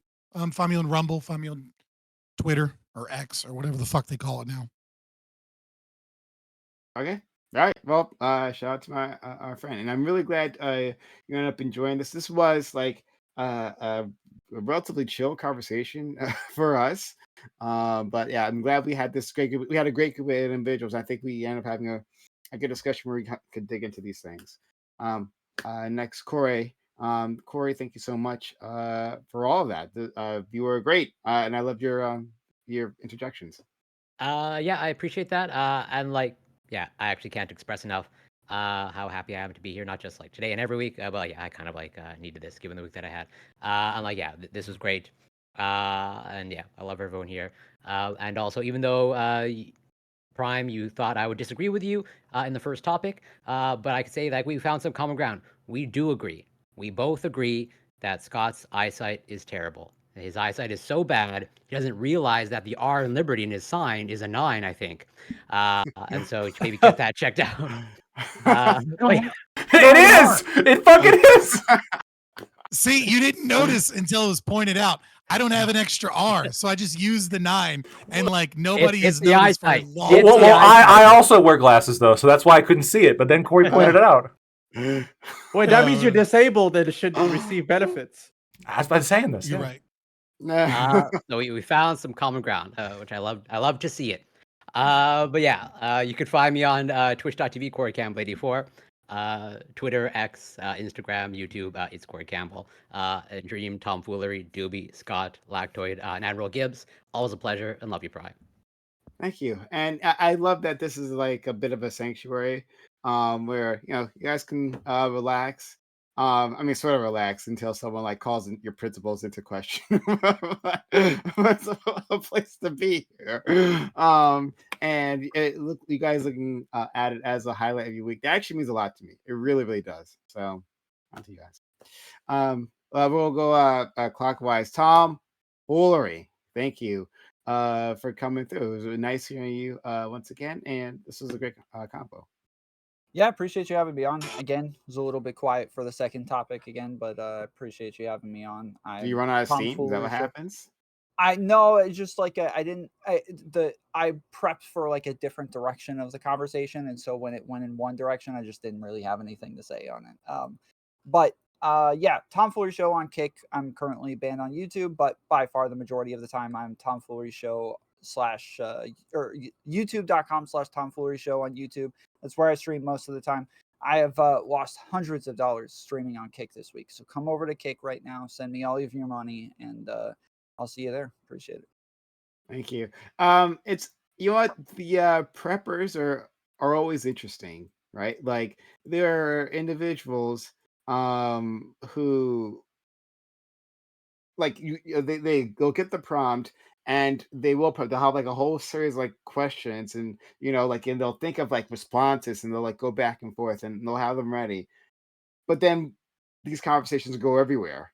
So but I mean it would be great to just and there's not a criticism, it's just critique, right? To develop the skills, just to be nimble on your feet, and I just didn't have disagreements is what it is. Like of course, but I also don't have disagreements with anything that's being said. Like I don't have much of an opinion on the direction that the conversation went. So okay, fair enough.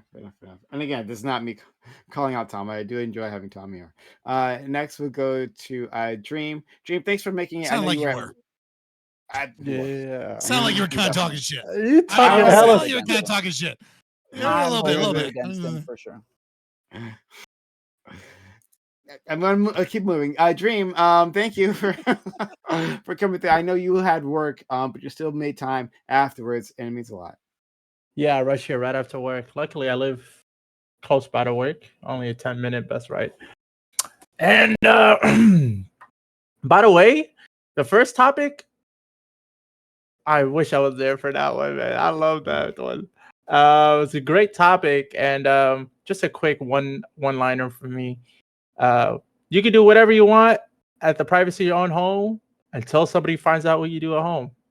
And you can punish the kids for spreading it out, but then you still have that awareness of the kids even after you punish them. They're still going to be in that class, and it's probably going to be a worse environment in general because of the culture that you have. You have to go based off the culture what the majority people are liking, and in a democracy, that's what it is. And if some city, some school district where the majority voters do it, like, you know what, we're fine with this, and yeah, I guess in that society, in that city, that school district, then it'll be okay. But I think as of right now, yeah, it makes sense to fire that teacher. Furthermore, I love everyone here. It's pretty cool. I just love the reverie. Top notch quality conversations.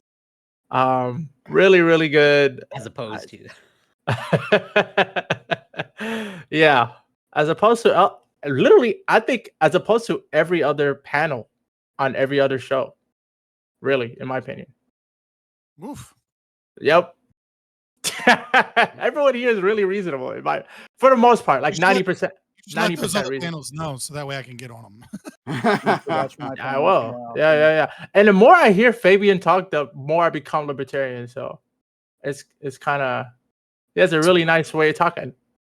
Very convincing man. Yeah, he's really good at that. Yeah, follow me on Twitch, D10 Dream, everywhere on IG and Hatina Dream on Twitter. Thank you. So you beat me to it. I was actually going to say after you finished talking that because I've known Lactoid and Scott for so long now, right? Like their ideas have been sinking into my head. Like that general liability thing. Like, oh, this is one of their things, right? This is like logicking myself into that. Like I see it. I reject it. I reject it on principle, but I see it. But no, but like I think you can't spend so much time with a person and being exposed to their ideas for so long without like being able to sympathize with them at some point in time. Which is why we need to invite more fascists from this program. But just Doobie these days. We already That's have not- one. We have one right here. I was actually thinking if you want to talk to Doobie. like, if you want, like, you really should try and see if you can find like a Christian debater or something if you're going to have a conversation about marriage. And I can get you BPF on here. BPF. Yeah. I mean, if doesn't he have a thing on Mondays though? I thought he has a thing on Mondays. He usually does. Right now, he just did like his 4th appearance on like the whatever podcast. So he's Third, yeah. Okay.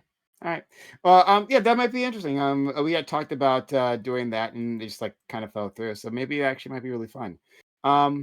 So yeah, Tom, let's try to make that happen. Let's go to our friend Doobie. Doobie, thank you so much for coming through. I got to hear more of you today, and I was really excited. You had fun opinions, and you backed me up on topic 1 when I honestly did not expect you to do that. But I do appreciate you, Doobie, all the time. Yeah, thanks for having me. And I'm Doobie. I run the politics server on Discord. Discord.gg/politics. Okay. All right. Enthusiastic as ever for all the nice things I say there. Yeah, sorry, I'm like super distracted. I'm arguing for terrible. Well, I don't know. I'm not arguing for it. I'm just saying we shouldn't ban users who advocate for marriage between children. What? Yeah, I'm saying that I'm arguing with some of the mods on my server. They want to ban people who advocate for marriage between children, and I'm saying that we shouldn't ban them. Hello, another YouTube strike. I think your mods are pretty reasonable, dude. I don't really think there's a good reason to ban that or censor that topic or advocacy for that. I mean, plenty of cultures allow for parents to set up marriages between children. I don't really think there's a problem with it. Well, there's one culture in Papua New Guinea that you talk about often. Just so, are you saying? I mean, give me something. Give me like a reason to be opposed to like allowing it. Like, no, I hear you. It's shocking at first just because of the subject matter, but like if what you're doing on your platform is just discussing, right? Just having discussions on there. So like we're just having discussions. We're advocating. Why not? Or advocate. I mean, yeah. Someone saying that more children should get married to other children, basically. This is what happens when you watch too many fucking animes, okay? And you start watching these, like, the 9-year-old is the princess and you're gonna be engaged. And I'm like, yo, what the fuck is this here? Okay. All right. We're gonna have to leave that part alone. Hell, all right, guys, I'm gonna send you off. Thank you for the people who supported. Much appreciated to all of you. I am going to send you off to who else is streaming now, who's on Twitch, not Tom Furlery. Corey, are you streaming? No, you're not streaming. I'm not currently streaming. Not Scott, not Dream, I guess. And all right, I'm streaming. I'm politics is streaming. dying, bro. I'm streaming, but I'm just gonna send them to somebody else. Just so you're. That's fine. That's fine. It's an opportunity to support my friend, and I'll take it. So I'll send So you. you're transmitting this disease. Send him Translate. the kid, not You're kin. gonna disable lactoid. Kid not. Who is that? Kid not. Kid, What? not kin. You don't know who that is? I'll send it to him. Awesome lefty, really like. Never mind. Really, Yeah, I was gonna he's, say he's what? Super cool, super chill dude. I like him. He's not that bad. Lefty and cool. Yes, one of the few, one of the good ones. That doesn't exist. Notkin. So our friend Lactoid, he'll send them over there again. Guys, thanks so much, and we will we'll try to get that a Christmas stream a New Year's stream happening. Like, honestly, I'm really excited for that. I didn't think it was going to happen. I was actually really bummed that I would have to not stream on those days, but looks like maybe we can pull something off. Even if it's a smaller group, that's fine. Jingle bell, Yeah, shout out to you guys. Yeah. New Year's Eve or day. Wait, there's people gonna be here without Christmas moves? I mean, Christmas moves. Like, if you're having a Christmas stream, that means people are gonna be here and not doing things on Christmas, meaning not having Christmas moves. That exists. Oh yes. yeah, Well done. yeah, probably. I mean, I probably will, but that's because like I get my kids that weekend, right? And so like, Yeah, I'll do stuff. I'm gonna do and all of then, my Christmas shit that weekend, and then come Christmas Day, I'll be here by myself. Like I don't have a reason. Oh, You know what I mean? Like, I I'm not like see. I'm not like a major Christian that's like I have to celebrate it on the day that Christ had. Like, you know, like we're good. You know what I mean? Like Christ was born this day, not any other day, even though we've kind of changed the calendar a few times since then. And if you read in the fucking book, like it's probably occurred in some. Oh, you're a Christian, Fabian. Anyways, no. You're not a Christian, Fabian? No. Oh, I did like a religious studies minor at one point, basically, with the exception of the capstone. And I went to Liberty University, so like I've studied Christianity quite a bit. I've like read the Bible a couple times. Grew up Catholic. guys. No, I'm an atheist. Y'all have a good one. Take care, Tom. Yeah, buddy. I like Take care. D10 Dream. We need more D10 Dream. And you know why we need more D10 Dream? Because D10 Dream asks the questions that chat wants the answer to. Like he just sits there and he goes, hold on, pause. What about this? Like that's why I like having D10 Dream, because we're on like some fucking tangent and he's like, yeah, but what about this? And it's like I feel like D10 Dream is bringing the stream or the panel back to like the questions that like someone in chat might actually answer, but it's like your chat's representative on the panel. He also argument. He also roots for the hookers, right? Which is always, you know, right, and You claps know for what them. I mean? and claps for them. Much Yeah. like Jesus. Much like Jesus. It makes him clap for me. Yeah, so much like the wait. hookers give people the clap, he claps for the hookers. Wait, Dream, are you a Christian? Of course. Oh, okay. I'm a deacon. That's why he and likes hookers, too. hookers so much. Yeah. Okay. I'm a Yeah. deacon and Jesus director. loved hookers. I'm the director of youth ministry. Clap at my for the hookers. church. Hallelujah, for sure. That's my picture of Jesus. Yeah, I mean, I don't use hookers because I would never pay for something I could get for free. But yeah. Well, I The most agree with Christian that. thing I've ever heard from Well, a single man. I like to fuck random bitches. I would agree with that, but like that for some reason, like OnlyFans, we were just talking about that, right? A lot of men don't follow that logic, and I don't understand why. Yeah, because they like game. They like game. No. Like you can go watch free porn. Why are you paying for it? No. Okay, You're hold on. not paying for porn. No, he's thought talking you were about paying for porn. following. No, I'm No, talking about you're not. prostitution. Well, No, like, no, talking he's about mixing, he's talking moving about over to OnlyFans. OnlyFans. He's talking about something OnlyFans. different. Yeah. So when you're paying for OnlyFans, you're not paying for porn, right? Because when you pay like some conglomerate website or something, for Brazzers. porn, right?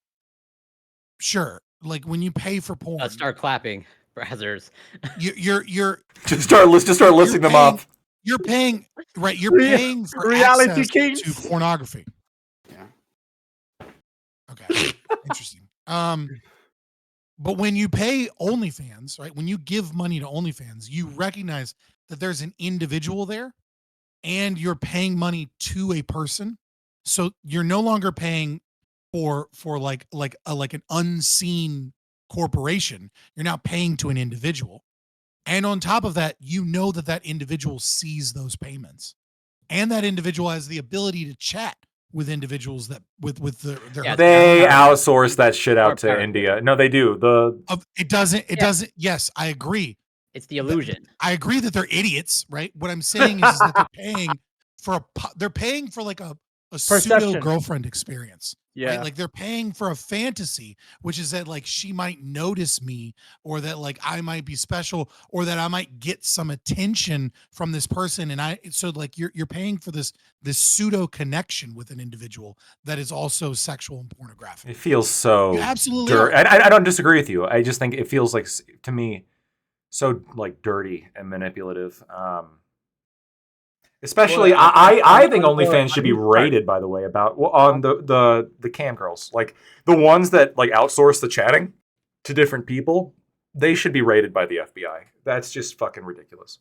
Well, that I don't necessarily disagree. But to say that it's like manipulative I don't know why you're necessarily overly putting blame on the producer versus the consumer. So for example, we would do that with drugs, but for some reason with this, even though it operates almost identically to a drug, for some reason we blame the user instead of the producer. No, well, I personally wouldn't blame either party, as in like at least for drugs. Well, since I pretty much I'm in favor of legalizing virtually like all drugs, and so I have no problem for someone distributing it and therefore consuming it. I think the same thing holds true with like whatever sex. I don't think it's pro-social, but I don't think it's like exploitative. Quick thing, Scott. I don't want to break this conversation, but snuff film does mean it's like it's a planned murder, a film of a film. Fair enough. Just so you know, I'm not a proponent. yeah, I know. I just want you to know the. It's like I'm not a big fan. I'm sorry, I got the category wrong. Yeah. Fabian, what happens to like things like traffic laws in a stateless thing? Like, can you go 100 miles per hour? You have private roads. Like, can you go 100 miles per hour? What does the property owner of the road want? Oh, right. So pretty also, based. what is your insurance? Also, what does your insurance company want? Right. So, like right now, I have an app called, because I have USAA. So I have an app called USAA. That's literally the use slogan. Different companies. Okay. I hear you. Okay. Yeah, I have an app, Nobler, right? Which like has my insurance information on it, but it also tracks my GPS by my insurance company and tracks my speed and how much I accelerate and decelerate. I don't mind it because I like it rates you. I'm in the 97th percentile, right? Like they're like in terms of like safe drivers. Like I don't speed. I like don't accelerate or decelerate quickly. Like I'm a super fucking chill driver, and I don't drive a bunch. So this allows me to get much cheaper car insurance. The same thing would likely be true. There's no reason this wouldn't occur in an ANCAP society too. So you'd have a combination of what it is that the road wants and a combination of what the person wants. And so without a monopoly that the state has, right? What you could have is you can have roads that are like the Autobahn, right? And then you can have roads that are like much more strict in their rules. So I guess truck drivers might choose to use the more strict one, especially if it's a super long straightaway that allows them to like move packages or move cargo safely and effectively and cheaply on a really well maintained road. And they'd pay tolls, and the tolls would be like probably more expensive. And then there'd be other roads where it's the fucking Wild West, and it's like the tolls are basically non-existent. But there's potholes everywhere, and it's crazy. So here's a core question based on what you just said. How do you get to own a road? Well, the same way you own property. Yeah, but let's say we like right now, from now to then, how do you get to own a road? So two things I would say to that. Because right now it's publicly owned. It's a really complicated question, which I don't want to go too deep into, right? Especially not this late at night. But I'll just say this: which is that all public property is stolen property that is stolen from the citizens. Oh. And so I would argue this is debatable within libertarianism, right? Some people would argue that every person has a right to just go put a tent on the road right now because it's stolen property anyways. And the first person that gets there can homestead the property. And there's nothing wrong with me going to any public property and just fucking setting up a jack off tent. I think that's fucking crazy. Hoppe does as well. I'm a bit Hoppian on this, which is I would say that it is Who's the state's Hoppe? responsibility. Hans Hermann Hoppe, he's a libertarian theorist. One of like there's kind of like MRH is kind of a slogan libertarians use, and that's Mises, Rothbard, Hoppe. These are kind of like the big three. So what I would say is I think that the state has stolen property, and it's their responsibility because it's stolen property to maintain the value of that property to the best of their ability until such time that they can give it back to the citizens that they've taken it from, and that land is divisible, and that you can sell off land or give it to others. The second part of that question is that right, but if you're majority the of the roads, a majority of the roads that exist in the United Kingdom were private roads, and they were built by private citizens. They're not built by the government, and they seem to work fine. And the government took them over and stole that property and then maintained it. There's no reason private citizens couldn't do so again.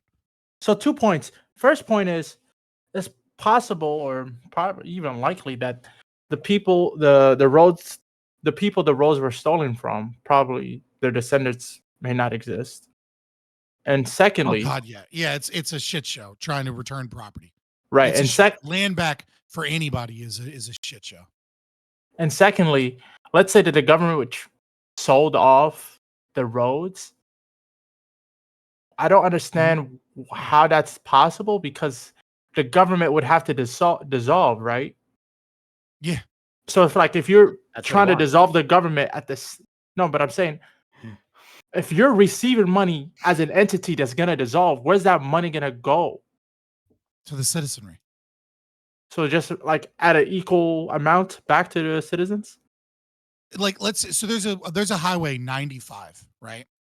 And like 95 stretches from Maine all the way to Florida, right? It's the highway for the East Coast, right? Let's say a company wanted to purchase 95 and maintain it. They wanted to purchase it so they could make a profit off of it by by gathering all the tolls, and it was going to become a private road. And they were going to get a fuck ton of money because of the amount of truckers that are going to go up and down 95 and the tolls that they could pay, right? So let's say they sold it for, I don't know, just to be safe, they sold it for $330 million. Then you would just no longer tax people as much money to maintain that road because that road is privately owned. So everyone would start paying slightly less taxes, and then every American would get $1 in the mail. Like, obviously, like, because there's roughly 340 million Americans. I see. Okay, it makes sense now. So in this hypothetical where you're trying to dissolve the government and like give back public property to private citizenry, you would probably do so over a long period of time, right? You probably wouldn't just be right away. Well, like, yeah, I wouldn't randomly I'm not a communist. Bye, Prime. Bye, Prime. I'm not a communist. I don't want to fucking like start the revolution and overthrow the fucking government. Like, I mean, like if I thought it could be done without aggressing upon people, like I would. Like if I had a magic button to make it all go away, I would push it. But like what I advocate for, that's the name. My name is Fabian Liberty on YouTube everywhere, right?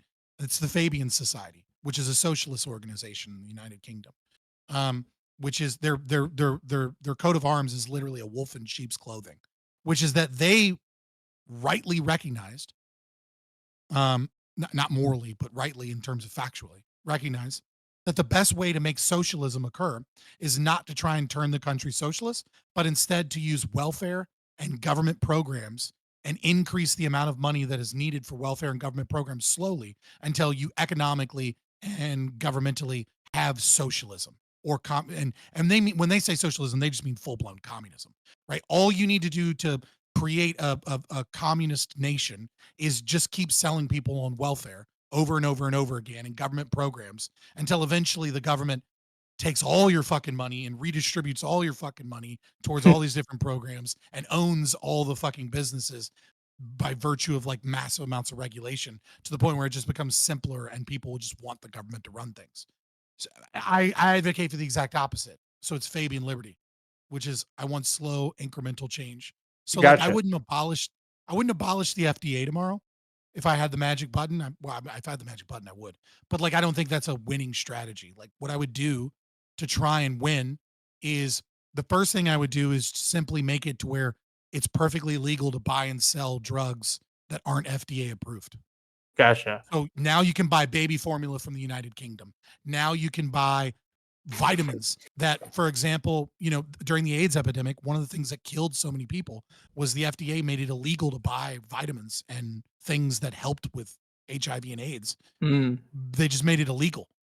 And these were things that were working in other countries, and science was, it was somewhat experimental, but they were like, nope, it has to go through the whole FDA process. And it's like, these people are dying in the next year and a half. Like, let them fucking take things that preliminary results seem to work. It might not work. It might kill them, but you should have the right to take that risk, especially if the preliminary data seems to show that it was helping. Instead, they forced AZT on people and fucking basically gave cancer to everybody and killed them.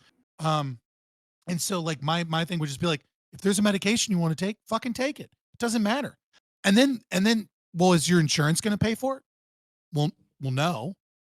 Well, you're going to have to pay out of pocket. Well, our doctors going to prescribe it? Slowly what will occur is that private organizations will begin compiling data to give to doctors to say, this is a good medication, this is a bad medication. And then insurance companies will start picking businesses that they like or don't like based upon what might be cheaper alternatives than what might be FDA approved. And before you know it, you could get rid of the FDA and it wouldn't matter. Nothing would change because slowly but surely the market would take over and it would be more efficient and better anyways. And we'd have way less problems. So and I would do that with everything. I want to ask the three of you a question now, because there's something like fundamental about like the way we go about what solutions are in these conversations. And I kind of like one of the responses Fabian Liberty gave about, well, all you care about is harm reduction as a principle. Why should we care about that principle? So what is core? Because I have a similar way of thinking in terms of like I'm a pro gun rights activist or a pro gun rights person. And I hear a lot of people say, well, what if you save more lives if we didn't have guns? I would say I value the right to defend myself by a gun more so than the total decrease amount of deaths overall by removing guns. So I'm not I'm not a harm reductionist in that way, because I believe in taking a stance based on my principle to defend myself, rather than, okay, let's say you didn't have a right to defend yourself or you couldn't, you would then have a decrease in harm overall. Shouldn't you be for it? It's like, no, because I value, even though I have a higher risk of death, the right to defend myself with the gun. So my question to three of you is like, is one of your principles harm reduction, or do you have like a different principle in terms of like how to decide whether or not we should go about doing something? I mean, harm reduction is one of my principles, but it's not my universal guide. I overall consider myself essentially a virtue ethicist, like overall. Really? Yeah, absolutely. That's interesting. I've never heard you make a virtue ethicist argument that I can remember. Well, very often, like, I think virtue ethicist arguments often overlap with harm reduction, but not in all cases. Actually, no, Lactoid, you've posed me sort of the Hitler killing baby Hitler scenario, and I bit that bullet of like. You're right. You did bite that bullet. That was a tough one, and you bought. Yeah, Corey will not kill baby Hitler. I mean, neither will I, but I wouldn't either. See, there you go. There you go. You would, Lactoid? I don't. I'm scared now about Twitch too. Okay, all right, hold on. It's guaranteed that the Holocaust won't happen if you do it. Are you doing it? No, probably not. I don't know what that word. I don't know. I can't. I don't use a utilitarian calculus to do that. Two problems with that. The first problem is murder is wrong. It's just wrong. Right? There's no way you cannot ethically justify murdering a baby, an innocent baby, based off of what you believe the future crimes will be. Second thing is that if you're looking at it from a perspective of this is the damage of the Holocaust, well, if you extend that into the future long enough, you don't know what the world looks like without World War II. And also, or without the Holocaust. And also, is there still World War II? It's just 10 years later. And is because it's 10 years later, or is the technology 10 years better? And therefore, like multiple countries have nukes at this point when World War II starts. And all of a sudden we have World War II, but 72 different cities get nuclear warheads and the population like dies from radiation and the human population ends up going extinct. Like you can't use this consequential analysis because for the future, because you have no idea how many other things were affected by the change of the future. I could very easily argue that World War II takes a little longer, and that taking a little longer means that all of the horrible fucking machines of war and mustard gas and fucking, all of these inventions get even worse, and the death toll is actually far worse. And so you actually killed more people by killing baby Hitler on top of the fact that you killed a baby. Yeah. Like it's like a silly thing. You could also just say Hitler dies, Holocaust still happens because somebody replaced Hitler as a leader. And also, I made the virtue. We said guaranteed no Holocaust, so. I made the virtue ethicist argument clearly when I strongly defended Plato over Aristotle, arguably Plato, Socrates, the founder of virtue ethics. So I think my position's clear. So I'm different than all of you. I am pretty much like a consequentialist utilitarian, but my util, the thing that like I care about, is like this kind of abstraction of like a unit of consent, where whatever scenario that I can manufacture that generates more units of consent compared to losing units of consent, I would support. In this case, because gassing Jews is non-consensual and it leads to more Jews dying, even though killing baby Hitler is bad in of itself because it's negative consent value, like the value is clearly lopsided on one end than the other, or at least predictively is. I love that your form of consequentialism proves why consequentialism is wrong. Because like any individual can just change their value preferences, right? Which if you were a libertarian, you'd understand value preferences from Mises, right? In economic theory, is that like, and you can just change the moral outcome of whether or not something's right or wrong based off of your own individual preferences, which makes it incapable for conflict reduction in a society of actually determining what is right or wrong. It's just what you prefer be done. Right. I do think that more like right and wrong is just concepts of preference, right? You call something right because you have a strong preference towards it. You call something wrong because you have a strong dispreference for it. Yeah, I was going to say, as opposed to what, Fabian? As opposed to what? I would say that you can logically ground the non-aggression principle as something that you cannot argue against and you cannot justify. And because of the performative contradiction that occurs when attempting to argue against the non-aggression principle, you would have to deny the axiom of identity, the law of identity, or existence exists, and all of Aristotelian formal logic in order to be able to justify violence. And by doing so, none of your words make sense anyways, and you're just saying gobbledygook. What about somebody say? What about somebody say? I don't really care whether or not I live or die. I'm somebody that is okay with somebody aggressing upon me because I'm confident in my ability to defend this aggression, and I believe that might equals right. And as the strongest person here, I can impose my will on others. What do you say to that? So you just made like 7 different moral arguments, right? So like one of them is I consent, right? Which then automatically means that they're within line of what I'm saying. But then you say might is right. What do you mean I consent? I didn't say that. Well, you said I consent because I'm confident in my ability to defend myself. No, I'm okay with people aggressing upon me. That's not necessarily consenting to people aggressing upon me, is that? If you're okay with it, then you're consenting to it, right? Like, well, hold on. You mean okay with like? Are you just saying this person is expecting that other people may aggress upon him, because he wants kind of a Machiavellian world. The law of the jungle, right? You're saying I agree with the law of the jungle. Might is right. Yeah. If you have the power to do it, then you should be able to do it. Well, the first thing I would say is that even if that wasn't a contradiction, which it is, and therefore it's like logic, like what you just said is gobbledygook. Please explain to me the contradiction because I haven't heard it yet. Please. Yeah, this is a lot. I'll set that aside for just a second. I'll come back to it and I'll walk you through it quickly. But basically, you're gonna go what, and then I'm gonna say sorry. You're gonna have to read about it. I will. It's gonna take. It would take us like 4 or 5 hours to get through it.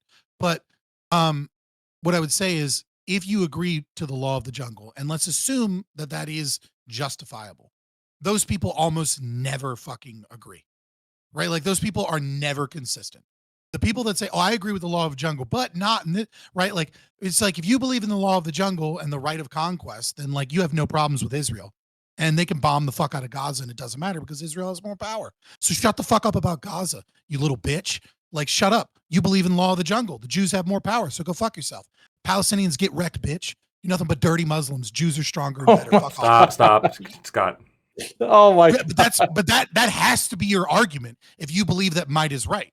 Yeah. I'm talking about the so-called psychopaths that don't care what society really thinks. Right. But that when people say might is right, that's what they're saying, right? They're saying that like if Russia can beat Ukraine, then it doesn't fucking matter. Fuck the Ukrainians. Let them all die. Let them burn. The Russians can kill them. The Russians are better. Russians are a better race. They're superior. Whatever. I kind of think might is right is actually, it's not that it should happen. It's just like that is what happens in this world. So what I use is I don't know if anybody else has used this before. I came up with it, but it sounds so good that I think I might have heard it from somewhere else before and I just like copied it. But I always say might doesn't make right, but it does make reality. Right? Oh. Might does not make a moral righteous thing. But if I've got all the fucking power and I tell you or else, and the fuck can you do? Yeah. What are you gonna do? Now, right? And so, well, I just wanted to say, like, this may be consequentialist brain. I agree, but I think creating a preferable reality is a sort of moral duty, right? Because it generates more consent value. So I do think there is a moral duty on the moral, units, whatever. And speaking about that, I think hold on, pause. I think there is a moral. You just contradicted yourself. You contradicted yourself by saying that someone has a moral imperative or a moral duty. How does that factor into your consent calculation? Because the duty or imperative means that individuals have an obligation to act even if they don't consent to it. So the very concept of a moral duty or obligation where someone must do something for the greater good is in and of itself negative consent. So I don't know. I know a workaround. Well, hold on. So it feels a little bit like semantics. I mean, if duty is the wrong word, then it's the wrong word. I'm just talking about how, like, okay. I think it is. You believe one ought do something. It must it's a moral good. The morally correct must be mighty to defeat the morally wrong. Like there is an obligation. Like there's like some kind of like positive you're moral using obligation. The wrong terms. That's okay. But even if I know the workaround, even within the so-called consent units, and it's an obligation because the consent and the obligation may overlap in terms of people may consent to the obligation, right? Because it'll bring upon the best possible outcome for what they want and their values, right? Because knowing that people have this obligation for themselves will produce the good that they want. So, and still would produce the most amount of consent units in your world, even if some people don't consent. If someone happens to consent to a moral duty or obligation, right? You're right. It's not anti-consent, but for those that don't, they're always like, like if only one, you know what I mean? Like it only takes one for that to be true, which is that has some level of negative consent. If right. But lactose is okay. If there's some level of negative, with some people not consenting. Exactly. As long as most people. As long as the overall consent value is higher. So the thing to understand about libertarianism, you can have a minority consent. So no, let me have a majority consent value. Let me explain.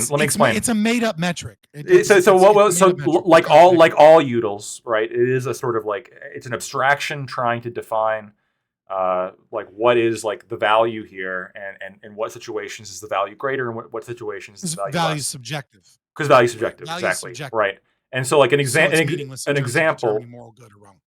Well, it's not meaningless in the sense that I have power, somewhat, right? Minor amounts of power, but like I would just argue that this is everybody's experience with morality, and the people who believe that it's objective are really just expressing their subjective values, right? That's Negative. It's grounded in formal logic.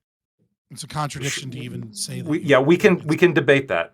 But to give an example of like, so Dream, right?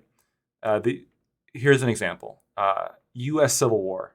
The Union drafted soldiers to go kick ass in the South, right? And the result of that war was to free all the slaves and to eliminate the system of slavery that would have persisted in the Confederacy for the foreseeable future, right? They were going to codify that shit in the Constitution. That was going to be the rule of law in the South.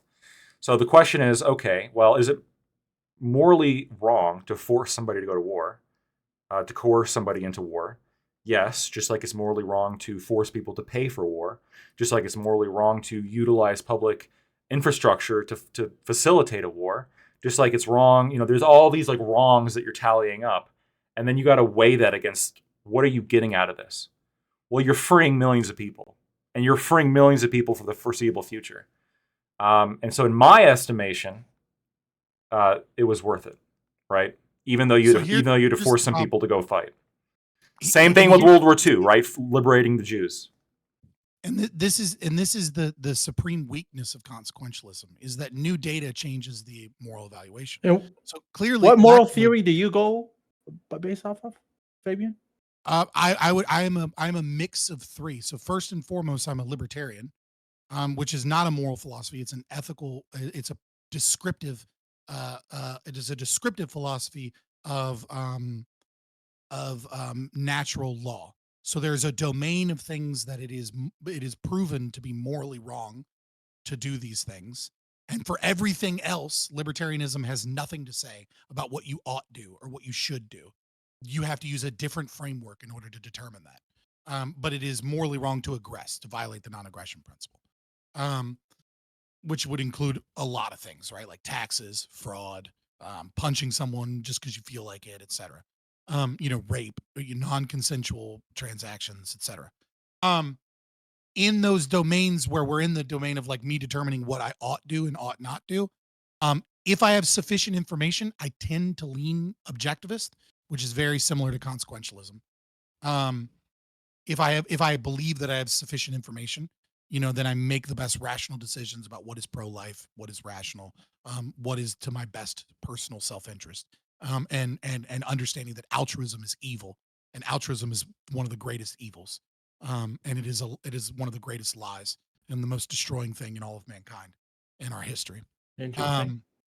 It's killed billions, and then in those domains where I really lack sufficient information, where like I just don't have the information at all, that's when I tend to fall back on virtue ethicists, right? Like if I just don't know, then I ask myself, like, well, like what feels right? Like what feels brave? What feels like I'm sticking up for the little guy? What feels like I'm doing is virtue ethics a form of deontology? No, deontology and virtue ethics are two separate forms of normative ethics. But they're more closely aligned. Oh God. Read Nicomachean Ethics by Aristotle, and you'll have Is it really that much of a difference? Well, so I'm not going to pretend like I'm an expert, although like I'm pretty well read, at least on the virtue ethics part of like generally speaking. At least one of the distinguishing factors are like deontological, sort of like I would say very broadly zoomed out, like rules based of like this is rules and you're not going to violate whatsoever. Virtue ethics usually comes down to like character, or like this is just like based off who I am, my character attributes, and that's sort of like your guiding principle of like your judgment of like. Yeah. Okay. Like character. To me, it sounds a little symmetrical, because it seems like you would have rules on your characteristics. No? Well, that's the thing, but it's not going to be so black and at least I would say in my opinion, a deontological is a little bit more black and white, as opposed to. It all comes down to the trolley problem, right? And it's the virtue ethicist is like basically the only person that can fucking solve the trolley problem without biting bullets, right? And that's kind of the problem, right? Is that like our intuitions sometimes fly in the face of deontological principles as well as what's the virtue ethicist solution to that problem? The virtue ethicist solution is you do whatever you can to save people. And if you fail, you fail, but you tried your best to save people. The consequentialist says you must pull the lever to intentionally kill one person because 5 people will be saved. And yet you're pulling the lever to intentionally murder a person that would not have been murdered. And the deontologist says you have to let 5 people die because pulling the lever is a form of murder that would require you to murder a person. And yet you're going to watch 5 people be killed in lieu of 1. And so both of these kind of like fly in the face of our feelings and our intuitions, right? I think most people intuit that it's wrong to pull the lever and intentionally kill a person that wouldn't have died. Like to go, I choose you to die. Like what gives you that fucking right?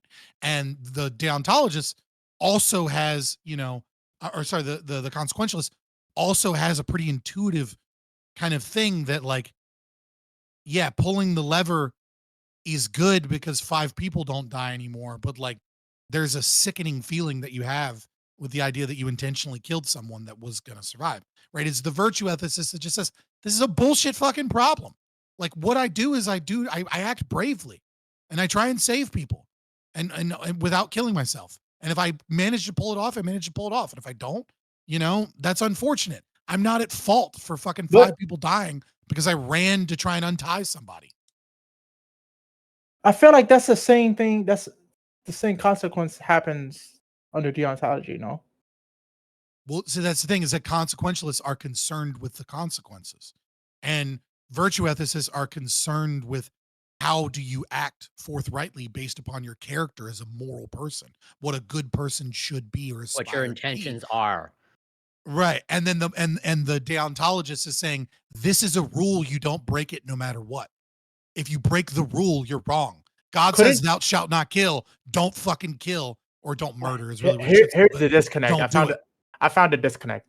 Couldn't you as a deontologist have a moral principle or rule of the same thing that you were talking about, Fabian, of do whatever you can to save people's lives? Couldn't that be a deontological principle or rule that you have? I mean, sure. In that specific instance, that could be that situation, right? Like there could be a rule that says that, but that'd be like a weird self-sacrificing religion, right? Like where like no matter what, you must always do what you can to save other people's lives. Do you have a paycheck? Oh, well, don't get a hot dog at Sheetz. You just broke the rule. You could have used that money to give to charity. You violated that rule. How fucking dare you get a Burger King because you violated the rule that you must do whatever you can in every circumstance, no matter what, to save the. So there's no violation of rules in virtue ethics. Well, you have self-imposed. It's not rules based. You're not making rules, yeah. Yeah, like so. Is it based off vibes? No, it's not. It's kind of vibes based morality. Yes. Well, okay, sure. But I mean, yeah, at some level you can, I would say, make that claim. But like, yeah, like what everyone I guess is probably more familiar with like these days is like the classical like virtue ethics is like Stoicism, but they have like cardinal like virtues, like the 4 virtues of like courage, justice, wisdom, and temperance, and they're all about cultivating character. They have a very specific philosophy behind it of like who they are, and like they usually try also like defer to like historical figures like the classical sage and Stoicism is like pretty much the equivalent of like what would Jesus do is like what would Socrates do, and they like would refer so I guess I am a virtue ethicist because I have a virtue of integrity and not lying no matter what. Well, so most people, right, especially if they're not like a hardcore philosopher, the reason these 3 are the big 3 and called normative ethics is that most people are going to make decisions kind of based off of all 3. Like most people without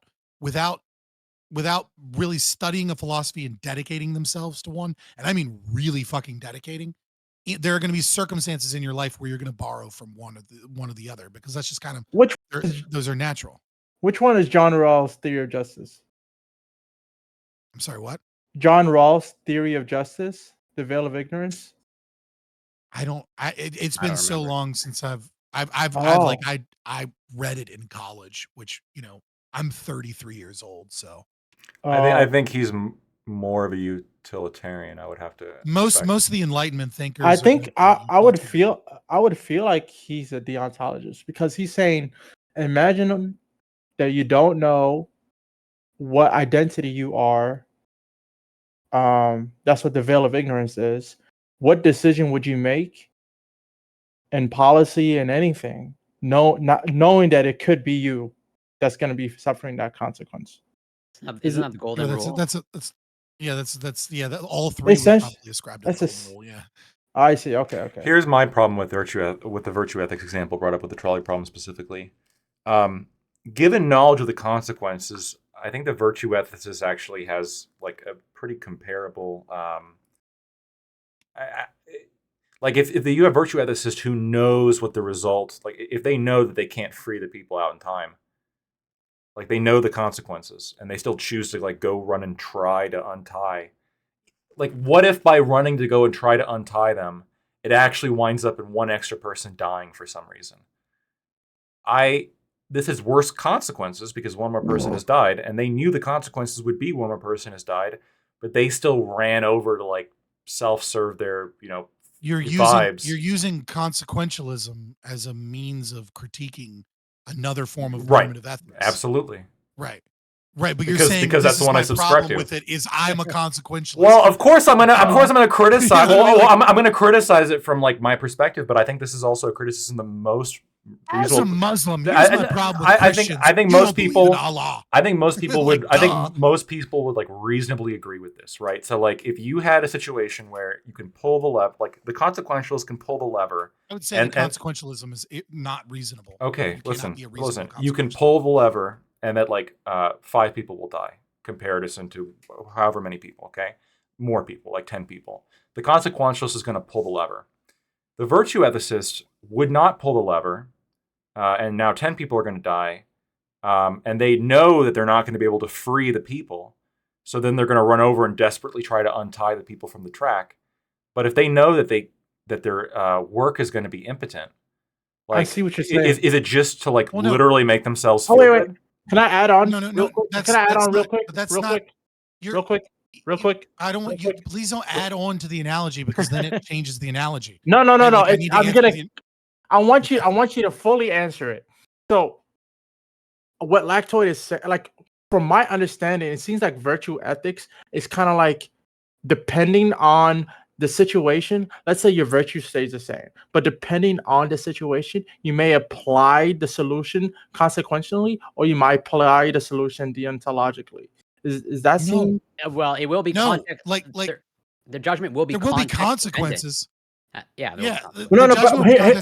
Based on the consequences. Sounds an awful lot like consequentialism. No, the problem with consequentialism is that you cannot know all of the consequences. It is impossible to know the consequences. Number one, you can only posit what you think the consequences will be. Number two, it's that value is subjective.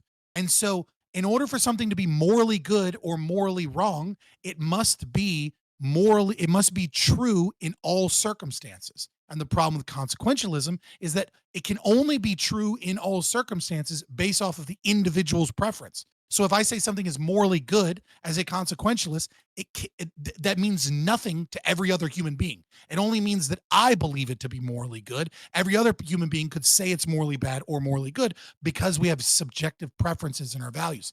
It is not possible to determine what is morally good or what is morally wrong via consequentialism. And it's not even possible to say that something is a universal good or a universal bad, which is an even worse weakness of consequentialism, because it depends upon value preferences, ordered preferences.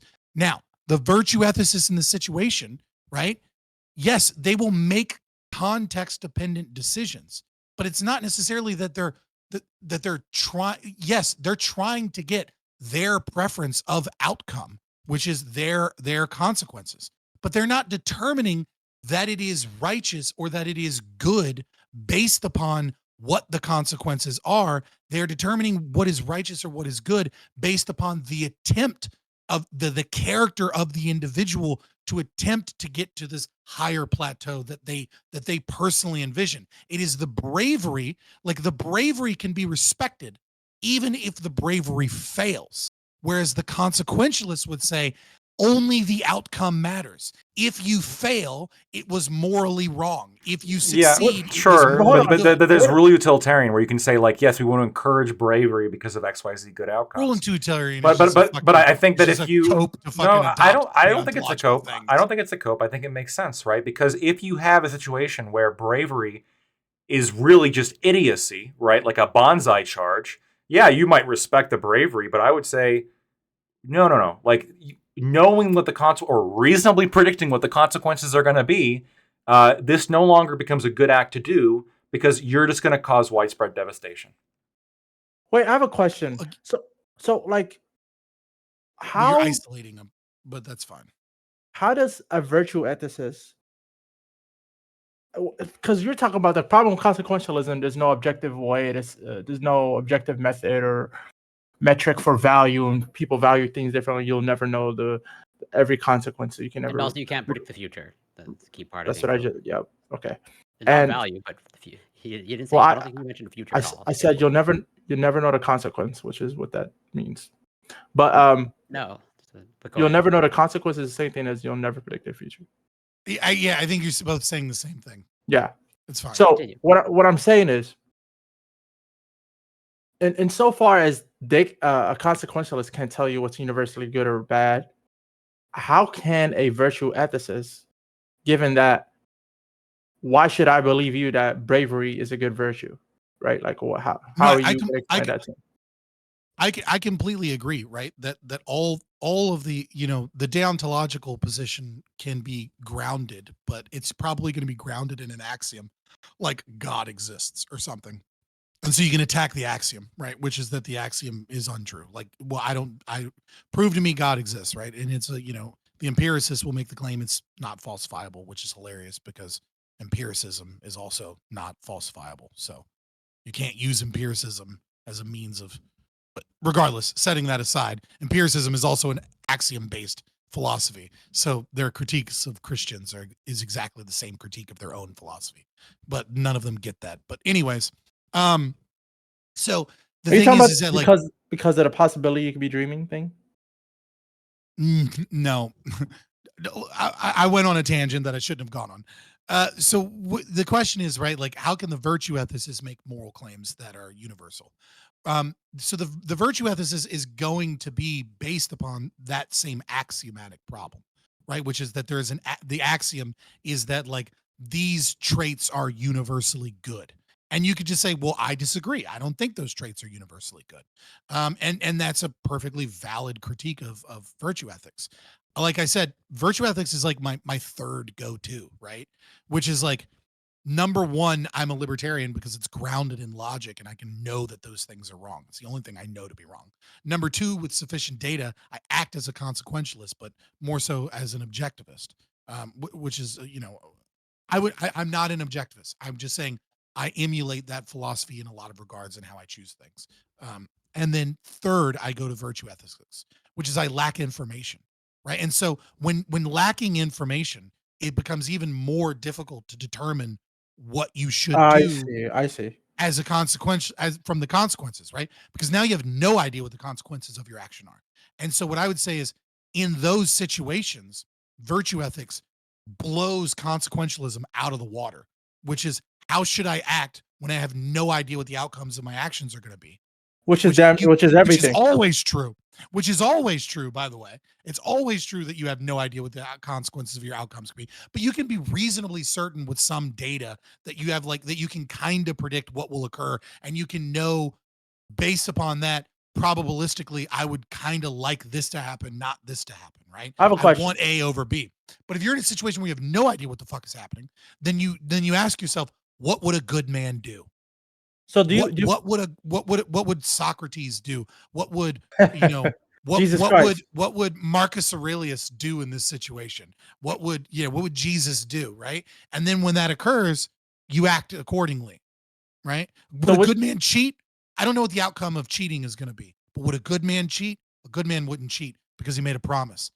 Now you could say that promise could be the deontological in you speaking, saying you made a promise, don't you dare go against it. But it could be the virtue ethicist in you saying, I value my promises. I value loyalty. I know a good man doesn't cheat. That's not what a good man does. You don't know what the consequences of cheating are. You don't know if you're going to get caught or not. So you don't do it anyways. Would you say that like you don't believe that there's objective morals, or that you do? I don't know. I don't know if there is objective because I see convergence especially when we talk about rule utilitarianism, right? Which is like they eventually start accepting certain things as wrong. And so I don't know if there is an objective right, like in theory, I am still open to the idea that there is an objectively right thing to do as a moral realist, but I don't stake that claim. Like a lot of people can give me shit one way or the other, but the real answer is I don't know. I'm open to the idea that there isn't one moral objective ethic. I see some evidence that points towards that, which is convergence. But I also see the evidence. What is convergence? So over time, societies adopt rules and that are functional towards society. I see what you're saying. And those rules tend to work, right? Like don't rape. Throughout the world, rape was kind of like common everywhere. And then we've all kind of, not everybody's gotten on board, but over time, more and more people have gotten on board to the idea, regardless of whatever religion or moral philosophy they're from, that rape is bad, right? And the same thing is true with murder. But I think, true with theft. I think there's a contingent moral objectivity where there's an objective way. There's an objective moral contingent on that you would want to live in a society. Right. Yeah, I mean, like I said, I just don't know. I don't know the right answer, right? But the convergence would be functional, pro-social.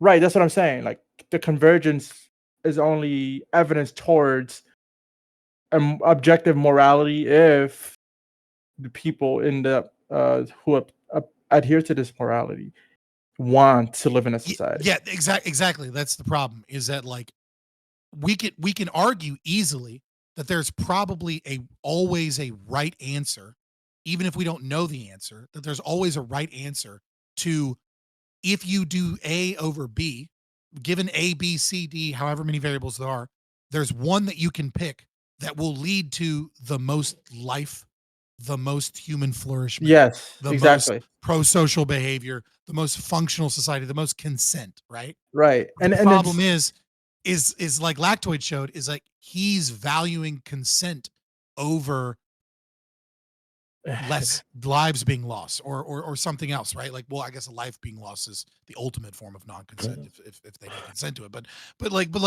his value structure is going to put consent at the top, whereas like a socialist doesn't give a fuck about consent.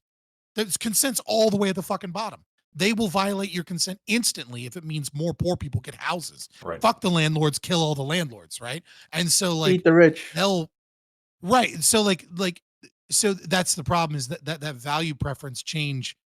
It's right, hard to know. I intuit that there might be one objectively true. What about you? What about Lactoid and Corey? Do you guys believe in moral objectivity or moral relativism? I tend to pretty much like take Scott's position of Eileen more towards it existing, but that is a faith-based claim for me.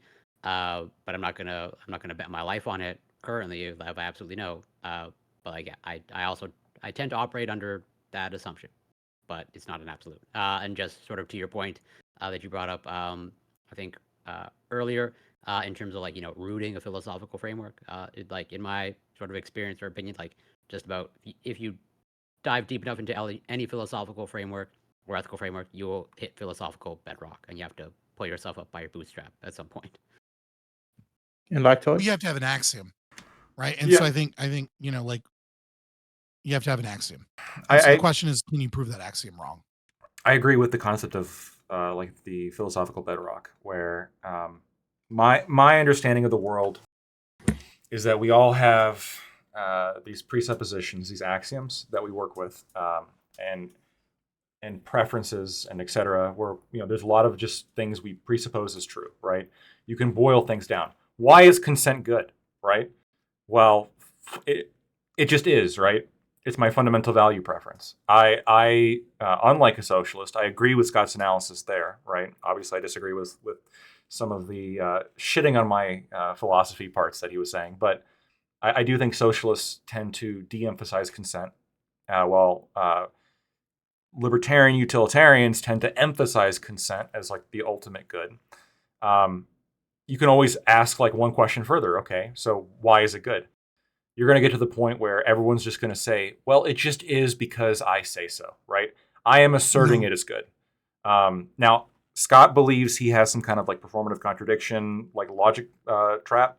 I've heard it. I'm not convinced. I think everybody has these values deep down.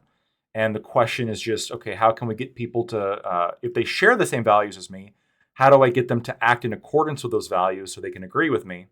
And if they don't share those values with me, how do I politically repress them so they're no longer a threat? So I want to go back to a question I asked earlier that you put to the side, that you said there's like an objective morality on the non-aggressive principles.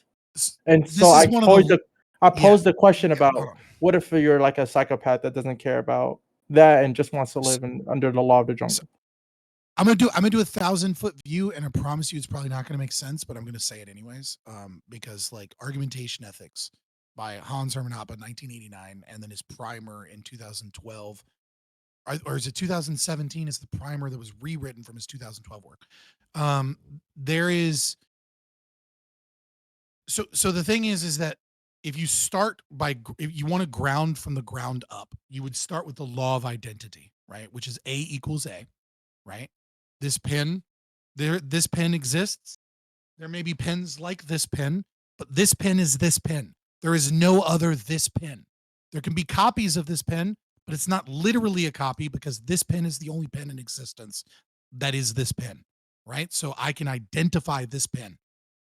Then you move into Aristotelian formal logic, which is the law of excluded middle. The either is or isn't. Formal logic. I know.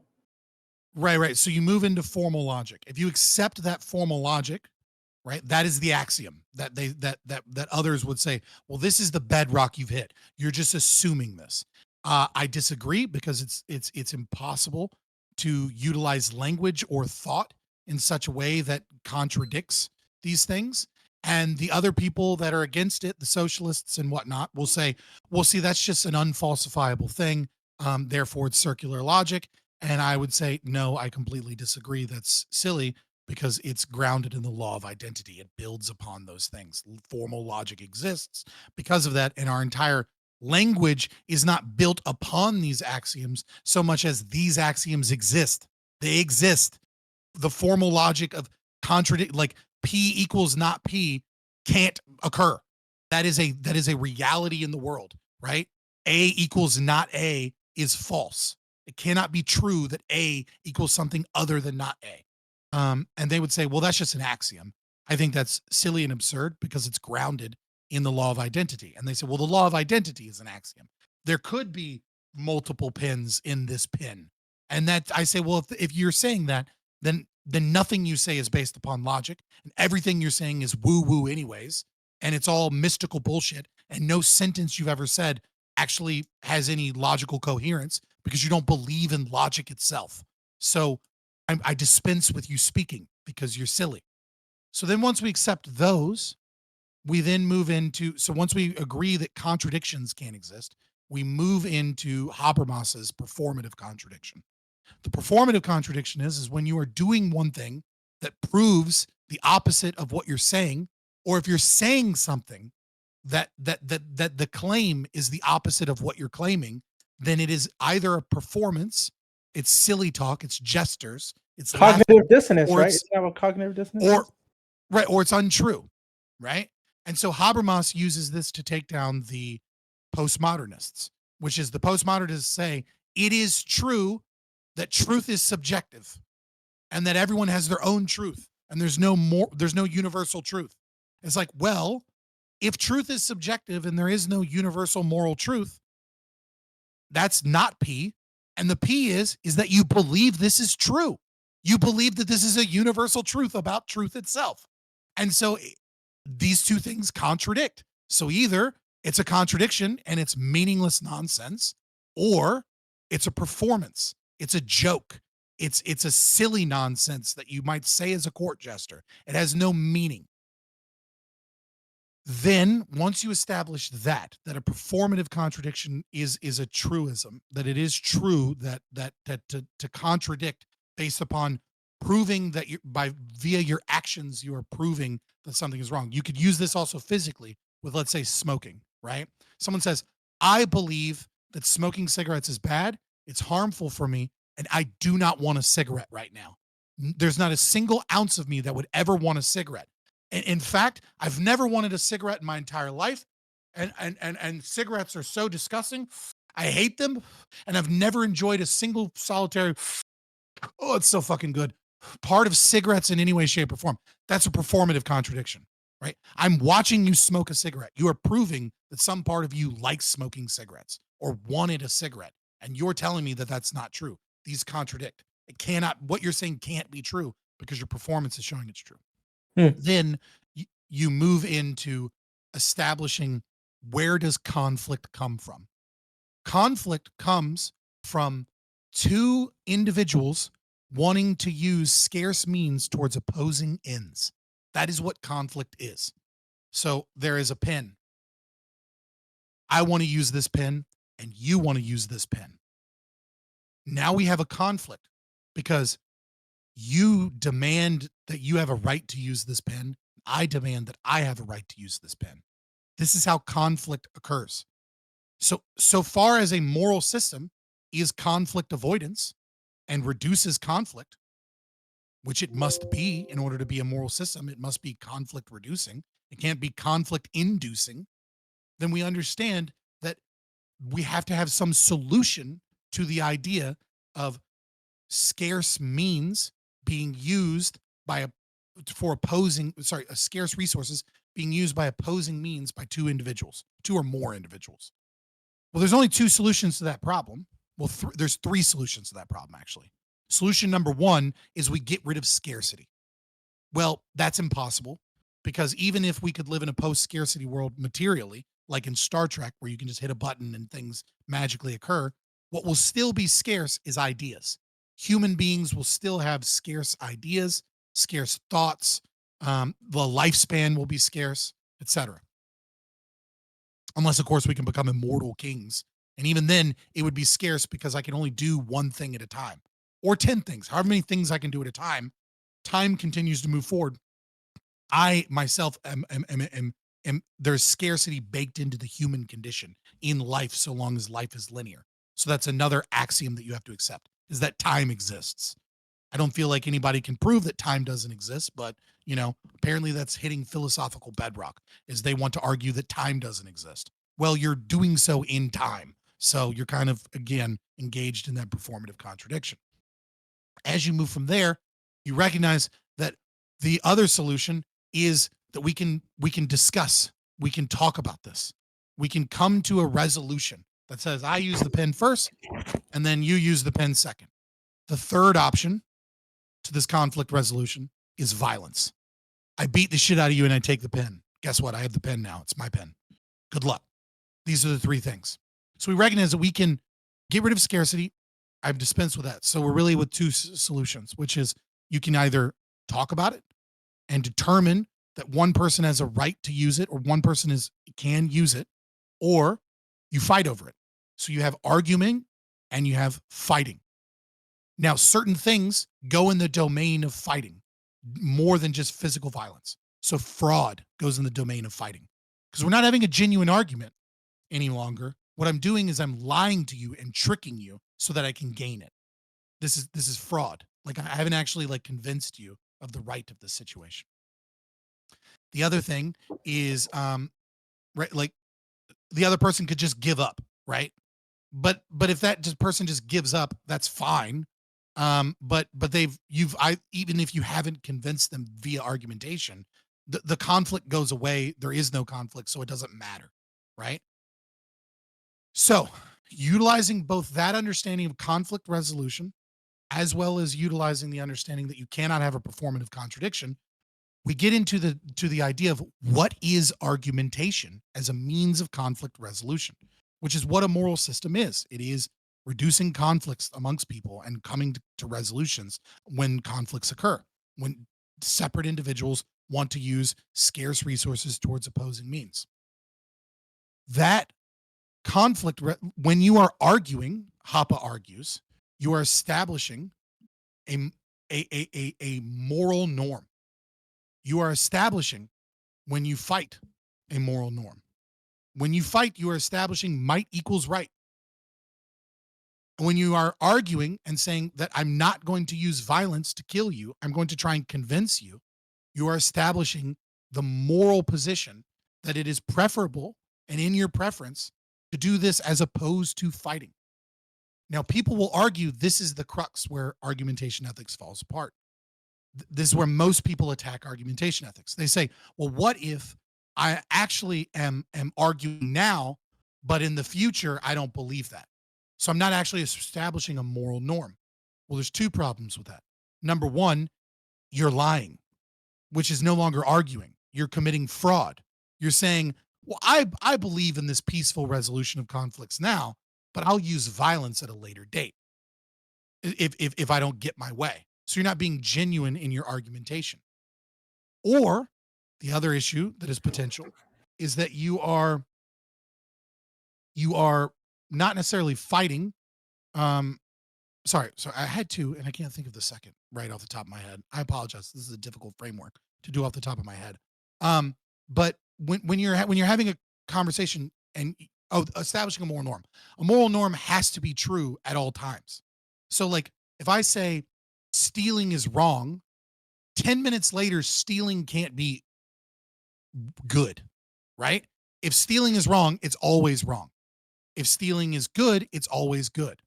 And so if your argument in locus, in time, is it is morally preferable to respect your autonomy, which is what you're doing by arguing, right?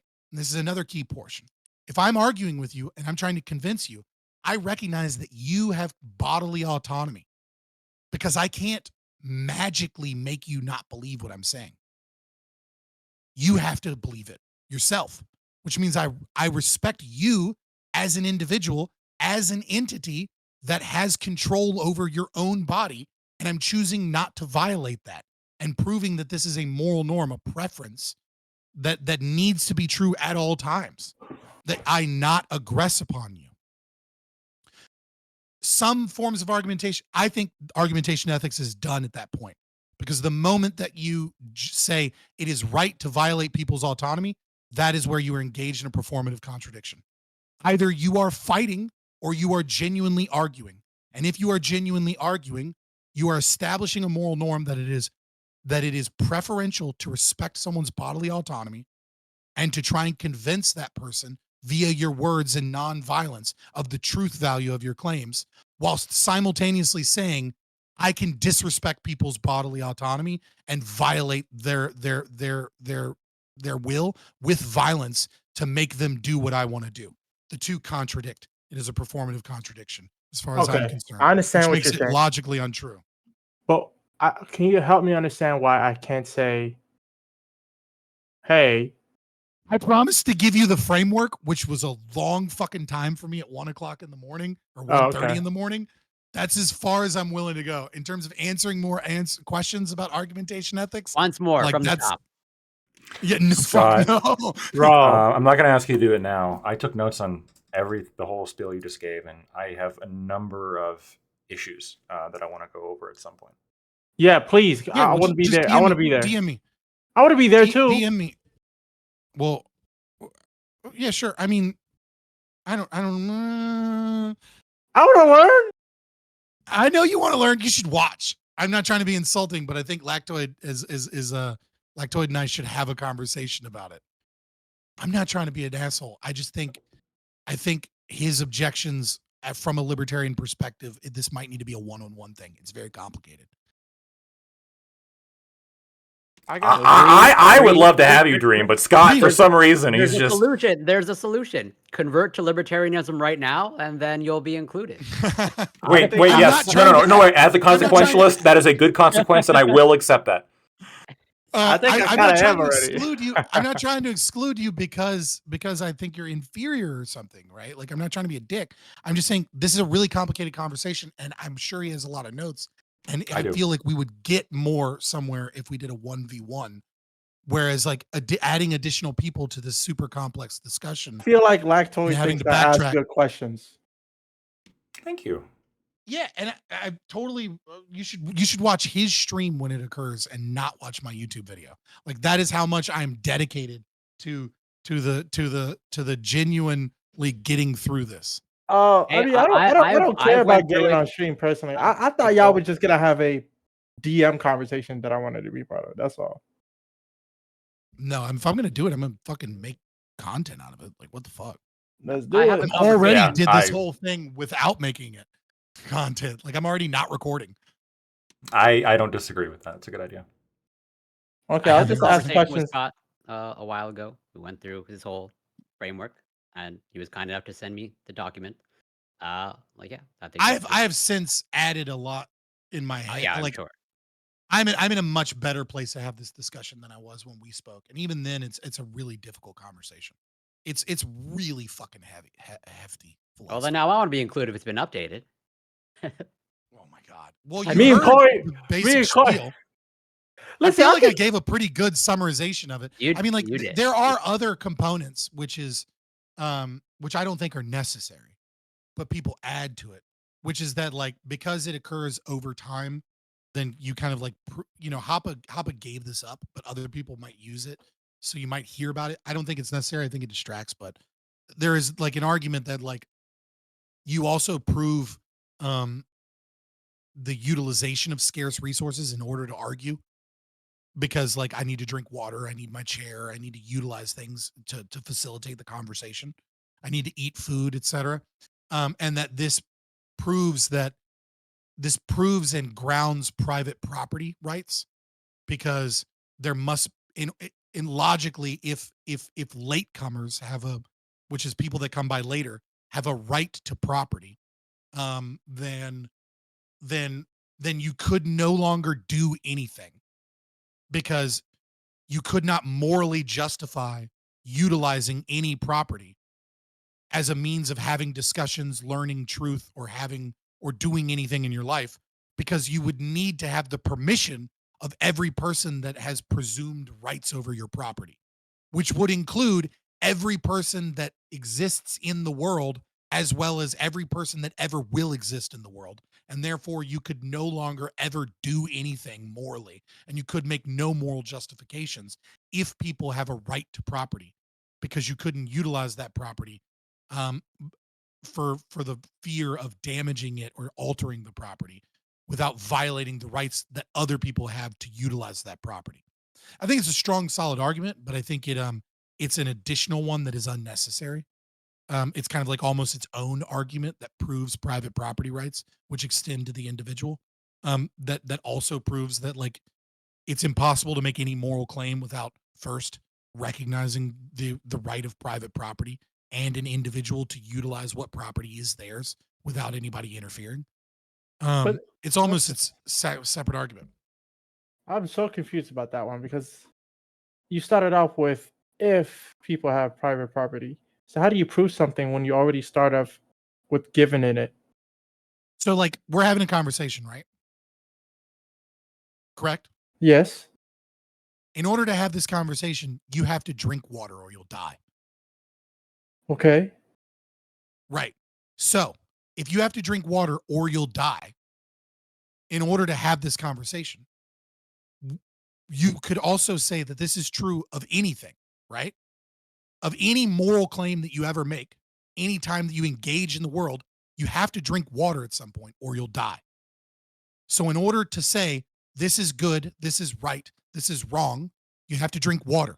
So part of the process of being able to make a moral claim is the utilization of water to keep yourself from dying. Now, if it is true what the socialist says, which is that everyone has a claim to the water. Water might be a bad example because water can be recycled, right? But let's say food or something like some type of food in order to eat, right? If the socialist claim is true that private property does not exist and private property rights can be violated, then how is it that you can make any moral claim? Because if you were to drink water or eat food or utilize anything that is necessary to make a moral claim, right? Sit down in a chair, whatever property it is that you're utilizing. If you were to damage or change the nature of that property by using it, and it is true, the socialists are right, that anybody else can use it, then you can't do any of those things without getting permission from those other people because you might damage or change the property. It's not your property. Couldn't you just say nobody owns it and I'm just drinking it anyways? Well, if your claim is that no property is owned, right, and you're utilizing the property, then your claim is that you do not have a right to utilize that property. But I'm still doing it, and even though I don't have a right to do it, I'm still doing it. Right. So your claim would be that it is that in order to make a moral action, in order to make moral statements, in order to have a conversation, right, you must utilize this property. And you're saying, well, I don't have a right to do that. Hold on, I'm confused. That's what you're saying. I'm a little confused because from my understanding is I don't own rain, but I feel like I can open my mouth and drink the rain. Right? Sure. So I don't need to own water to drink water, right?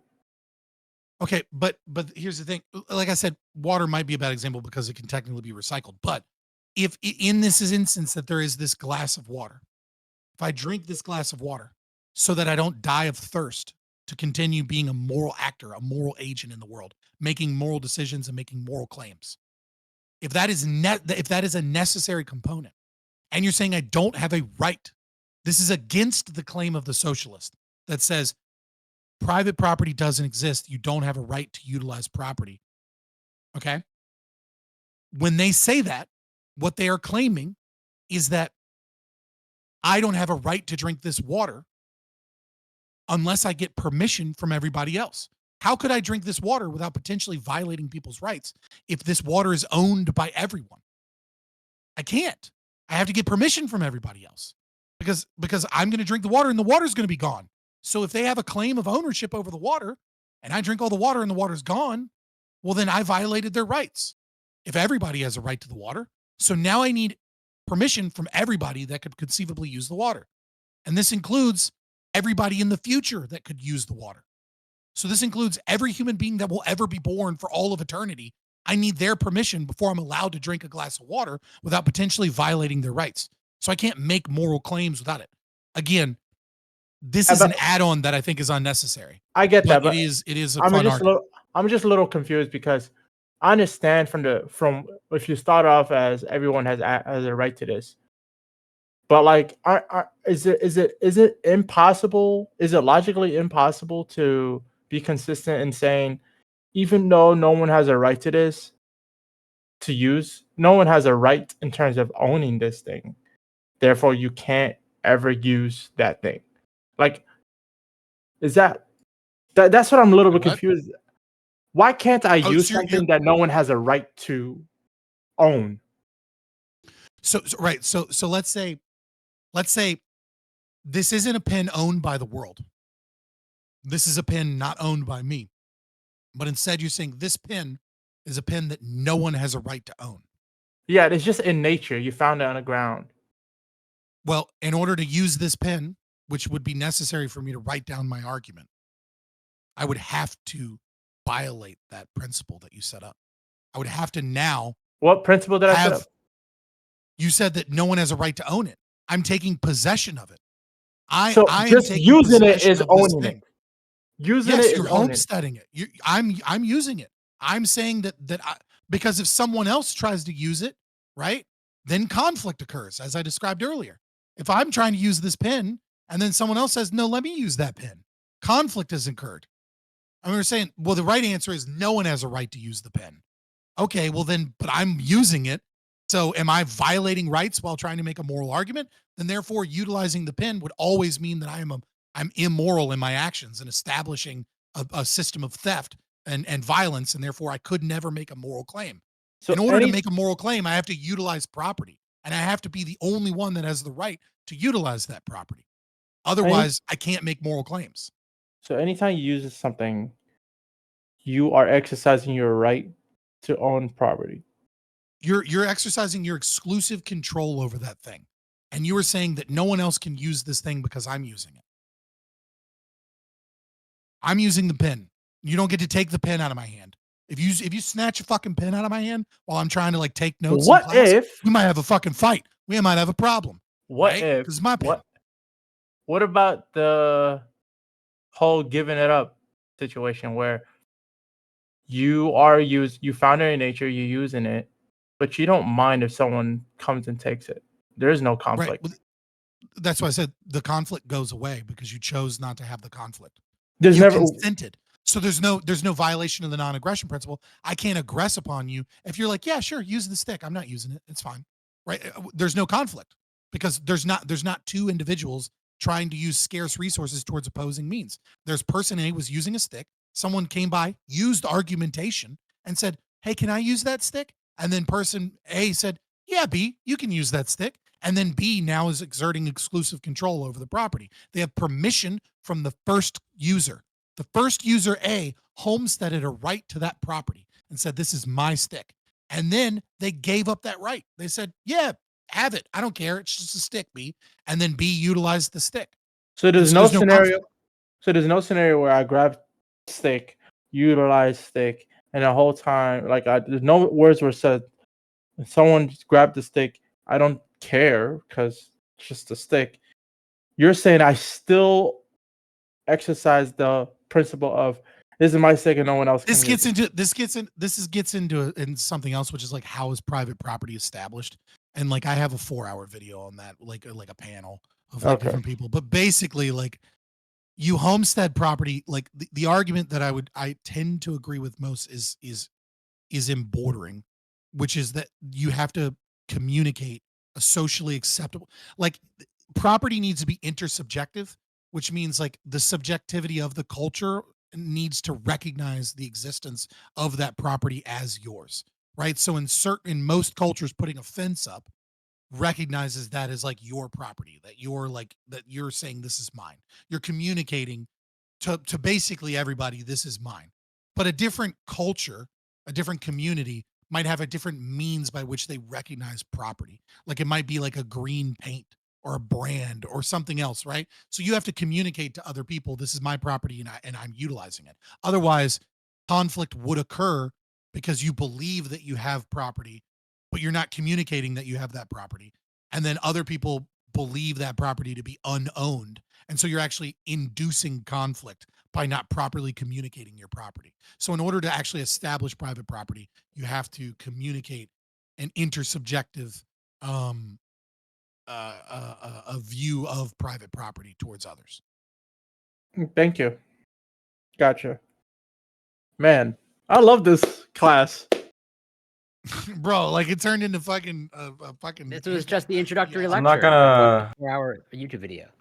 Yeah, I mean, I study philosophy. Like that's my degree, philosophy, and I this stuff is just super interesting to me. I have a lot to. I'm not gonna go through all of it right now, obviously, because it's late for me as well, and I have work early tomorrow. It's 1:40 in the morning. But I just wanted to, if you, I wanted to ask a few questions. If you just wanted to give a short answer, that's fine. If you wanted to explain more, that's fine too. Well, I'll give it like a short answer, and then maybe we'll get into. Sure. So they're yes or they're yes. I'm not going to hold you to yes or no, but they are framed to be yes or no questions. So if you just however you want to do it. So presumably, and also forgive me if I can't because that's all good. Yeah, no problem at all. It's only 5 questions. So presumably you believe killing baby Hitler would be wrong because it is a performative contradiction. Is that true? Well, I don't think that killing baby Hitler that is not true. Why it's wrong? It would be wrong to say that what would be wrong is to say that it is right to kill baby Hitler. That would be the performative contradiction. Is if we were legitimately having a conversation and arguing, the performative contradiction would be in the statement of saying it is good to kill baby Hitler, not necessarily the action of killing baby Hitler. That would have to be referenced against my words at a different position. Okay, is war a performative contradiction? Is war a performative contradiction? Well, war is a fact of reality. So you'd have the questions non-specific enough to where it could be yes or no. It depends upon what you mean. Okay. Is paying a police officer to go enforce laws against crime a performative contradiction? No. Criminals are stopped from being able to argue because actions are so like when you understand estoppel, right? Yeah. Like the legal concept of, as a lawyer, you right? Yeah. Estoppel, So right? yeah, So the concept of estoppel. The concept of estoppel is that generally in the legal context, you can't make an argument or do something that is contradicted by everything that you've done up to that point. Right. So Stephen Kinsella created like the estoppel kind of like principle in terms of libertarian thought and natural law philosophy, which is that like if you're a criminal and then you argue that you're not a fucking criminal, right? And all of the evidence shows that you're a criminal, right? The cop isn't violating your fucking rights by arresting you after you like kill an old lady, right? You're stopped from arguing that the non-aggression principle applies to you and that you have a right to not being kidnapped by the police officer until such a time that you pay restitution. So let me clarify. Is paying the police officer with my tax money to go and enforce laws against crime a performative contradiction? I have to I mean, it's obviously wrong, but is it a performative contradiction to pay taxes? Yeah. No, because you pay taxes under duress.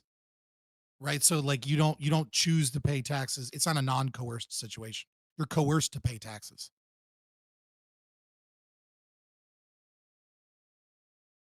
Right? Like paying taxes is a form of self-defense because it's a form of like paying off the mob so they don't come kill you. Right? I'll get thrown in jail if I just decide randomly to McAfee myself and be like, I'm gonna fuck you. I'm not paying taxes. Right? So like, it's not like you're the victim in that scenario. Even though the cops are ostensibly doing something for you, right? They have stolen that money from you in order to pay them to do that. And then they're enforcing, something based off of a Republican ideal. So what if you consented to paying taxes? Then would that be?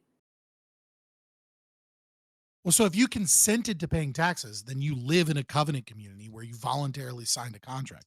But you can't consent to violate other people's rights. No, I'm saying like what's the term he used? What's that term he used? Was like a violation of something? What I'm saying, I don't know. What I'm saying is you can't consent to violate other people's rights.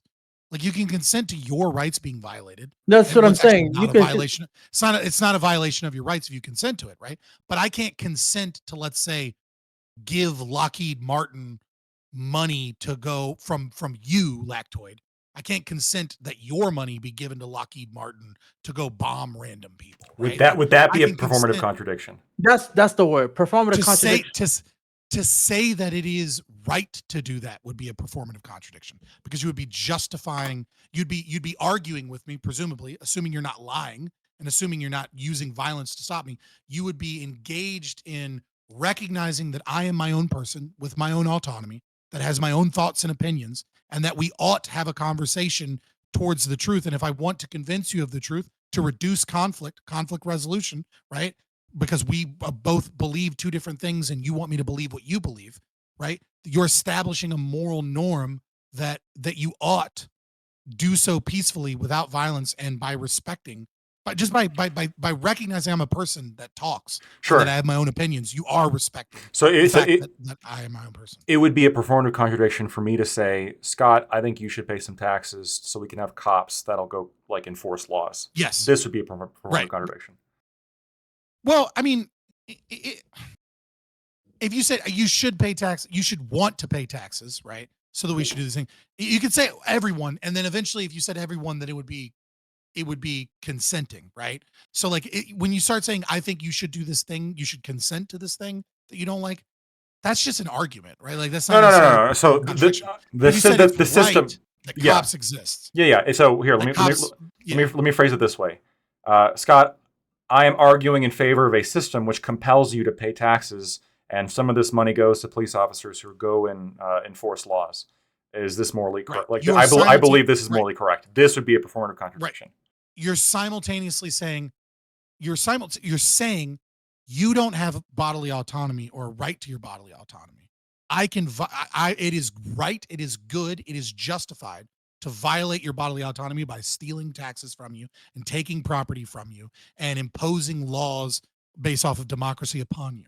And in the performance that you're doing, engaging, is that you're honestly debating and arguing with me. And by doing so, you're recognizing that and respecting that it is morally right to respect my bodily autonomy and myself as an individual that has decisions over what it is that I believe and what I want to do as a means of conflict reduction when we have a conflict. And these two things are contradicting. Okay.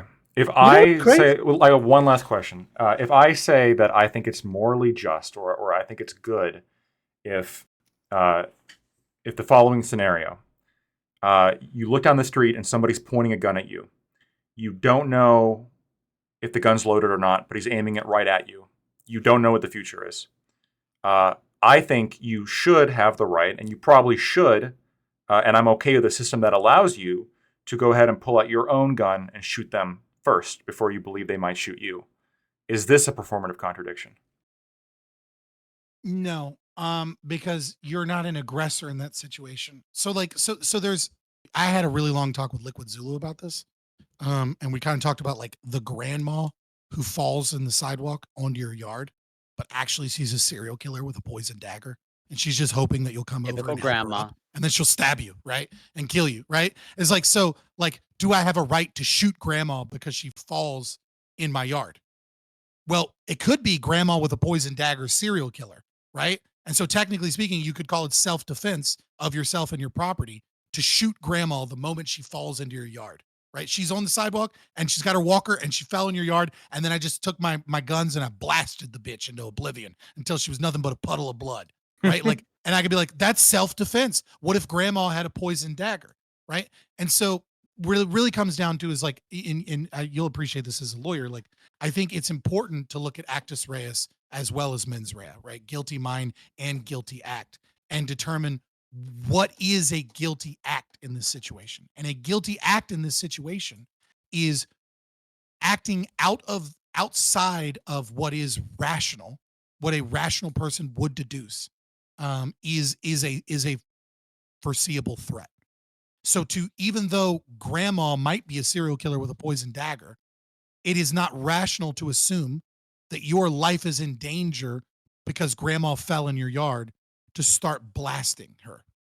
But if we want to look at something that could be rational, right, is I'm in my living room and I turn on the TV and the news says there's a serial killer going around and this is what he looks like and he's pretending to be a Jehovah's Witness.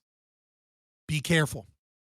And then I look out my window and a guy that looks just like that sketch is walking up my yard. And I go, hey man, get the fuck out of here. I know who you are. I'm calling the cops. And then he keeps on walking. And then I pull my gun out and I fire a warning shot. And he keeps on walking. And then I get scared and I shoot him. Am I guilty of murder once I realize that the guy's actually just deaf and he's a Jehovah's Witness and he's not the serial killer? And he was just whistling Dixie coming up my yard onto a common egress to tell me about the Lord Jehovah, right? And I shot and killed this guy. Well, no, I don't. I would say that I don't actually have either mens rea or actus reus, because it was actually the Jehovah's Witness that made the mistake here, that did the guilty thing as they came onto my property, and they were negligent in the fact that they were incapable of hearing the warning shot or me telling them to get away. And so they came onto my property. They trespassed on my property once I told them to leave, even though it was common egress. It was unbeknownst to them, and it was an accident, and it's an unfortunate circumstance. But you would still have the right of self-defense, despite the fact that that guy isn't a serial killer at all, right? It just happened to be that all of the available evidence that you had at the time led you to believe that in order to defend yourself, this is this had to occur. So you're not justifying, you're not engaged in a performative contradiction here, because you're not justifying killing someone that did nothing wrong. Is like kind of the idea, right? Like, is this the crux? Is that you're incapable of saying that, because now I'm engaged in a performative contradiction to say that it is right to kill that person. And I would say that I'm not, because I'm not saying that it was right to kill that person.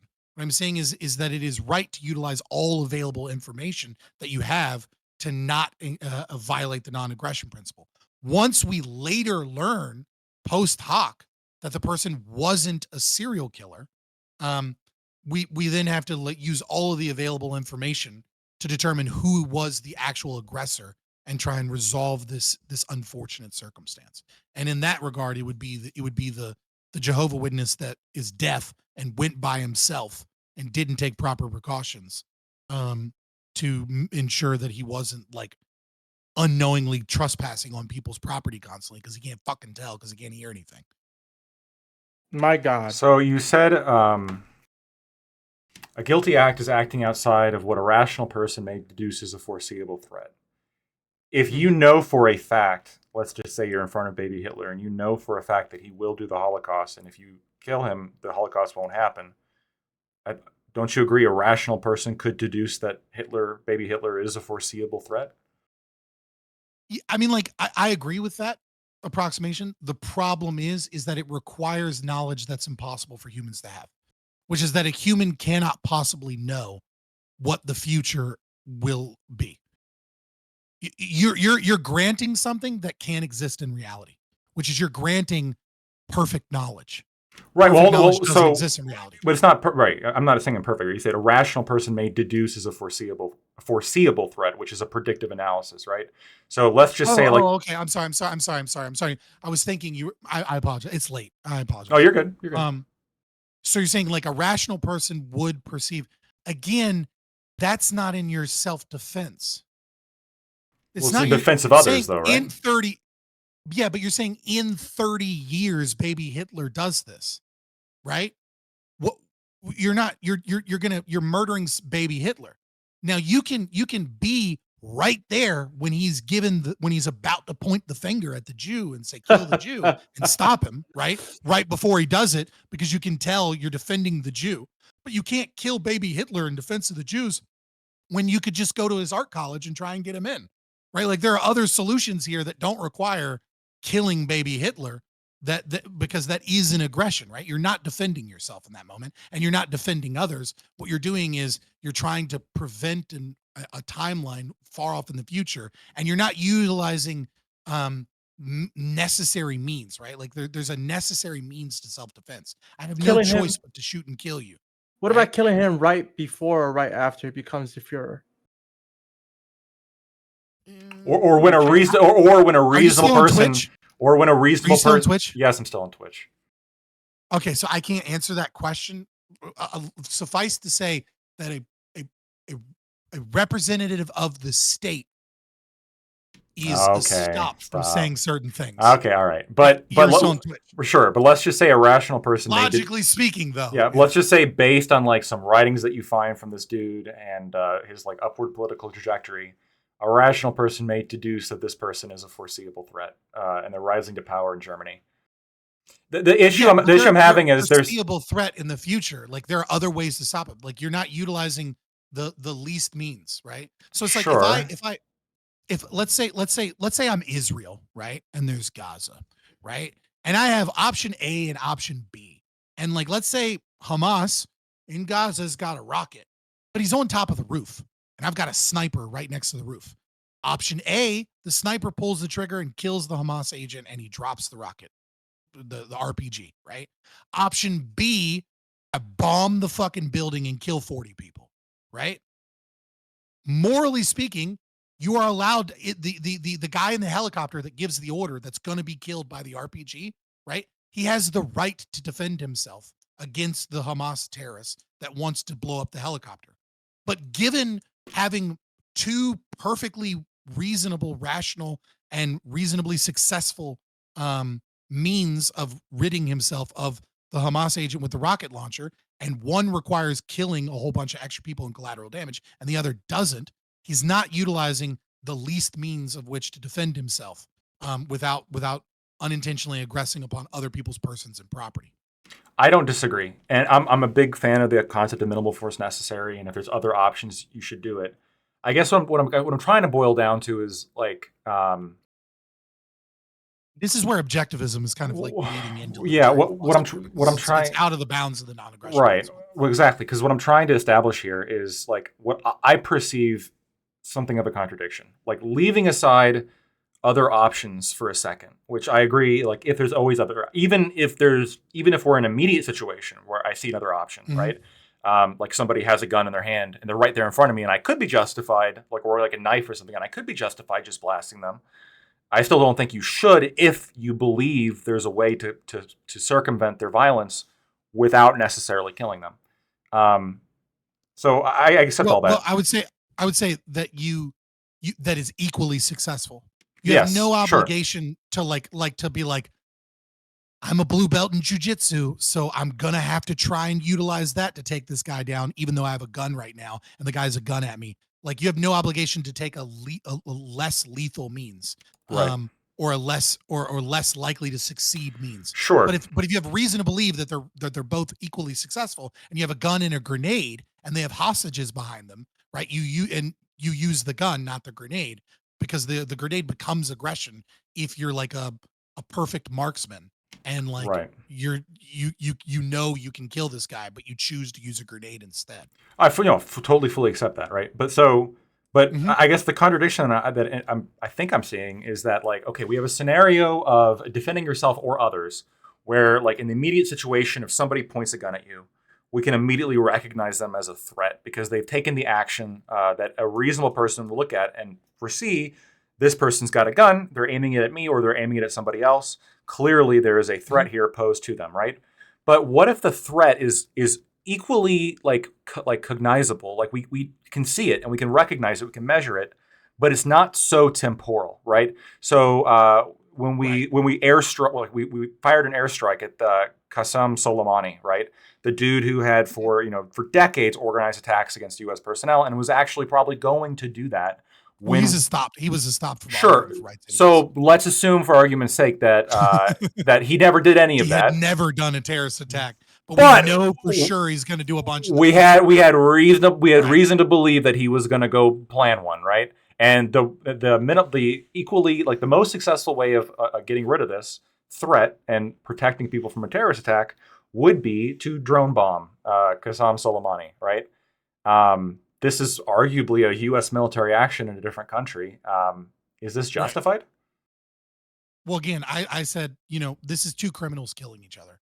Like, he's a stop from arguing for anything, and the United States is a criminal organization in and of itself too, right? So I don't really care. It's like when cops beat up gang members. It's like, well, these are two criminals fighting. Like, I don't care. Okay. Am I a stop from blowing up Qasem Soleimani with a very, very well executed RPG strike? So like, this is a question I'd have to think about, right? Which is like, what is the law, the natural law kind of position in terms of like the temporal justification of getting rid of someone, right? Which is, it would seem that the longer the time occurs, the less and less rational it becomes to assume to take violent means towards someone, right? Because it becomes more and more difficult for a rational person to justify that this is the only way to get rid of someone. So if you say the terrorist attack is imminent, right, and all he's got to do is push the button, it's very obvious I'm justified in shooting him. But if it says he's got plans to push the button in a year, it becomes really fucking difficult for me to say that a rational person must assume that you have to shoot this person, that there isn't all kinds of other shit we can do in the next year to stop him that doesn't require killing said person. Now, if this person has already killed other people, well, they're stopped from arguing anyways. And if they openly proclaim that they can do so, and they refuse to back down from the fact that they're going to do so, you've already kind of consented to violent action against them anyways. So you're saying as soon as somebody kills somebody, they can never advocate for themselves ever again? Well, so what I would say is they can't advocate for themselves, but it would be wrong. So like person A kills person B. Okay. You're person C. Can you kill person A whenever you want? The answer is no, but it's not because person A has a right to their life that you can't take because they've already murdered another person. It's because person B's family has the right of vengeance and restitution of taking that person's life as they see fit. And you would be stealing that right of vengeance and restitution from person B's family. Because it's not right that person A kills person B violently and person B's family, their mother, their wife, etc., don't get to have their justice.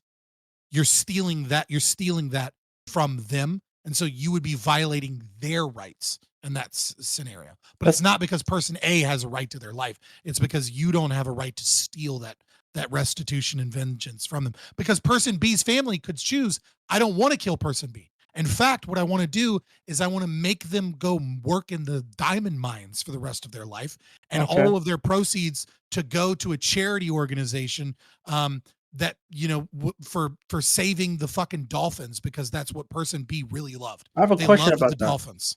Wouldn't that allow for such like a cycle of violence in perpetuity infinitely if no one knew the first happened, like the first occurrence of that cycle? Well, if no one knows, then you don't get to kill the person. No. Like if you're person C, you don't get to kill person A if you don't know what's going on. It's only person B's family that has that right. Let's say person A kills person B. Mm-hmm. Person B's family try to kill person A. Person A's family now try to kill the person who person A's family has no right to no. stop them. But person A's family didn't know that person A killed person B. From their perspective, they're avenging person A. Yeah, but so you're assuming for this to turn into total, like, sure, that could totally happen. Like, I'm sure I'm like accidents and imperfect knowledge occurs, right? I don't, this isn't a utopic worldview where like all the violence goes away, right? Right. So that could happen, right? But I would say that it's probably a safe bet for everyone involved, right? And it's better for the market if people create systems of justice where that is less and less likely to occur, right? And so that's why you would hire a rights enforcement agency, right? Instead of taking vengeance into your own hands, you would you'd call Geico and you'd be like, brother was murdered. Here's, fucking, and they'd be like, oh shit. And they send in the cops that they have and they go look at it and they go, person A did it. And all of society recognizes Geico's really good at this. And then, person A has Nationwide and Nationwide goes, our guy didn't do it. And then like they do evidence and Nationwide goes, oh yeah, there's CCTV footage and there's like DNA evidence and there's all of this shit here. Yeah, fucking have at him. And, person A's family might be mad, but that's no different than it is today, right? There's plenty of people who, how many fucking court hearings or something have you seen on TV or something where as soon as you go out, people are like, rest in peace, such and such. And it's like some dude that was a horrible murderer or like, or they're like free such and such. And it's like, dude, he killed 6 people. Like, what are you talking about? Like that happens today where like the family feels unjustified in that situation. And so like, you shouldn't take violence into your own hands. Can I say something? You have that right, but effectively, you should utilize systems that are more effective at it. Bro, the more I hear you talk, bro, it's just crazy to me, bro. It's like, when are you gonna miss, bro? I'm just not hearing you miss at all. So you're talking in my wheelhouse, right? Like you're talking about my philosophy, and that's basically what I've been doing for 2.5 years. So it's like, if we start talking about somebody else's shit, like they're gonna seem like a fucking expert, right? If we start talking about fucking whatever form of like law Lactoid specializes in, you're gonna be like, when is fucking Lactoid? I got a whole consent utilitarian ethics pamphlet to send you. But hold on, I just have you ever spoke with Fanatic? Fabian? Yeah, Fnatic hates me. He screams. Oh, we know Intelligence Fnatic. ones, We and know he really- Fnatic. I think Fnatic hates me as well. I think Fnatic hates me as well. Will no longer do Reverie because of me. Really? I Oh, thought yeah, a conversation would have been great between you two because What? Yeah. When is the conversation between Fnatic and anyone? I'm white. That's all that needed to be a problem. I'm white. Oh, I'm not sure if I go that far. Hey, fellas. I wanted to ask you something, but this is like I have something to ask that's completely different. So, let me know when you guys are through Just this go ahead. conversation. I just wanted to say I'm about to dip out. one more thing for you, Scott. I know I said that before, but please. As to the threat stuff that we were talking about before Dream's question, you stated something along the lines of that the further time goes on, the less of a reasonable threat somebody is, in order to take action to potentially defend yourself or others. Would you recognize this as I didn't say that. I didn't say that. What I said is the less likely it is that you must use certain violent means as a means of stopping them. Sure. So the longer time you have, then the more likely it is that like you don't need to pull the trigger and kill them, but that there's a rational way to attempt to stop them. Right. That doesn't require that. Sure. Would you agree that this is an exercise of predicting future potential consequences? Yeah, of course. I said it's out of the realm of the non-aggression principle and moves into objectivism, which is very similar to consequentialism. And it's a kind of a form of consequentialism. It posits pro-life situations, and it values at the very bottom is altruism. Altruism is evil. Is there a So rule it's a specific when something moves from the NAP into objectivism? There's no rule. It's just if I can't prove something is a violation of the non-aggression principle, then libertarianism is not a full moral framework. It just says these things are wrong. All the other things, it doesn't say whether or not they're right or wrong. It just says I can prove these things wrong. Everything else, you have to have a completely different worldview or philosophy. You could be consequentialist, you could be virtue ethicist, you could be a Christian, whatever it is. It's like this domain of things are wrong. Libertarianism says nothing about what is good. And there's tons of shit that might be bad. Like, I don't know, OnlyFans whores being teachers. That might be bad. It's not a violation of the non-aggression principle, though. So I can't prove that you should be able to arrest these bitches, right? But it's probably not a good idea. Hey. All right, good. Thank you. Yeah. Oh, sorry, Lacto. Did you have anything else? No, I did. That last part was super interesting, and I'm gonna have a lot of questions about that later. All right. So I want to ask. Yeah, I want to ask the Scott and Lacto specifically about their thoughts on the what's happened with PlayStation and Disney in terms of people have bought content on PlayStation Store in terms of like video content, and they had previously shut down their storefront, but now because some sort of deal has expired with Disney, they are basically taking back the content that was already bought, right? So if you bought like shows from not Disney, I'm sorry, I said Discovery. If you have bought shows from them, they're gonna take that off of your PlayStation 4 or whatever. Even if you hit the buy option. So like what are your thoughts there in terms of like purchases and like contracts? Do you think this is a like if you observe the terms of their conditions, do you think that it's still right in terms of a market, so that when people try to buy a thing, quote unquote, buy a thing, that it can simply be taken away later?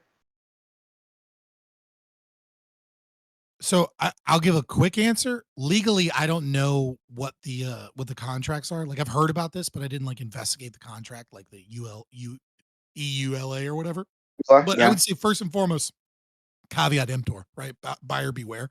I think if you're stupid enough to buy a PlayStation in general, really, and like because there's like 4 PlayStation exclusives that come out every year, and then like 3 of them end up on PC anyways. Like it's silly that you bought a PlayStation, but you bought a PlayStation.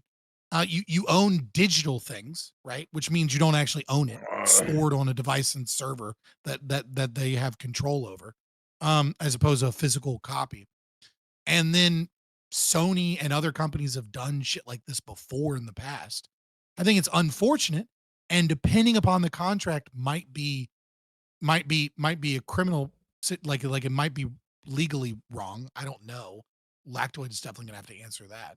But from a libertarian perspective, if the contract allows them to do that, it's kind of up, like, why the fuck do you have movies stored on your PlayStation instead of like stored locally on a hard drive on like your computer or something? Like, I understand not everybody has a computer, but it's wild to me. But yeah, and then on top of that, I'd add that IP doesn't exist, and I can have a copy of whatever I want anyways.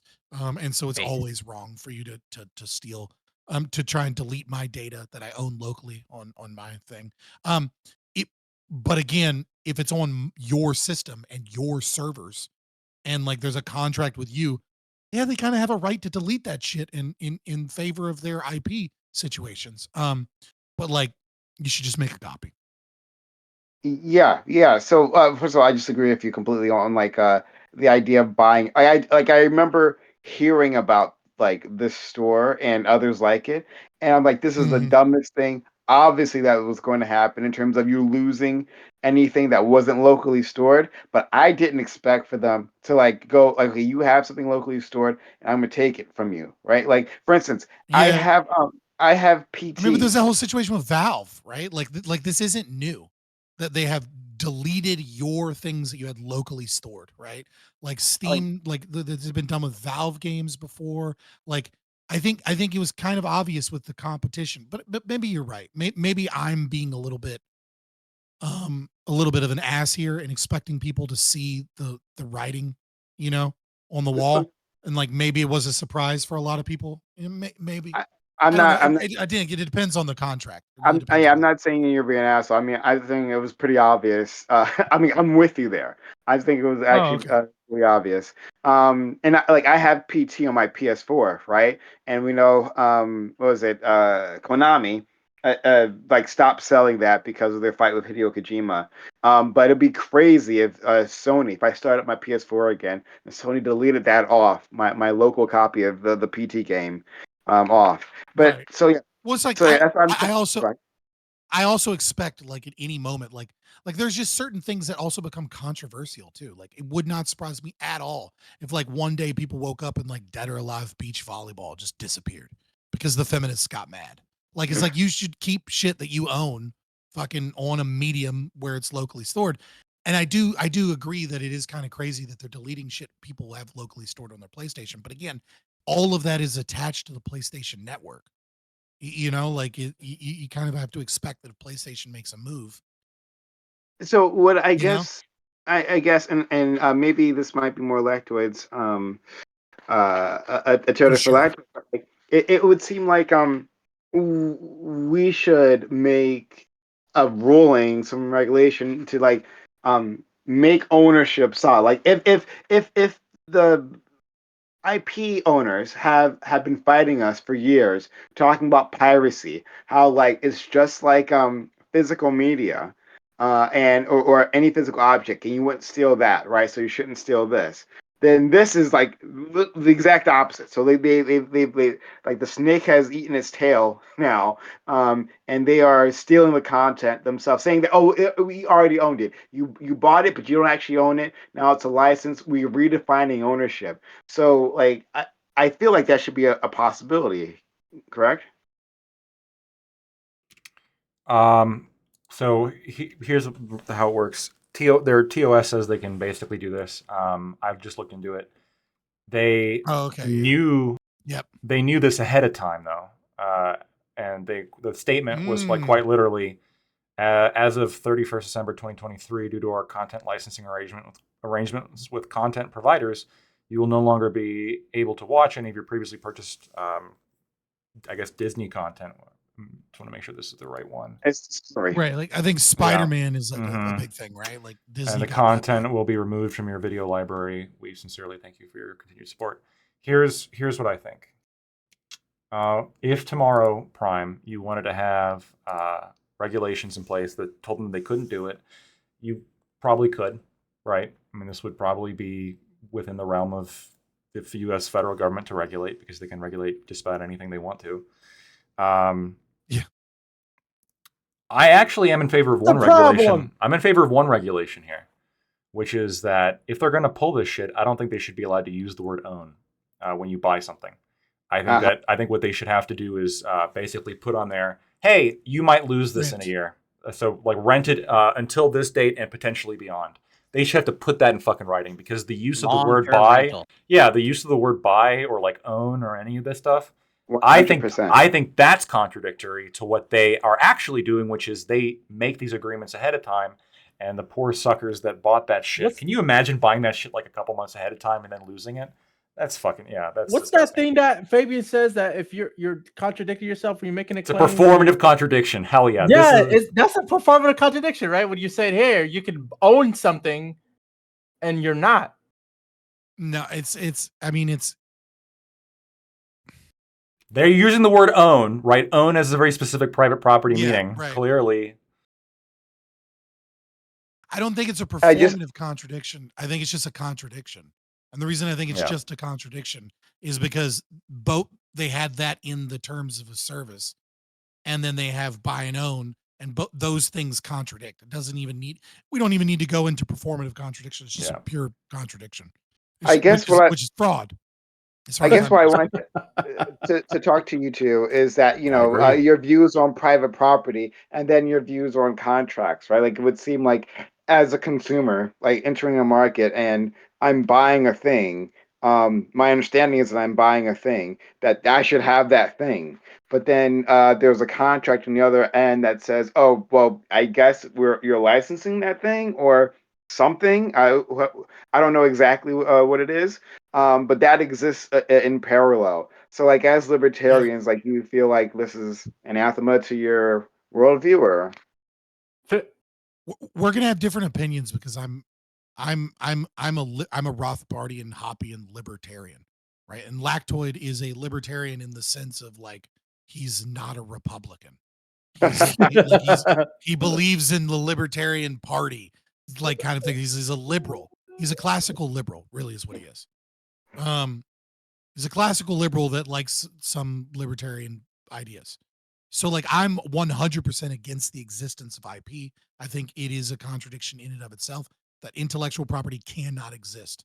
That to do so is literally just using violence to say that this property exists that doesn't exist. Because to say you can't copy my book and sell copies of my book is to say I own this book, therefore I own your printing press. Well, no, you don't own my printing press. You don't own the copy of a thing, right? The objectivists would disagree with me as well. Well, you think intellectual property is antithetical to liberalism? I think it doesn't exist. I think it's just something that the state makes up. True. Because what I said, remember I said conflict occurs when I went through that big spiel. Conflict occurs when individuals want to use scarce resources towards opposing means, which is I want to use this pen and someone else wants to use this pen. It's not the same pen. I have a copy of the pen. We're not using scarce resources towards opposing means. I'm using this pen, and then a copy was made of the pen, and then person B can use this pen. So you think no longer using scarce resources. So pirating should be okay, and should be no limits on pirating. Well, I mean, I would say that you can use contracts to create pseudo intellectual property, right? So like I can create a platform that has a bunch of movies on it. But in order for you to access this platform, you have to sign an agreement that says you won't make copies of any of this shit. Right? Okay. And then if you pirated that, you would be violating the contract. Right? So like you'd be in trouble, but not because you did something, it's because you agreed that you wouldn't copy something. So I think you can create a kind of like a pseudo intellectual property if you so choose, right? But once cat's out of the bag. So right now, the pseudo intellectual property wouldn't change anything that's currently happening, right? Like we have intellectual. Wait, how would? Well, there'd be a huge difference. Like medicine, once something goes to market, it can be recreated, right? So when it comes to like medicine, for example, but couldn't the pseudo intellectual property stop that? So you could use the pseudo intellectual property, for example, right, to say to like researchers or something, so that you get like first to market advantage, right? I can say, look, I promise, not to leak any information, and you tell me what's going on, so that I can understand, like, ahead of time, and get prepared for when new Alzheimer's drug comes out, right? And so, like, I have first market advantage, so I can put out a new Alzheimer's drug and get like a little good chunk, and I pay a slight bit of money to medical researchers or to pharmacologists, right? For that first to market advantage. And I could even create a pseudo intellectual thing that basically says, in order to buy this product, you have to promise not to do this. But eventually, it's gonna get out. Someone is going to like, the medication is going to be leaked. Someone is going to obtain that medication freely from someone else, and then they're going to be able to, wouldn't they be look at the violating a components. contract in some way? How? Someone is going to take this pill, right? This Excedrin migraine medication, and someone's going to drop one on the fucking ground at some point. And someone else is going to be like, they dropped it. I didn't sign no goddamn contract. And then they're going to reverse engineer the Excedrin migraine. And then they're going to have your fucking formula, right? And it might take them a while to reverse engineer it, because medications are more complicated than people think. And it takes a long time. You can't just do that shit overnight. Because if you do, you'll start putting poison out. You'll start killing people, and you're not good, right? So you're going to have a first market advantage for 6 months to a year, probably, if you're the one that did the research and development on a new medication. But eventually, people are going to reverse engineer it. It's going to be out there. And that would be a huge change in our current system in IP, is that states wouldn't arrest companies for doing that. And so what does this mean? It means that pharmaceutical companies and researchers are now incentivized to cure illness, not treat illness with intellectual property for medication you need for the rest of your life. So, because the way to make a ton of money is to cure cancer, not treat cancer. Because eventually, very soon, within a year, you're going to lose that market advantage, and then everyone's going to have your drug.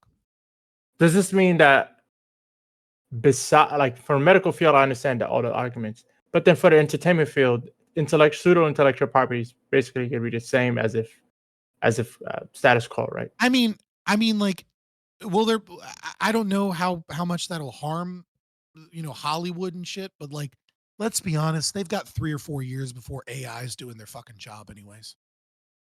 Let's be honest, there's going to be Pixar movies that are written by like 3 motivated people that like use ChatGPT 5.5 and use like Dolly and use some animation in Blender, and then slave multiple ChatGPTs together to create movies, and they come up with prompts, and they work together, and they come up with some ideas and brainstorm, and they make Disney level Pixar movies for like 5 different subscriptions to a service, and 3 dudes working on some shit for a week. Like Hollywood's fucking done. Like the writings on the wall, they're all fucking dead. AI's taken all their jobs. That's why the writers freaked the fuck out and tried to be like, no, none of that, right? But there's going to be YouTubers out here super fucking soon. And so the question is how is the government going to respond? And if history is anything to show, government is going to do everything they can to stamp out AI and stop human progress to the best of their ability. And they're going to use things like Russia bots, politics, election stealing, and IP and stealing of things as a means of trying to force AI Regulate, to go into the shadows. Yeah, and it's not going to work. And the reason it's not going to work is because China's not going to give a fuck. That's why it's not going to work, because China's going to make movies and sell them. Hey, so just before we end this, Lactoid, since Scott is so sure that you'll disagree with him, like I guess what I'm getting at here is the redefining of ownership, right? Which is happening on the digital landscape. I mean, I agree with Scott when it comes to saying that this, like, you should have seen this coming. I certainly saw it coming. Lots of people saw it coming. I didn't expect them to just straight up like delete local copies. Then again, Apple did the same thing, right? Apple is doing the same thing with your phone, right? Apple can delete apps right off your phone. Yeah. That happened a long I time changed ago. my opinion For the record, I changed my opinion after Okay. him saying it's explicitly in the terms of service, and they did these things, and they're selling them as things you can buy and sell and own. Just to think be clear, that's just fraud. I read that it was in the terms of service. I didn't actually go through the entire terms of service to verify. Oh, okay. Just to be clear. Yeah. So yeah, but like I understand you two, like for you, like contracts are king. And you kind of like base your worldview on the relationship between contracts and people. So like this seems like an interesting like I don't know, dichotomy is the word I want to use here, but and so like what do you think, Lactoid, like of this state of affairs? Like I'll leave it open to end it for you. Yeah, no, like I said, I don't like so contracts. The concept of a contract is that it's supposed to be a meeting of the minds, right?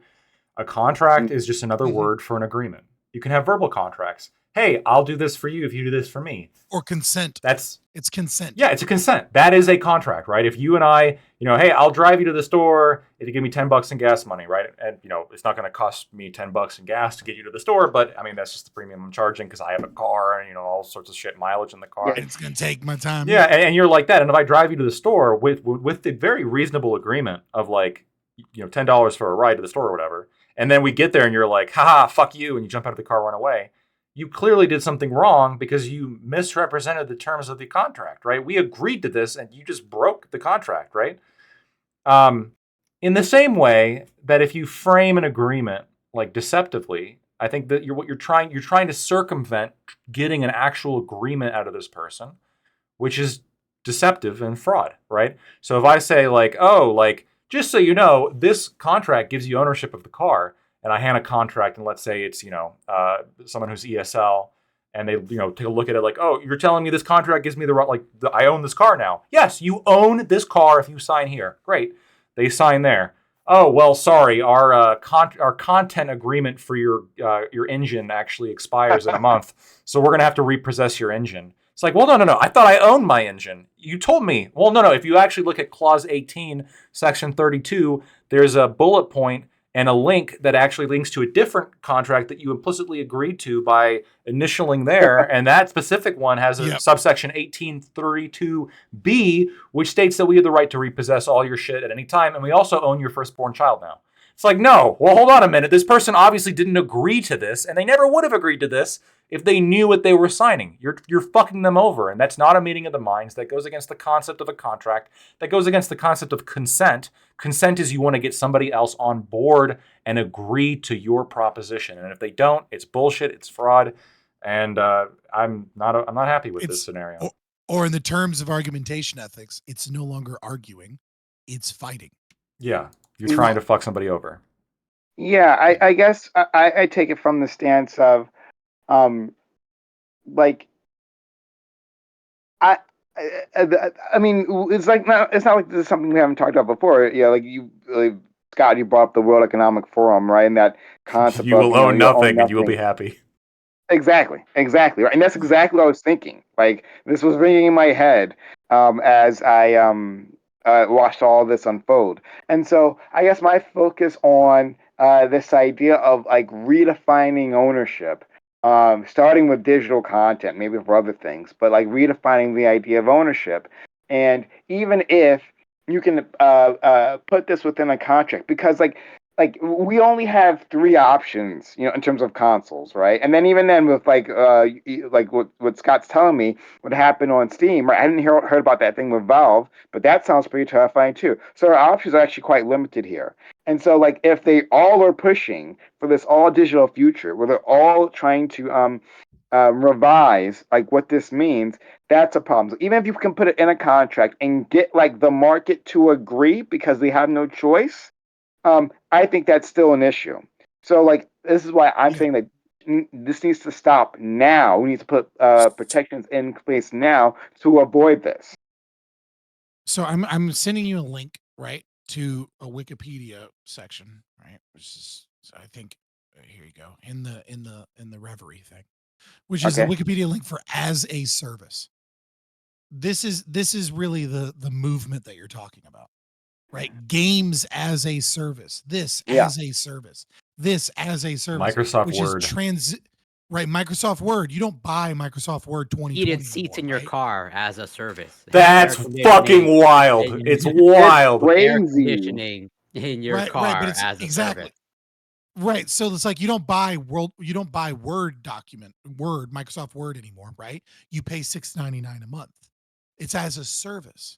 And so what you're seeing is a transition that businesses are making. And basically what it is they're trying to utilize information failure from the consumer. And the information failure that they're targeting, right, is that no one wants to pay $60 for Microsoft Word, but $6.99 a month doesn't sound that bad. And what they don't realize is that they're going to use Word a lot more than 9 months. And they might even forget that they bought Word for years until they're going through their fucking bank statement and being like, I'm still fucking paying for this. Right. And so, like, Microsoft knows that instead of selling Office for, $60, they can sell it for $6.99 a month. And a lot of people are going to only pay for it for like 1 month or two before they go to school or whatever and drop it. But way more people are going to pay for it for years and pay 70, 70, It's a gym membership model, basically. 83 fucking dollars a year, Uh-huh. every year, right? So it's this transitioning to something as a service. And the cool thing for companies, at least for as a service movement, is that the moment that you stop paying, you no longer have a thing. And so this isn't even like fraud. This isn't even like telling you own something and then you don't. This is just giving you a service, a subscription. And then all of the subscriptions start piling up. And before you know it, you're fucking broke. And you have to figure out which ones you can and can't have. And then you no longer have anything. Things that you took for granted when you used to own these things. It's unfortunate, but it is what it is. And it's also how things become cheaper too, right? I mean, like, we talk all the time about video games, and people got outraged that Diablo was $70. It's like, bitch, Diablo 2 came out in 1996 and was $50. Adjusting for inflation, that's like $180 goddamn game. And there was way less people working on Diablo 2 than there were. Well, let's look 96. I'm pretty sure it's my inflation. It's like 120. I think it'd be like double the price. You're around there, but let me look. I think you're like tripling it. Maybe, but like $1 in 1996 worth today would be $1.92 is in 96. So you're right. It would be it would be $100 game instead of a $50 game. So games have gotten $10 more expensive in the time period that inflation has doubled. And like now they're going to 70. People are like, how dare they? Right? It's like, well, how do they make up that money where they have this giant corporation and all this other shit? Well, they do it with loot boxes. They do it with DLCs. They do it with fucking games as a service, right? Like, you can't afford this? Well, just buy Microsoft Live. It's only $10, $12, $14, $16 a month, right? And you'll get access to all your favorite games, except not the ones that just came out. You know what I mean? But like, all your favorite games that are a year or two old. At some other time, I'd like to not now, but some other time I'd like to push back on that. So, like, this is something I've argued with Doobie many times before. But on like this price increase, I think you can make an argument for why that isn't necessary. But I'm not saying it's necessary. I'm not saying that's necessary. Like I'm Okay. much more in favor of companies like Larian Studios or something coming out with Baldur's Gate 3, right? You know what I mean? Like I'm much more in favor of indie games that are not massively bloated with corporate bullshit and marketing campaigns where, Diablo spent more money marketing Diablo than they did making the fucking game, right? Like that's and they presumably they thought they'd make money off of that. The problem is that they made a shitty game. So like those people didn't stay. So like I don't think they actually made a ton of money off of Diablo because, in the long term that bloat, that catches up to you, right? You can only be under Bobby Kotick's leadership for so long before you're done. But but nevertheless, necessary or not, we do have to recognize that inflation hits. And like the idea that games are always going to be $60, it's like, well, you have to give up something, right? Either the game companies become more efficient in making games, which with AI can be a thing. I think games are going to get cheaper soon. because if you look at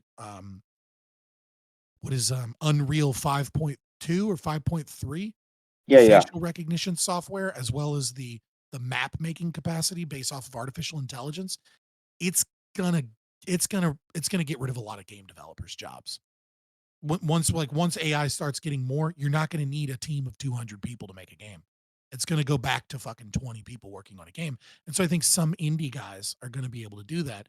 The problem is that I also foresee companies like Unreal Tournament getting bought. And what I mean by getting bought is I foresee them gatekeeping that technology for large corporations and giving shittier and shittier versions to small indie developers, and then charging companies like EA and shit insane amounts of money for these programs. And the reason they're doing it is because with that program comes keeping that technology away from indie developers.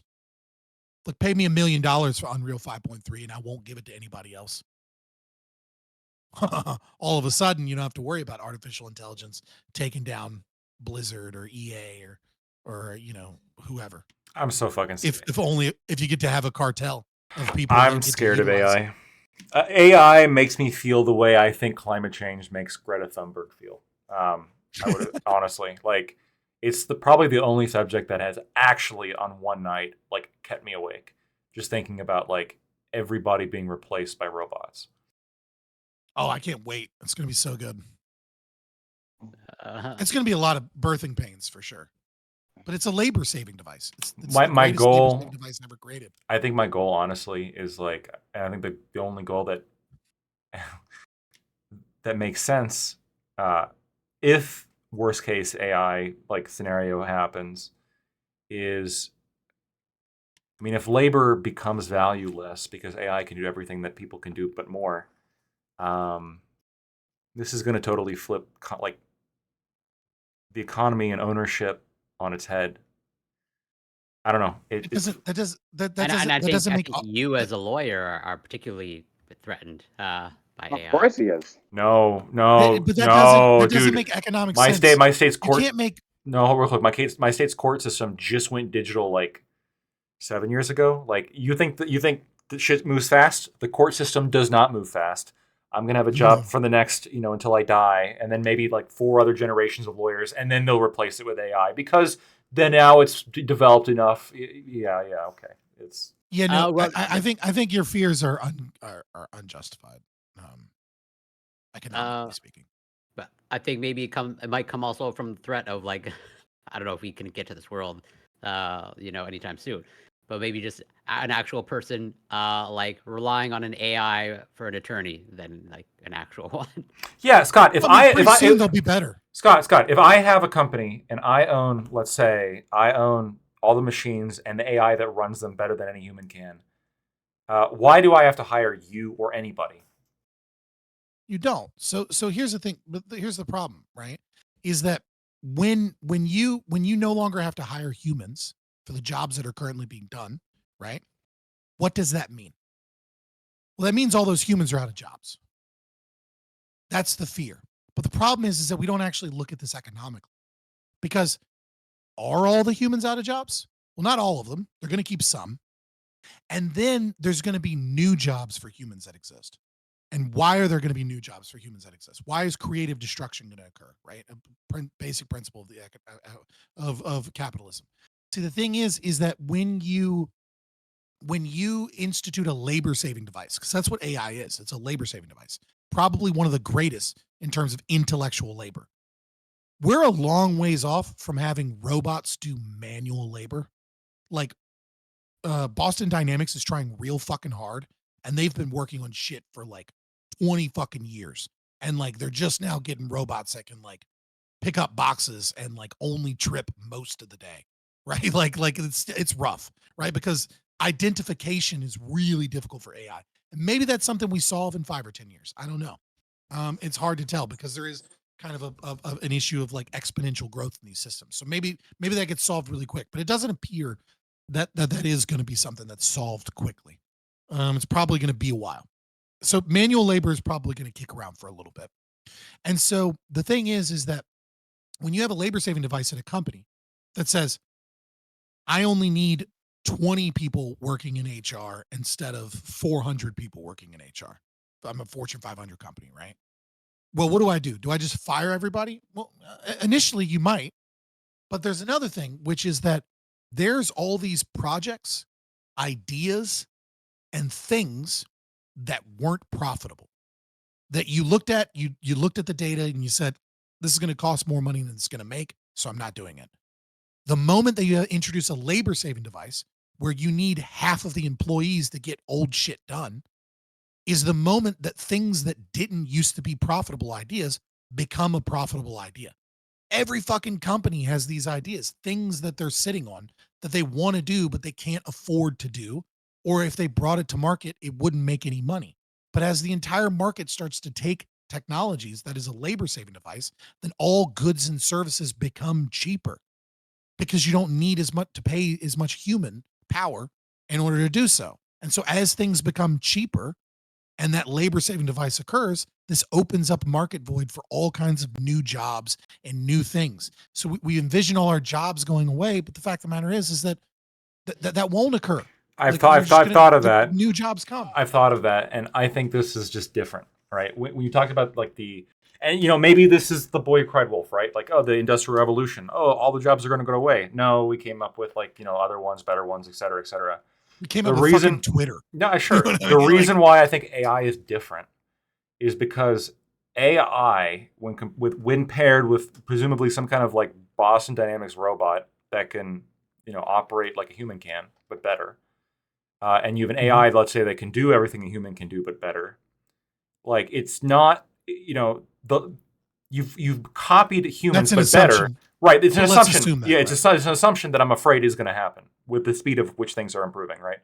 And and then if that happens now, it's not like the Industrial Revolution where it's like, okay, these machines can't do this thing humans can do. No, this is like anything a human can do, this machine can do it better. So it's not going to open up new jobs for us. We are replaced. We are obsolete at this point, right? We have obsoleted ourselves. No. So the machine has a cost. No matter what, the machine has a cost. A subscription model, server space, whatever. A minimal cost. Very, very minimal cost, right? And then, of course, humans have to oversee some of it at some point, right? Like, you can't have AI running AI, running AI, running Why not? AI, running AI. Because at a certain point, like, who writes the program that decides what needs to be done? The AI. This is the concern. This is the thing that like I was like rolling through the infinite regress of like, okay, now everything's run by fucking AI. It's not though. Right, but I hope you're right, but I'm just concerned. Right, an AI doesn't have a desire, and so because it doesn't have a desire, so who knows what'll motivate it? It's not. It doesn't have motivations. We're nowhere near in any way, shape, or form, and there's no evidence to suggest that we will be. We're nowhere near, and there's no evidence. Oh, my bad. All you need is one first person to program the desire of the first AI with desire, and then that AI with desire will program other AIs with desire. Sure, assuming that it's possible, assuming that a machine can do that, right? Assuming that happens quickly enough for us to not be able to adopt to the first instantiations of AI, right? There's a lot of like what ifs that need to occur, and things that might not be possible. We have to assume to be possible for the nightmare scenario to occur, right? Which is that we have to assume that it's possible for AI to have desires. Then we have to assume that it can happen quickly enough, that to the point where we're not prepared for it when it occurs, right? Like, you know what I mean? Like, which I think is two assumptions. But so the AI has some form of cost, right? And it has no desire. The only thing that has desires as of right now are humans and other animals, right? And animals don't really have any meaningful way of shaping their environment or enacting their will to obtain desires. So really, it's just humans. Humans are the only fucking thing that can motivate AI. So the AI might go off and do a crazy fucking thing. There's going to be all kinds of insane shit. And then there's going to be defenses against that insane shit because one of people's desires is present right now, which is fear of AI. And so people are going to get money by creating programs to combat. I think that's probably true. Okay, but Might be an AI civil war. What I'm concerned, I'm not concerned. I'm not concerned about like this sort of like movie, like AI coming to kill us kind of thing. What I'm concerned about is here's what's going to happen. Wall-E. Yeah, well, sort of like Wall-E, but what's going to happen? Well, kind of a lot like fucking Wall-E, except here's what's going to happen. Pretty realistic fear. It's pretty fucking kind of realistic, right? Yeah, but no, this hover chair fat people that eat so much microplastics that we can no longer breed. My fear, like, you know what I mean? Like, my fear is with the birth rate, humans die off, and there's no need to continue to have children. And over time, what happens is children, like people, just continue to be less and less fertile, and the AI and Boston Dynamics continues to replace us. And then at some point, when the last human dies, the question I have would be, what was this all for?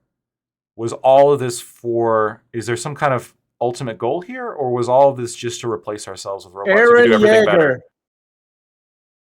Yeah, I mean, plenty of people have. Oh, I'm sorry. Go ahead.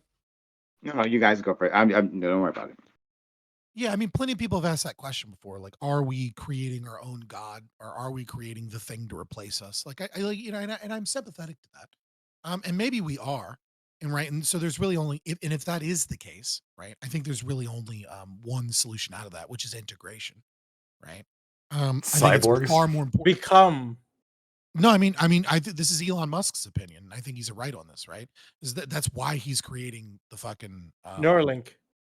Neuralink is because he sees it as the only solution to artificial intelligence. That's a problem, which is that we're going to have to integrate, which is, you know, and this was something, have you ever played Mass Effect Andromeda? I haven't, but I immediately have a problem with Neuralink, Star Trek transporter hypothetical. Yeah, it's interesting. It was in Mass Effect Andromeda, spoiler alert if you haven't played that shitty game. Yeah, fuck that shit.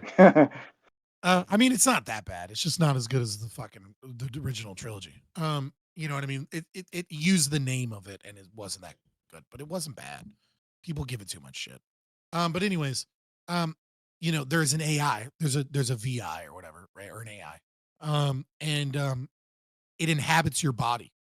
And that's the symbiotic relationship, is that it gets to experience the world through your body. That has, you know, that and vice versa. You get all of the, you know, intellectual and, you know, whatever advances that it can do to make your body better. And so that's probably the solution eventually. AI Venom? But like, basically, yeah. I mean, like, eventually you're gonna need to like this. We already have a super intelligence, right? Like like human beings from 20 years ago.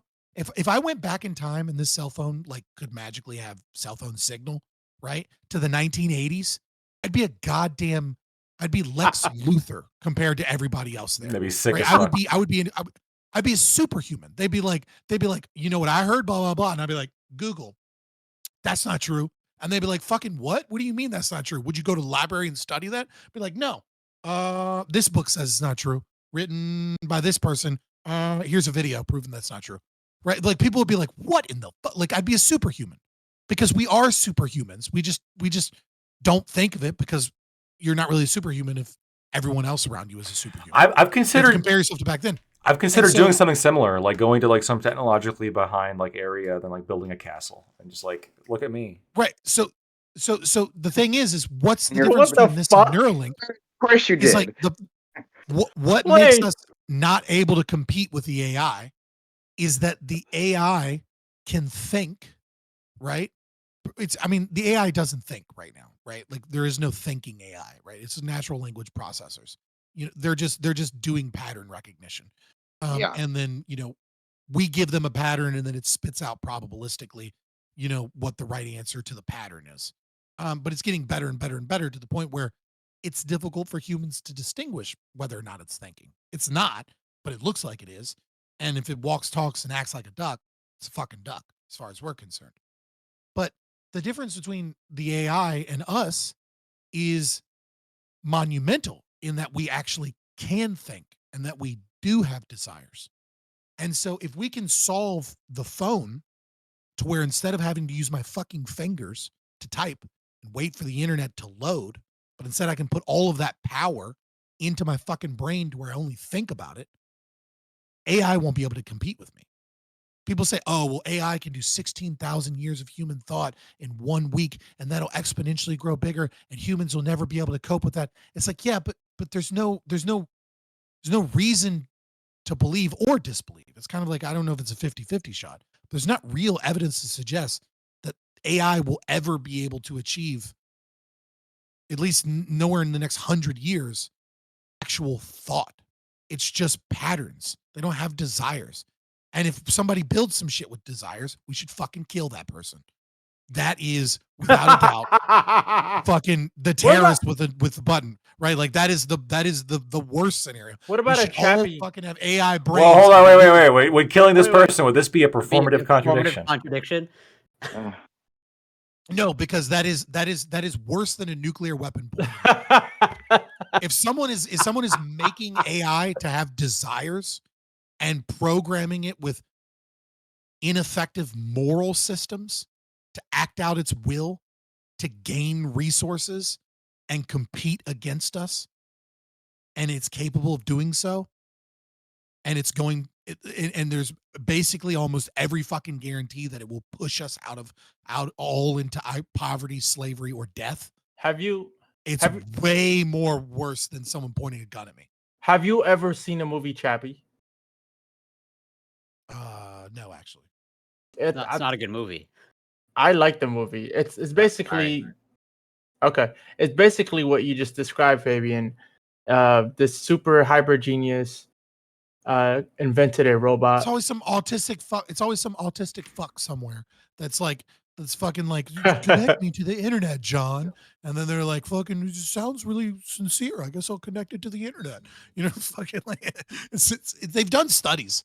It's like where it tried to convince researchers to connect it to the internet, and people are like, "Yeah, I'll do that." It's like these people are terrible at it. Like it might be an inevitability. Who fucking knows? But so he developed economically, it doesn't make sense that like NLPs will replace us to the point where we don't have any, like that we're all poor. It doesn't make sense. If anything, it creates a utopia.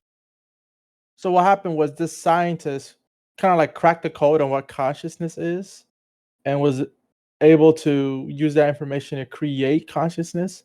And so he created this AI new consciousness, and the AI was started off into a machine, and this machine was named Chappie, and Chappie basically started off as a baby with the capability of learning language so fast and having access to the internet 24/7. So it was able to grow. Insane. I haven't seen this film. Turned insane and like killed the everyone, same right? Fucking movie. What was that? Same. What was that? You said it went insane and killed everybody. No, I did not say that.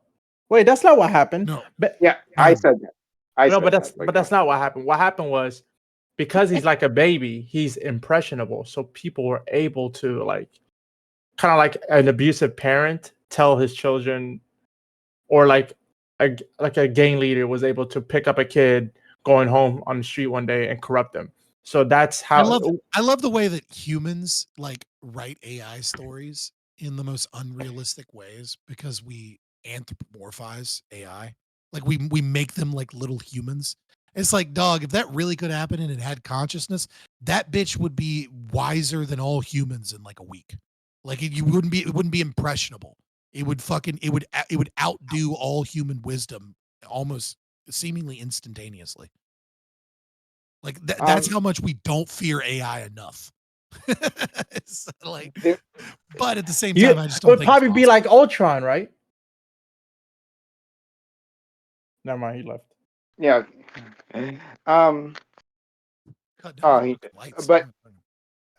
Have you so you look evil in that lighting. It's cost the AI now, like that.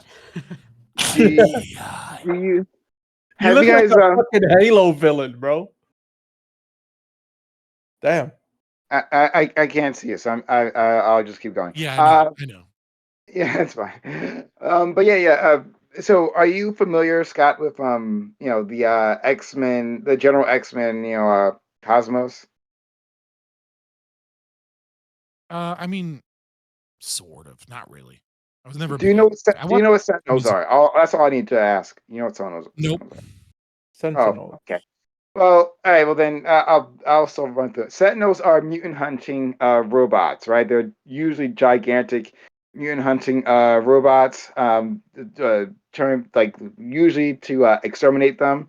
In any case, uh, in a recent storyline, they kind of like future cast as to like um can mutants and humans ultimately live together, and like having future knowledge, that future knowledge you said we couldn't have, but there's a mutant power to solve for that. Having that future knowledge, they figured out like basically no. Right, they ran through a couple iterations and they found out like no, it ends up in disaster literally every time.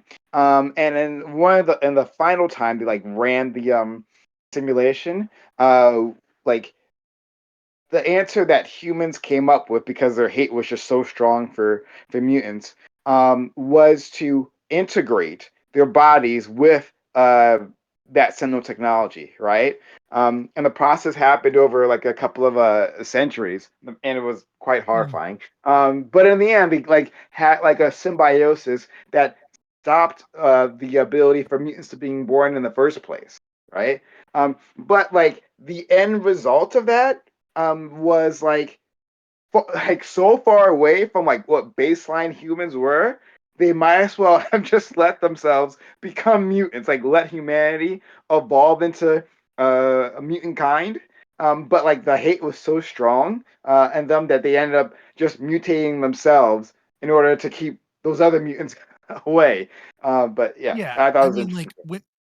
yeah, I mean, I do kind of think that like if we do end up integrating with machines, that like it'll be interesting to see,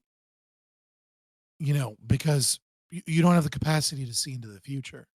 So the first people to integrate with machines will treat it just like smartphones, right? Like it'll be a data bank that you can access with your thoughts. And who wouldn't want that, right? Like who wouldn't want to be able to think of something and instantly have the answer? The problem is that the answer will be written by algorithms, right? So before you know it, you'll be a slave to the information and the data and the algorithm. You'll lose some of your will because you won't really investigate things for yourself. You'll just think, and Google will give you the answer.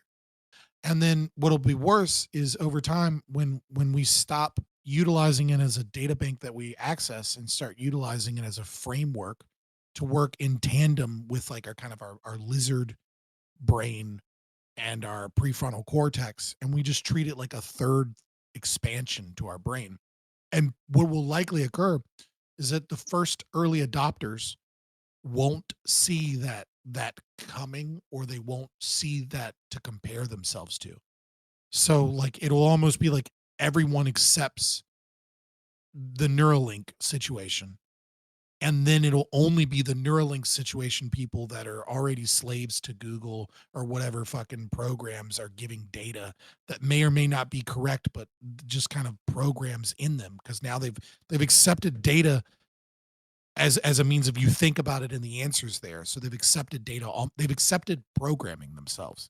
They've accepted becoming part of a program, which will change the way that we view the world when because we will kind of become like Borg like. We will become, all kind of accessing the same data, which means that the correct answer is one answer.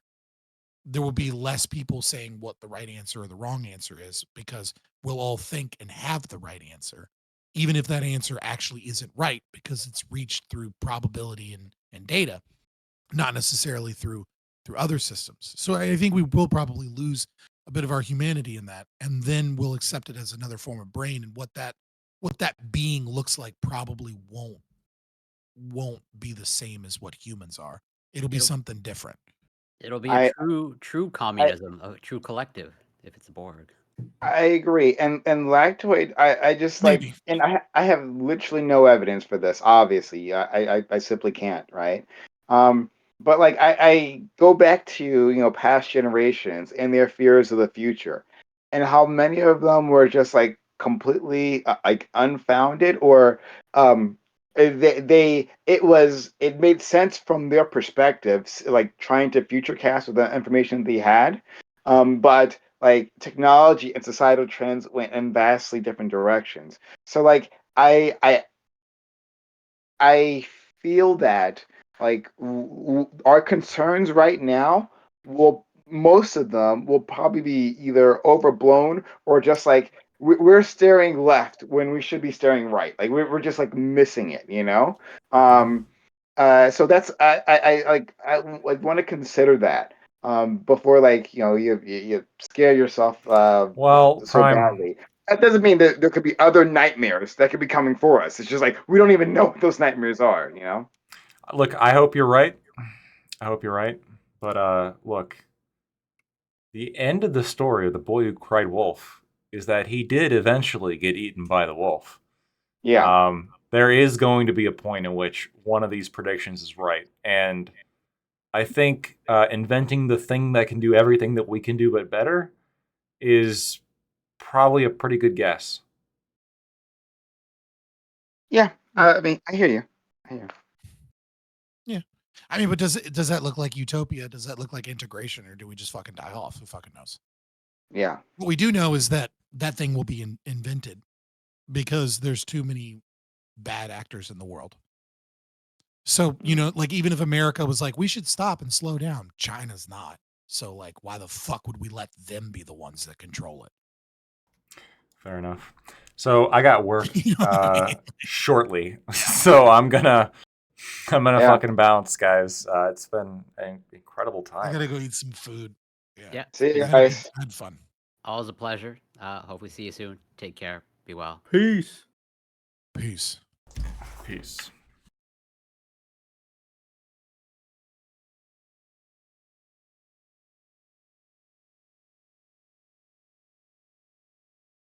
All right. All right. He bounced. We're all alone. We get the room all to ourselves as always. Haha.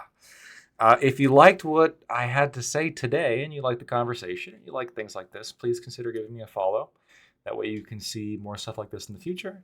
Hopefully I have a more attractive overlay the next time I stream. Always trying to work to make things a little bit better. Obviously, full-time job, it can only be sometimes, but as much as I can, and every week I'll try to do a little bit more. We're going to go ahead and do now. Well, first, for those of you who have followed, thank you. For those of you who have give bits or subs or even have just been active in the chat, really appreciate it. Thank you, thank you, thank you. What we're going to do now is we're going to go ahead and raid on out into who was suggested a while ago, Kid.Kin. So apparently he's a lefty. Please, I don't endorse any of those lefty views, but I was told that he's a good guy. So we'll go ahead and roll the dice there. But if he says any commie shit, you guys tell me so I know to be careful in the future.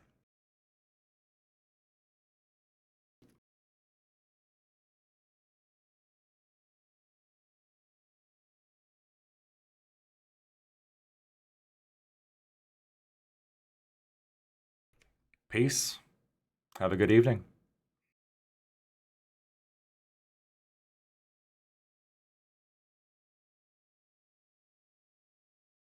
Which is true. I don't even think that you could like argue against this, that it's not true.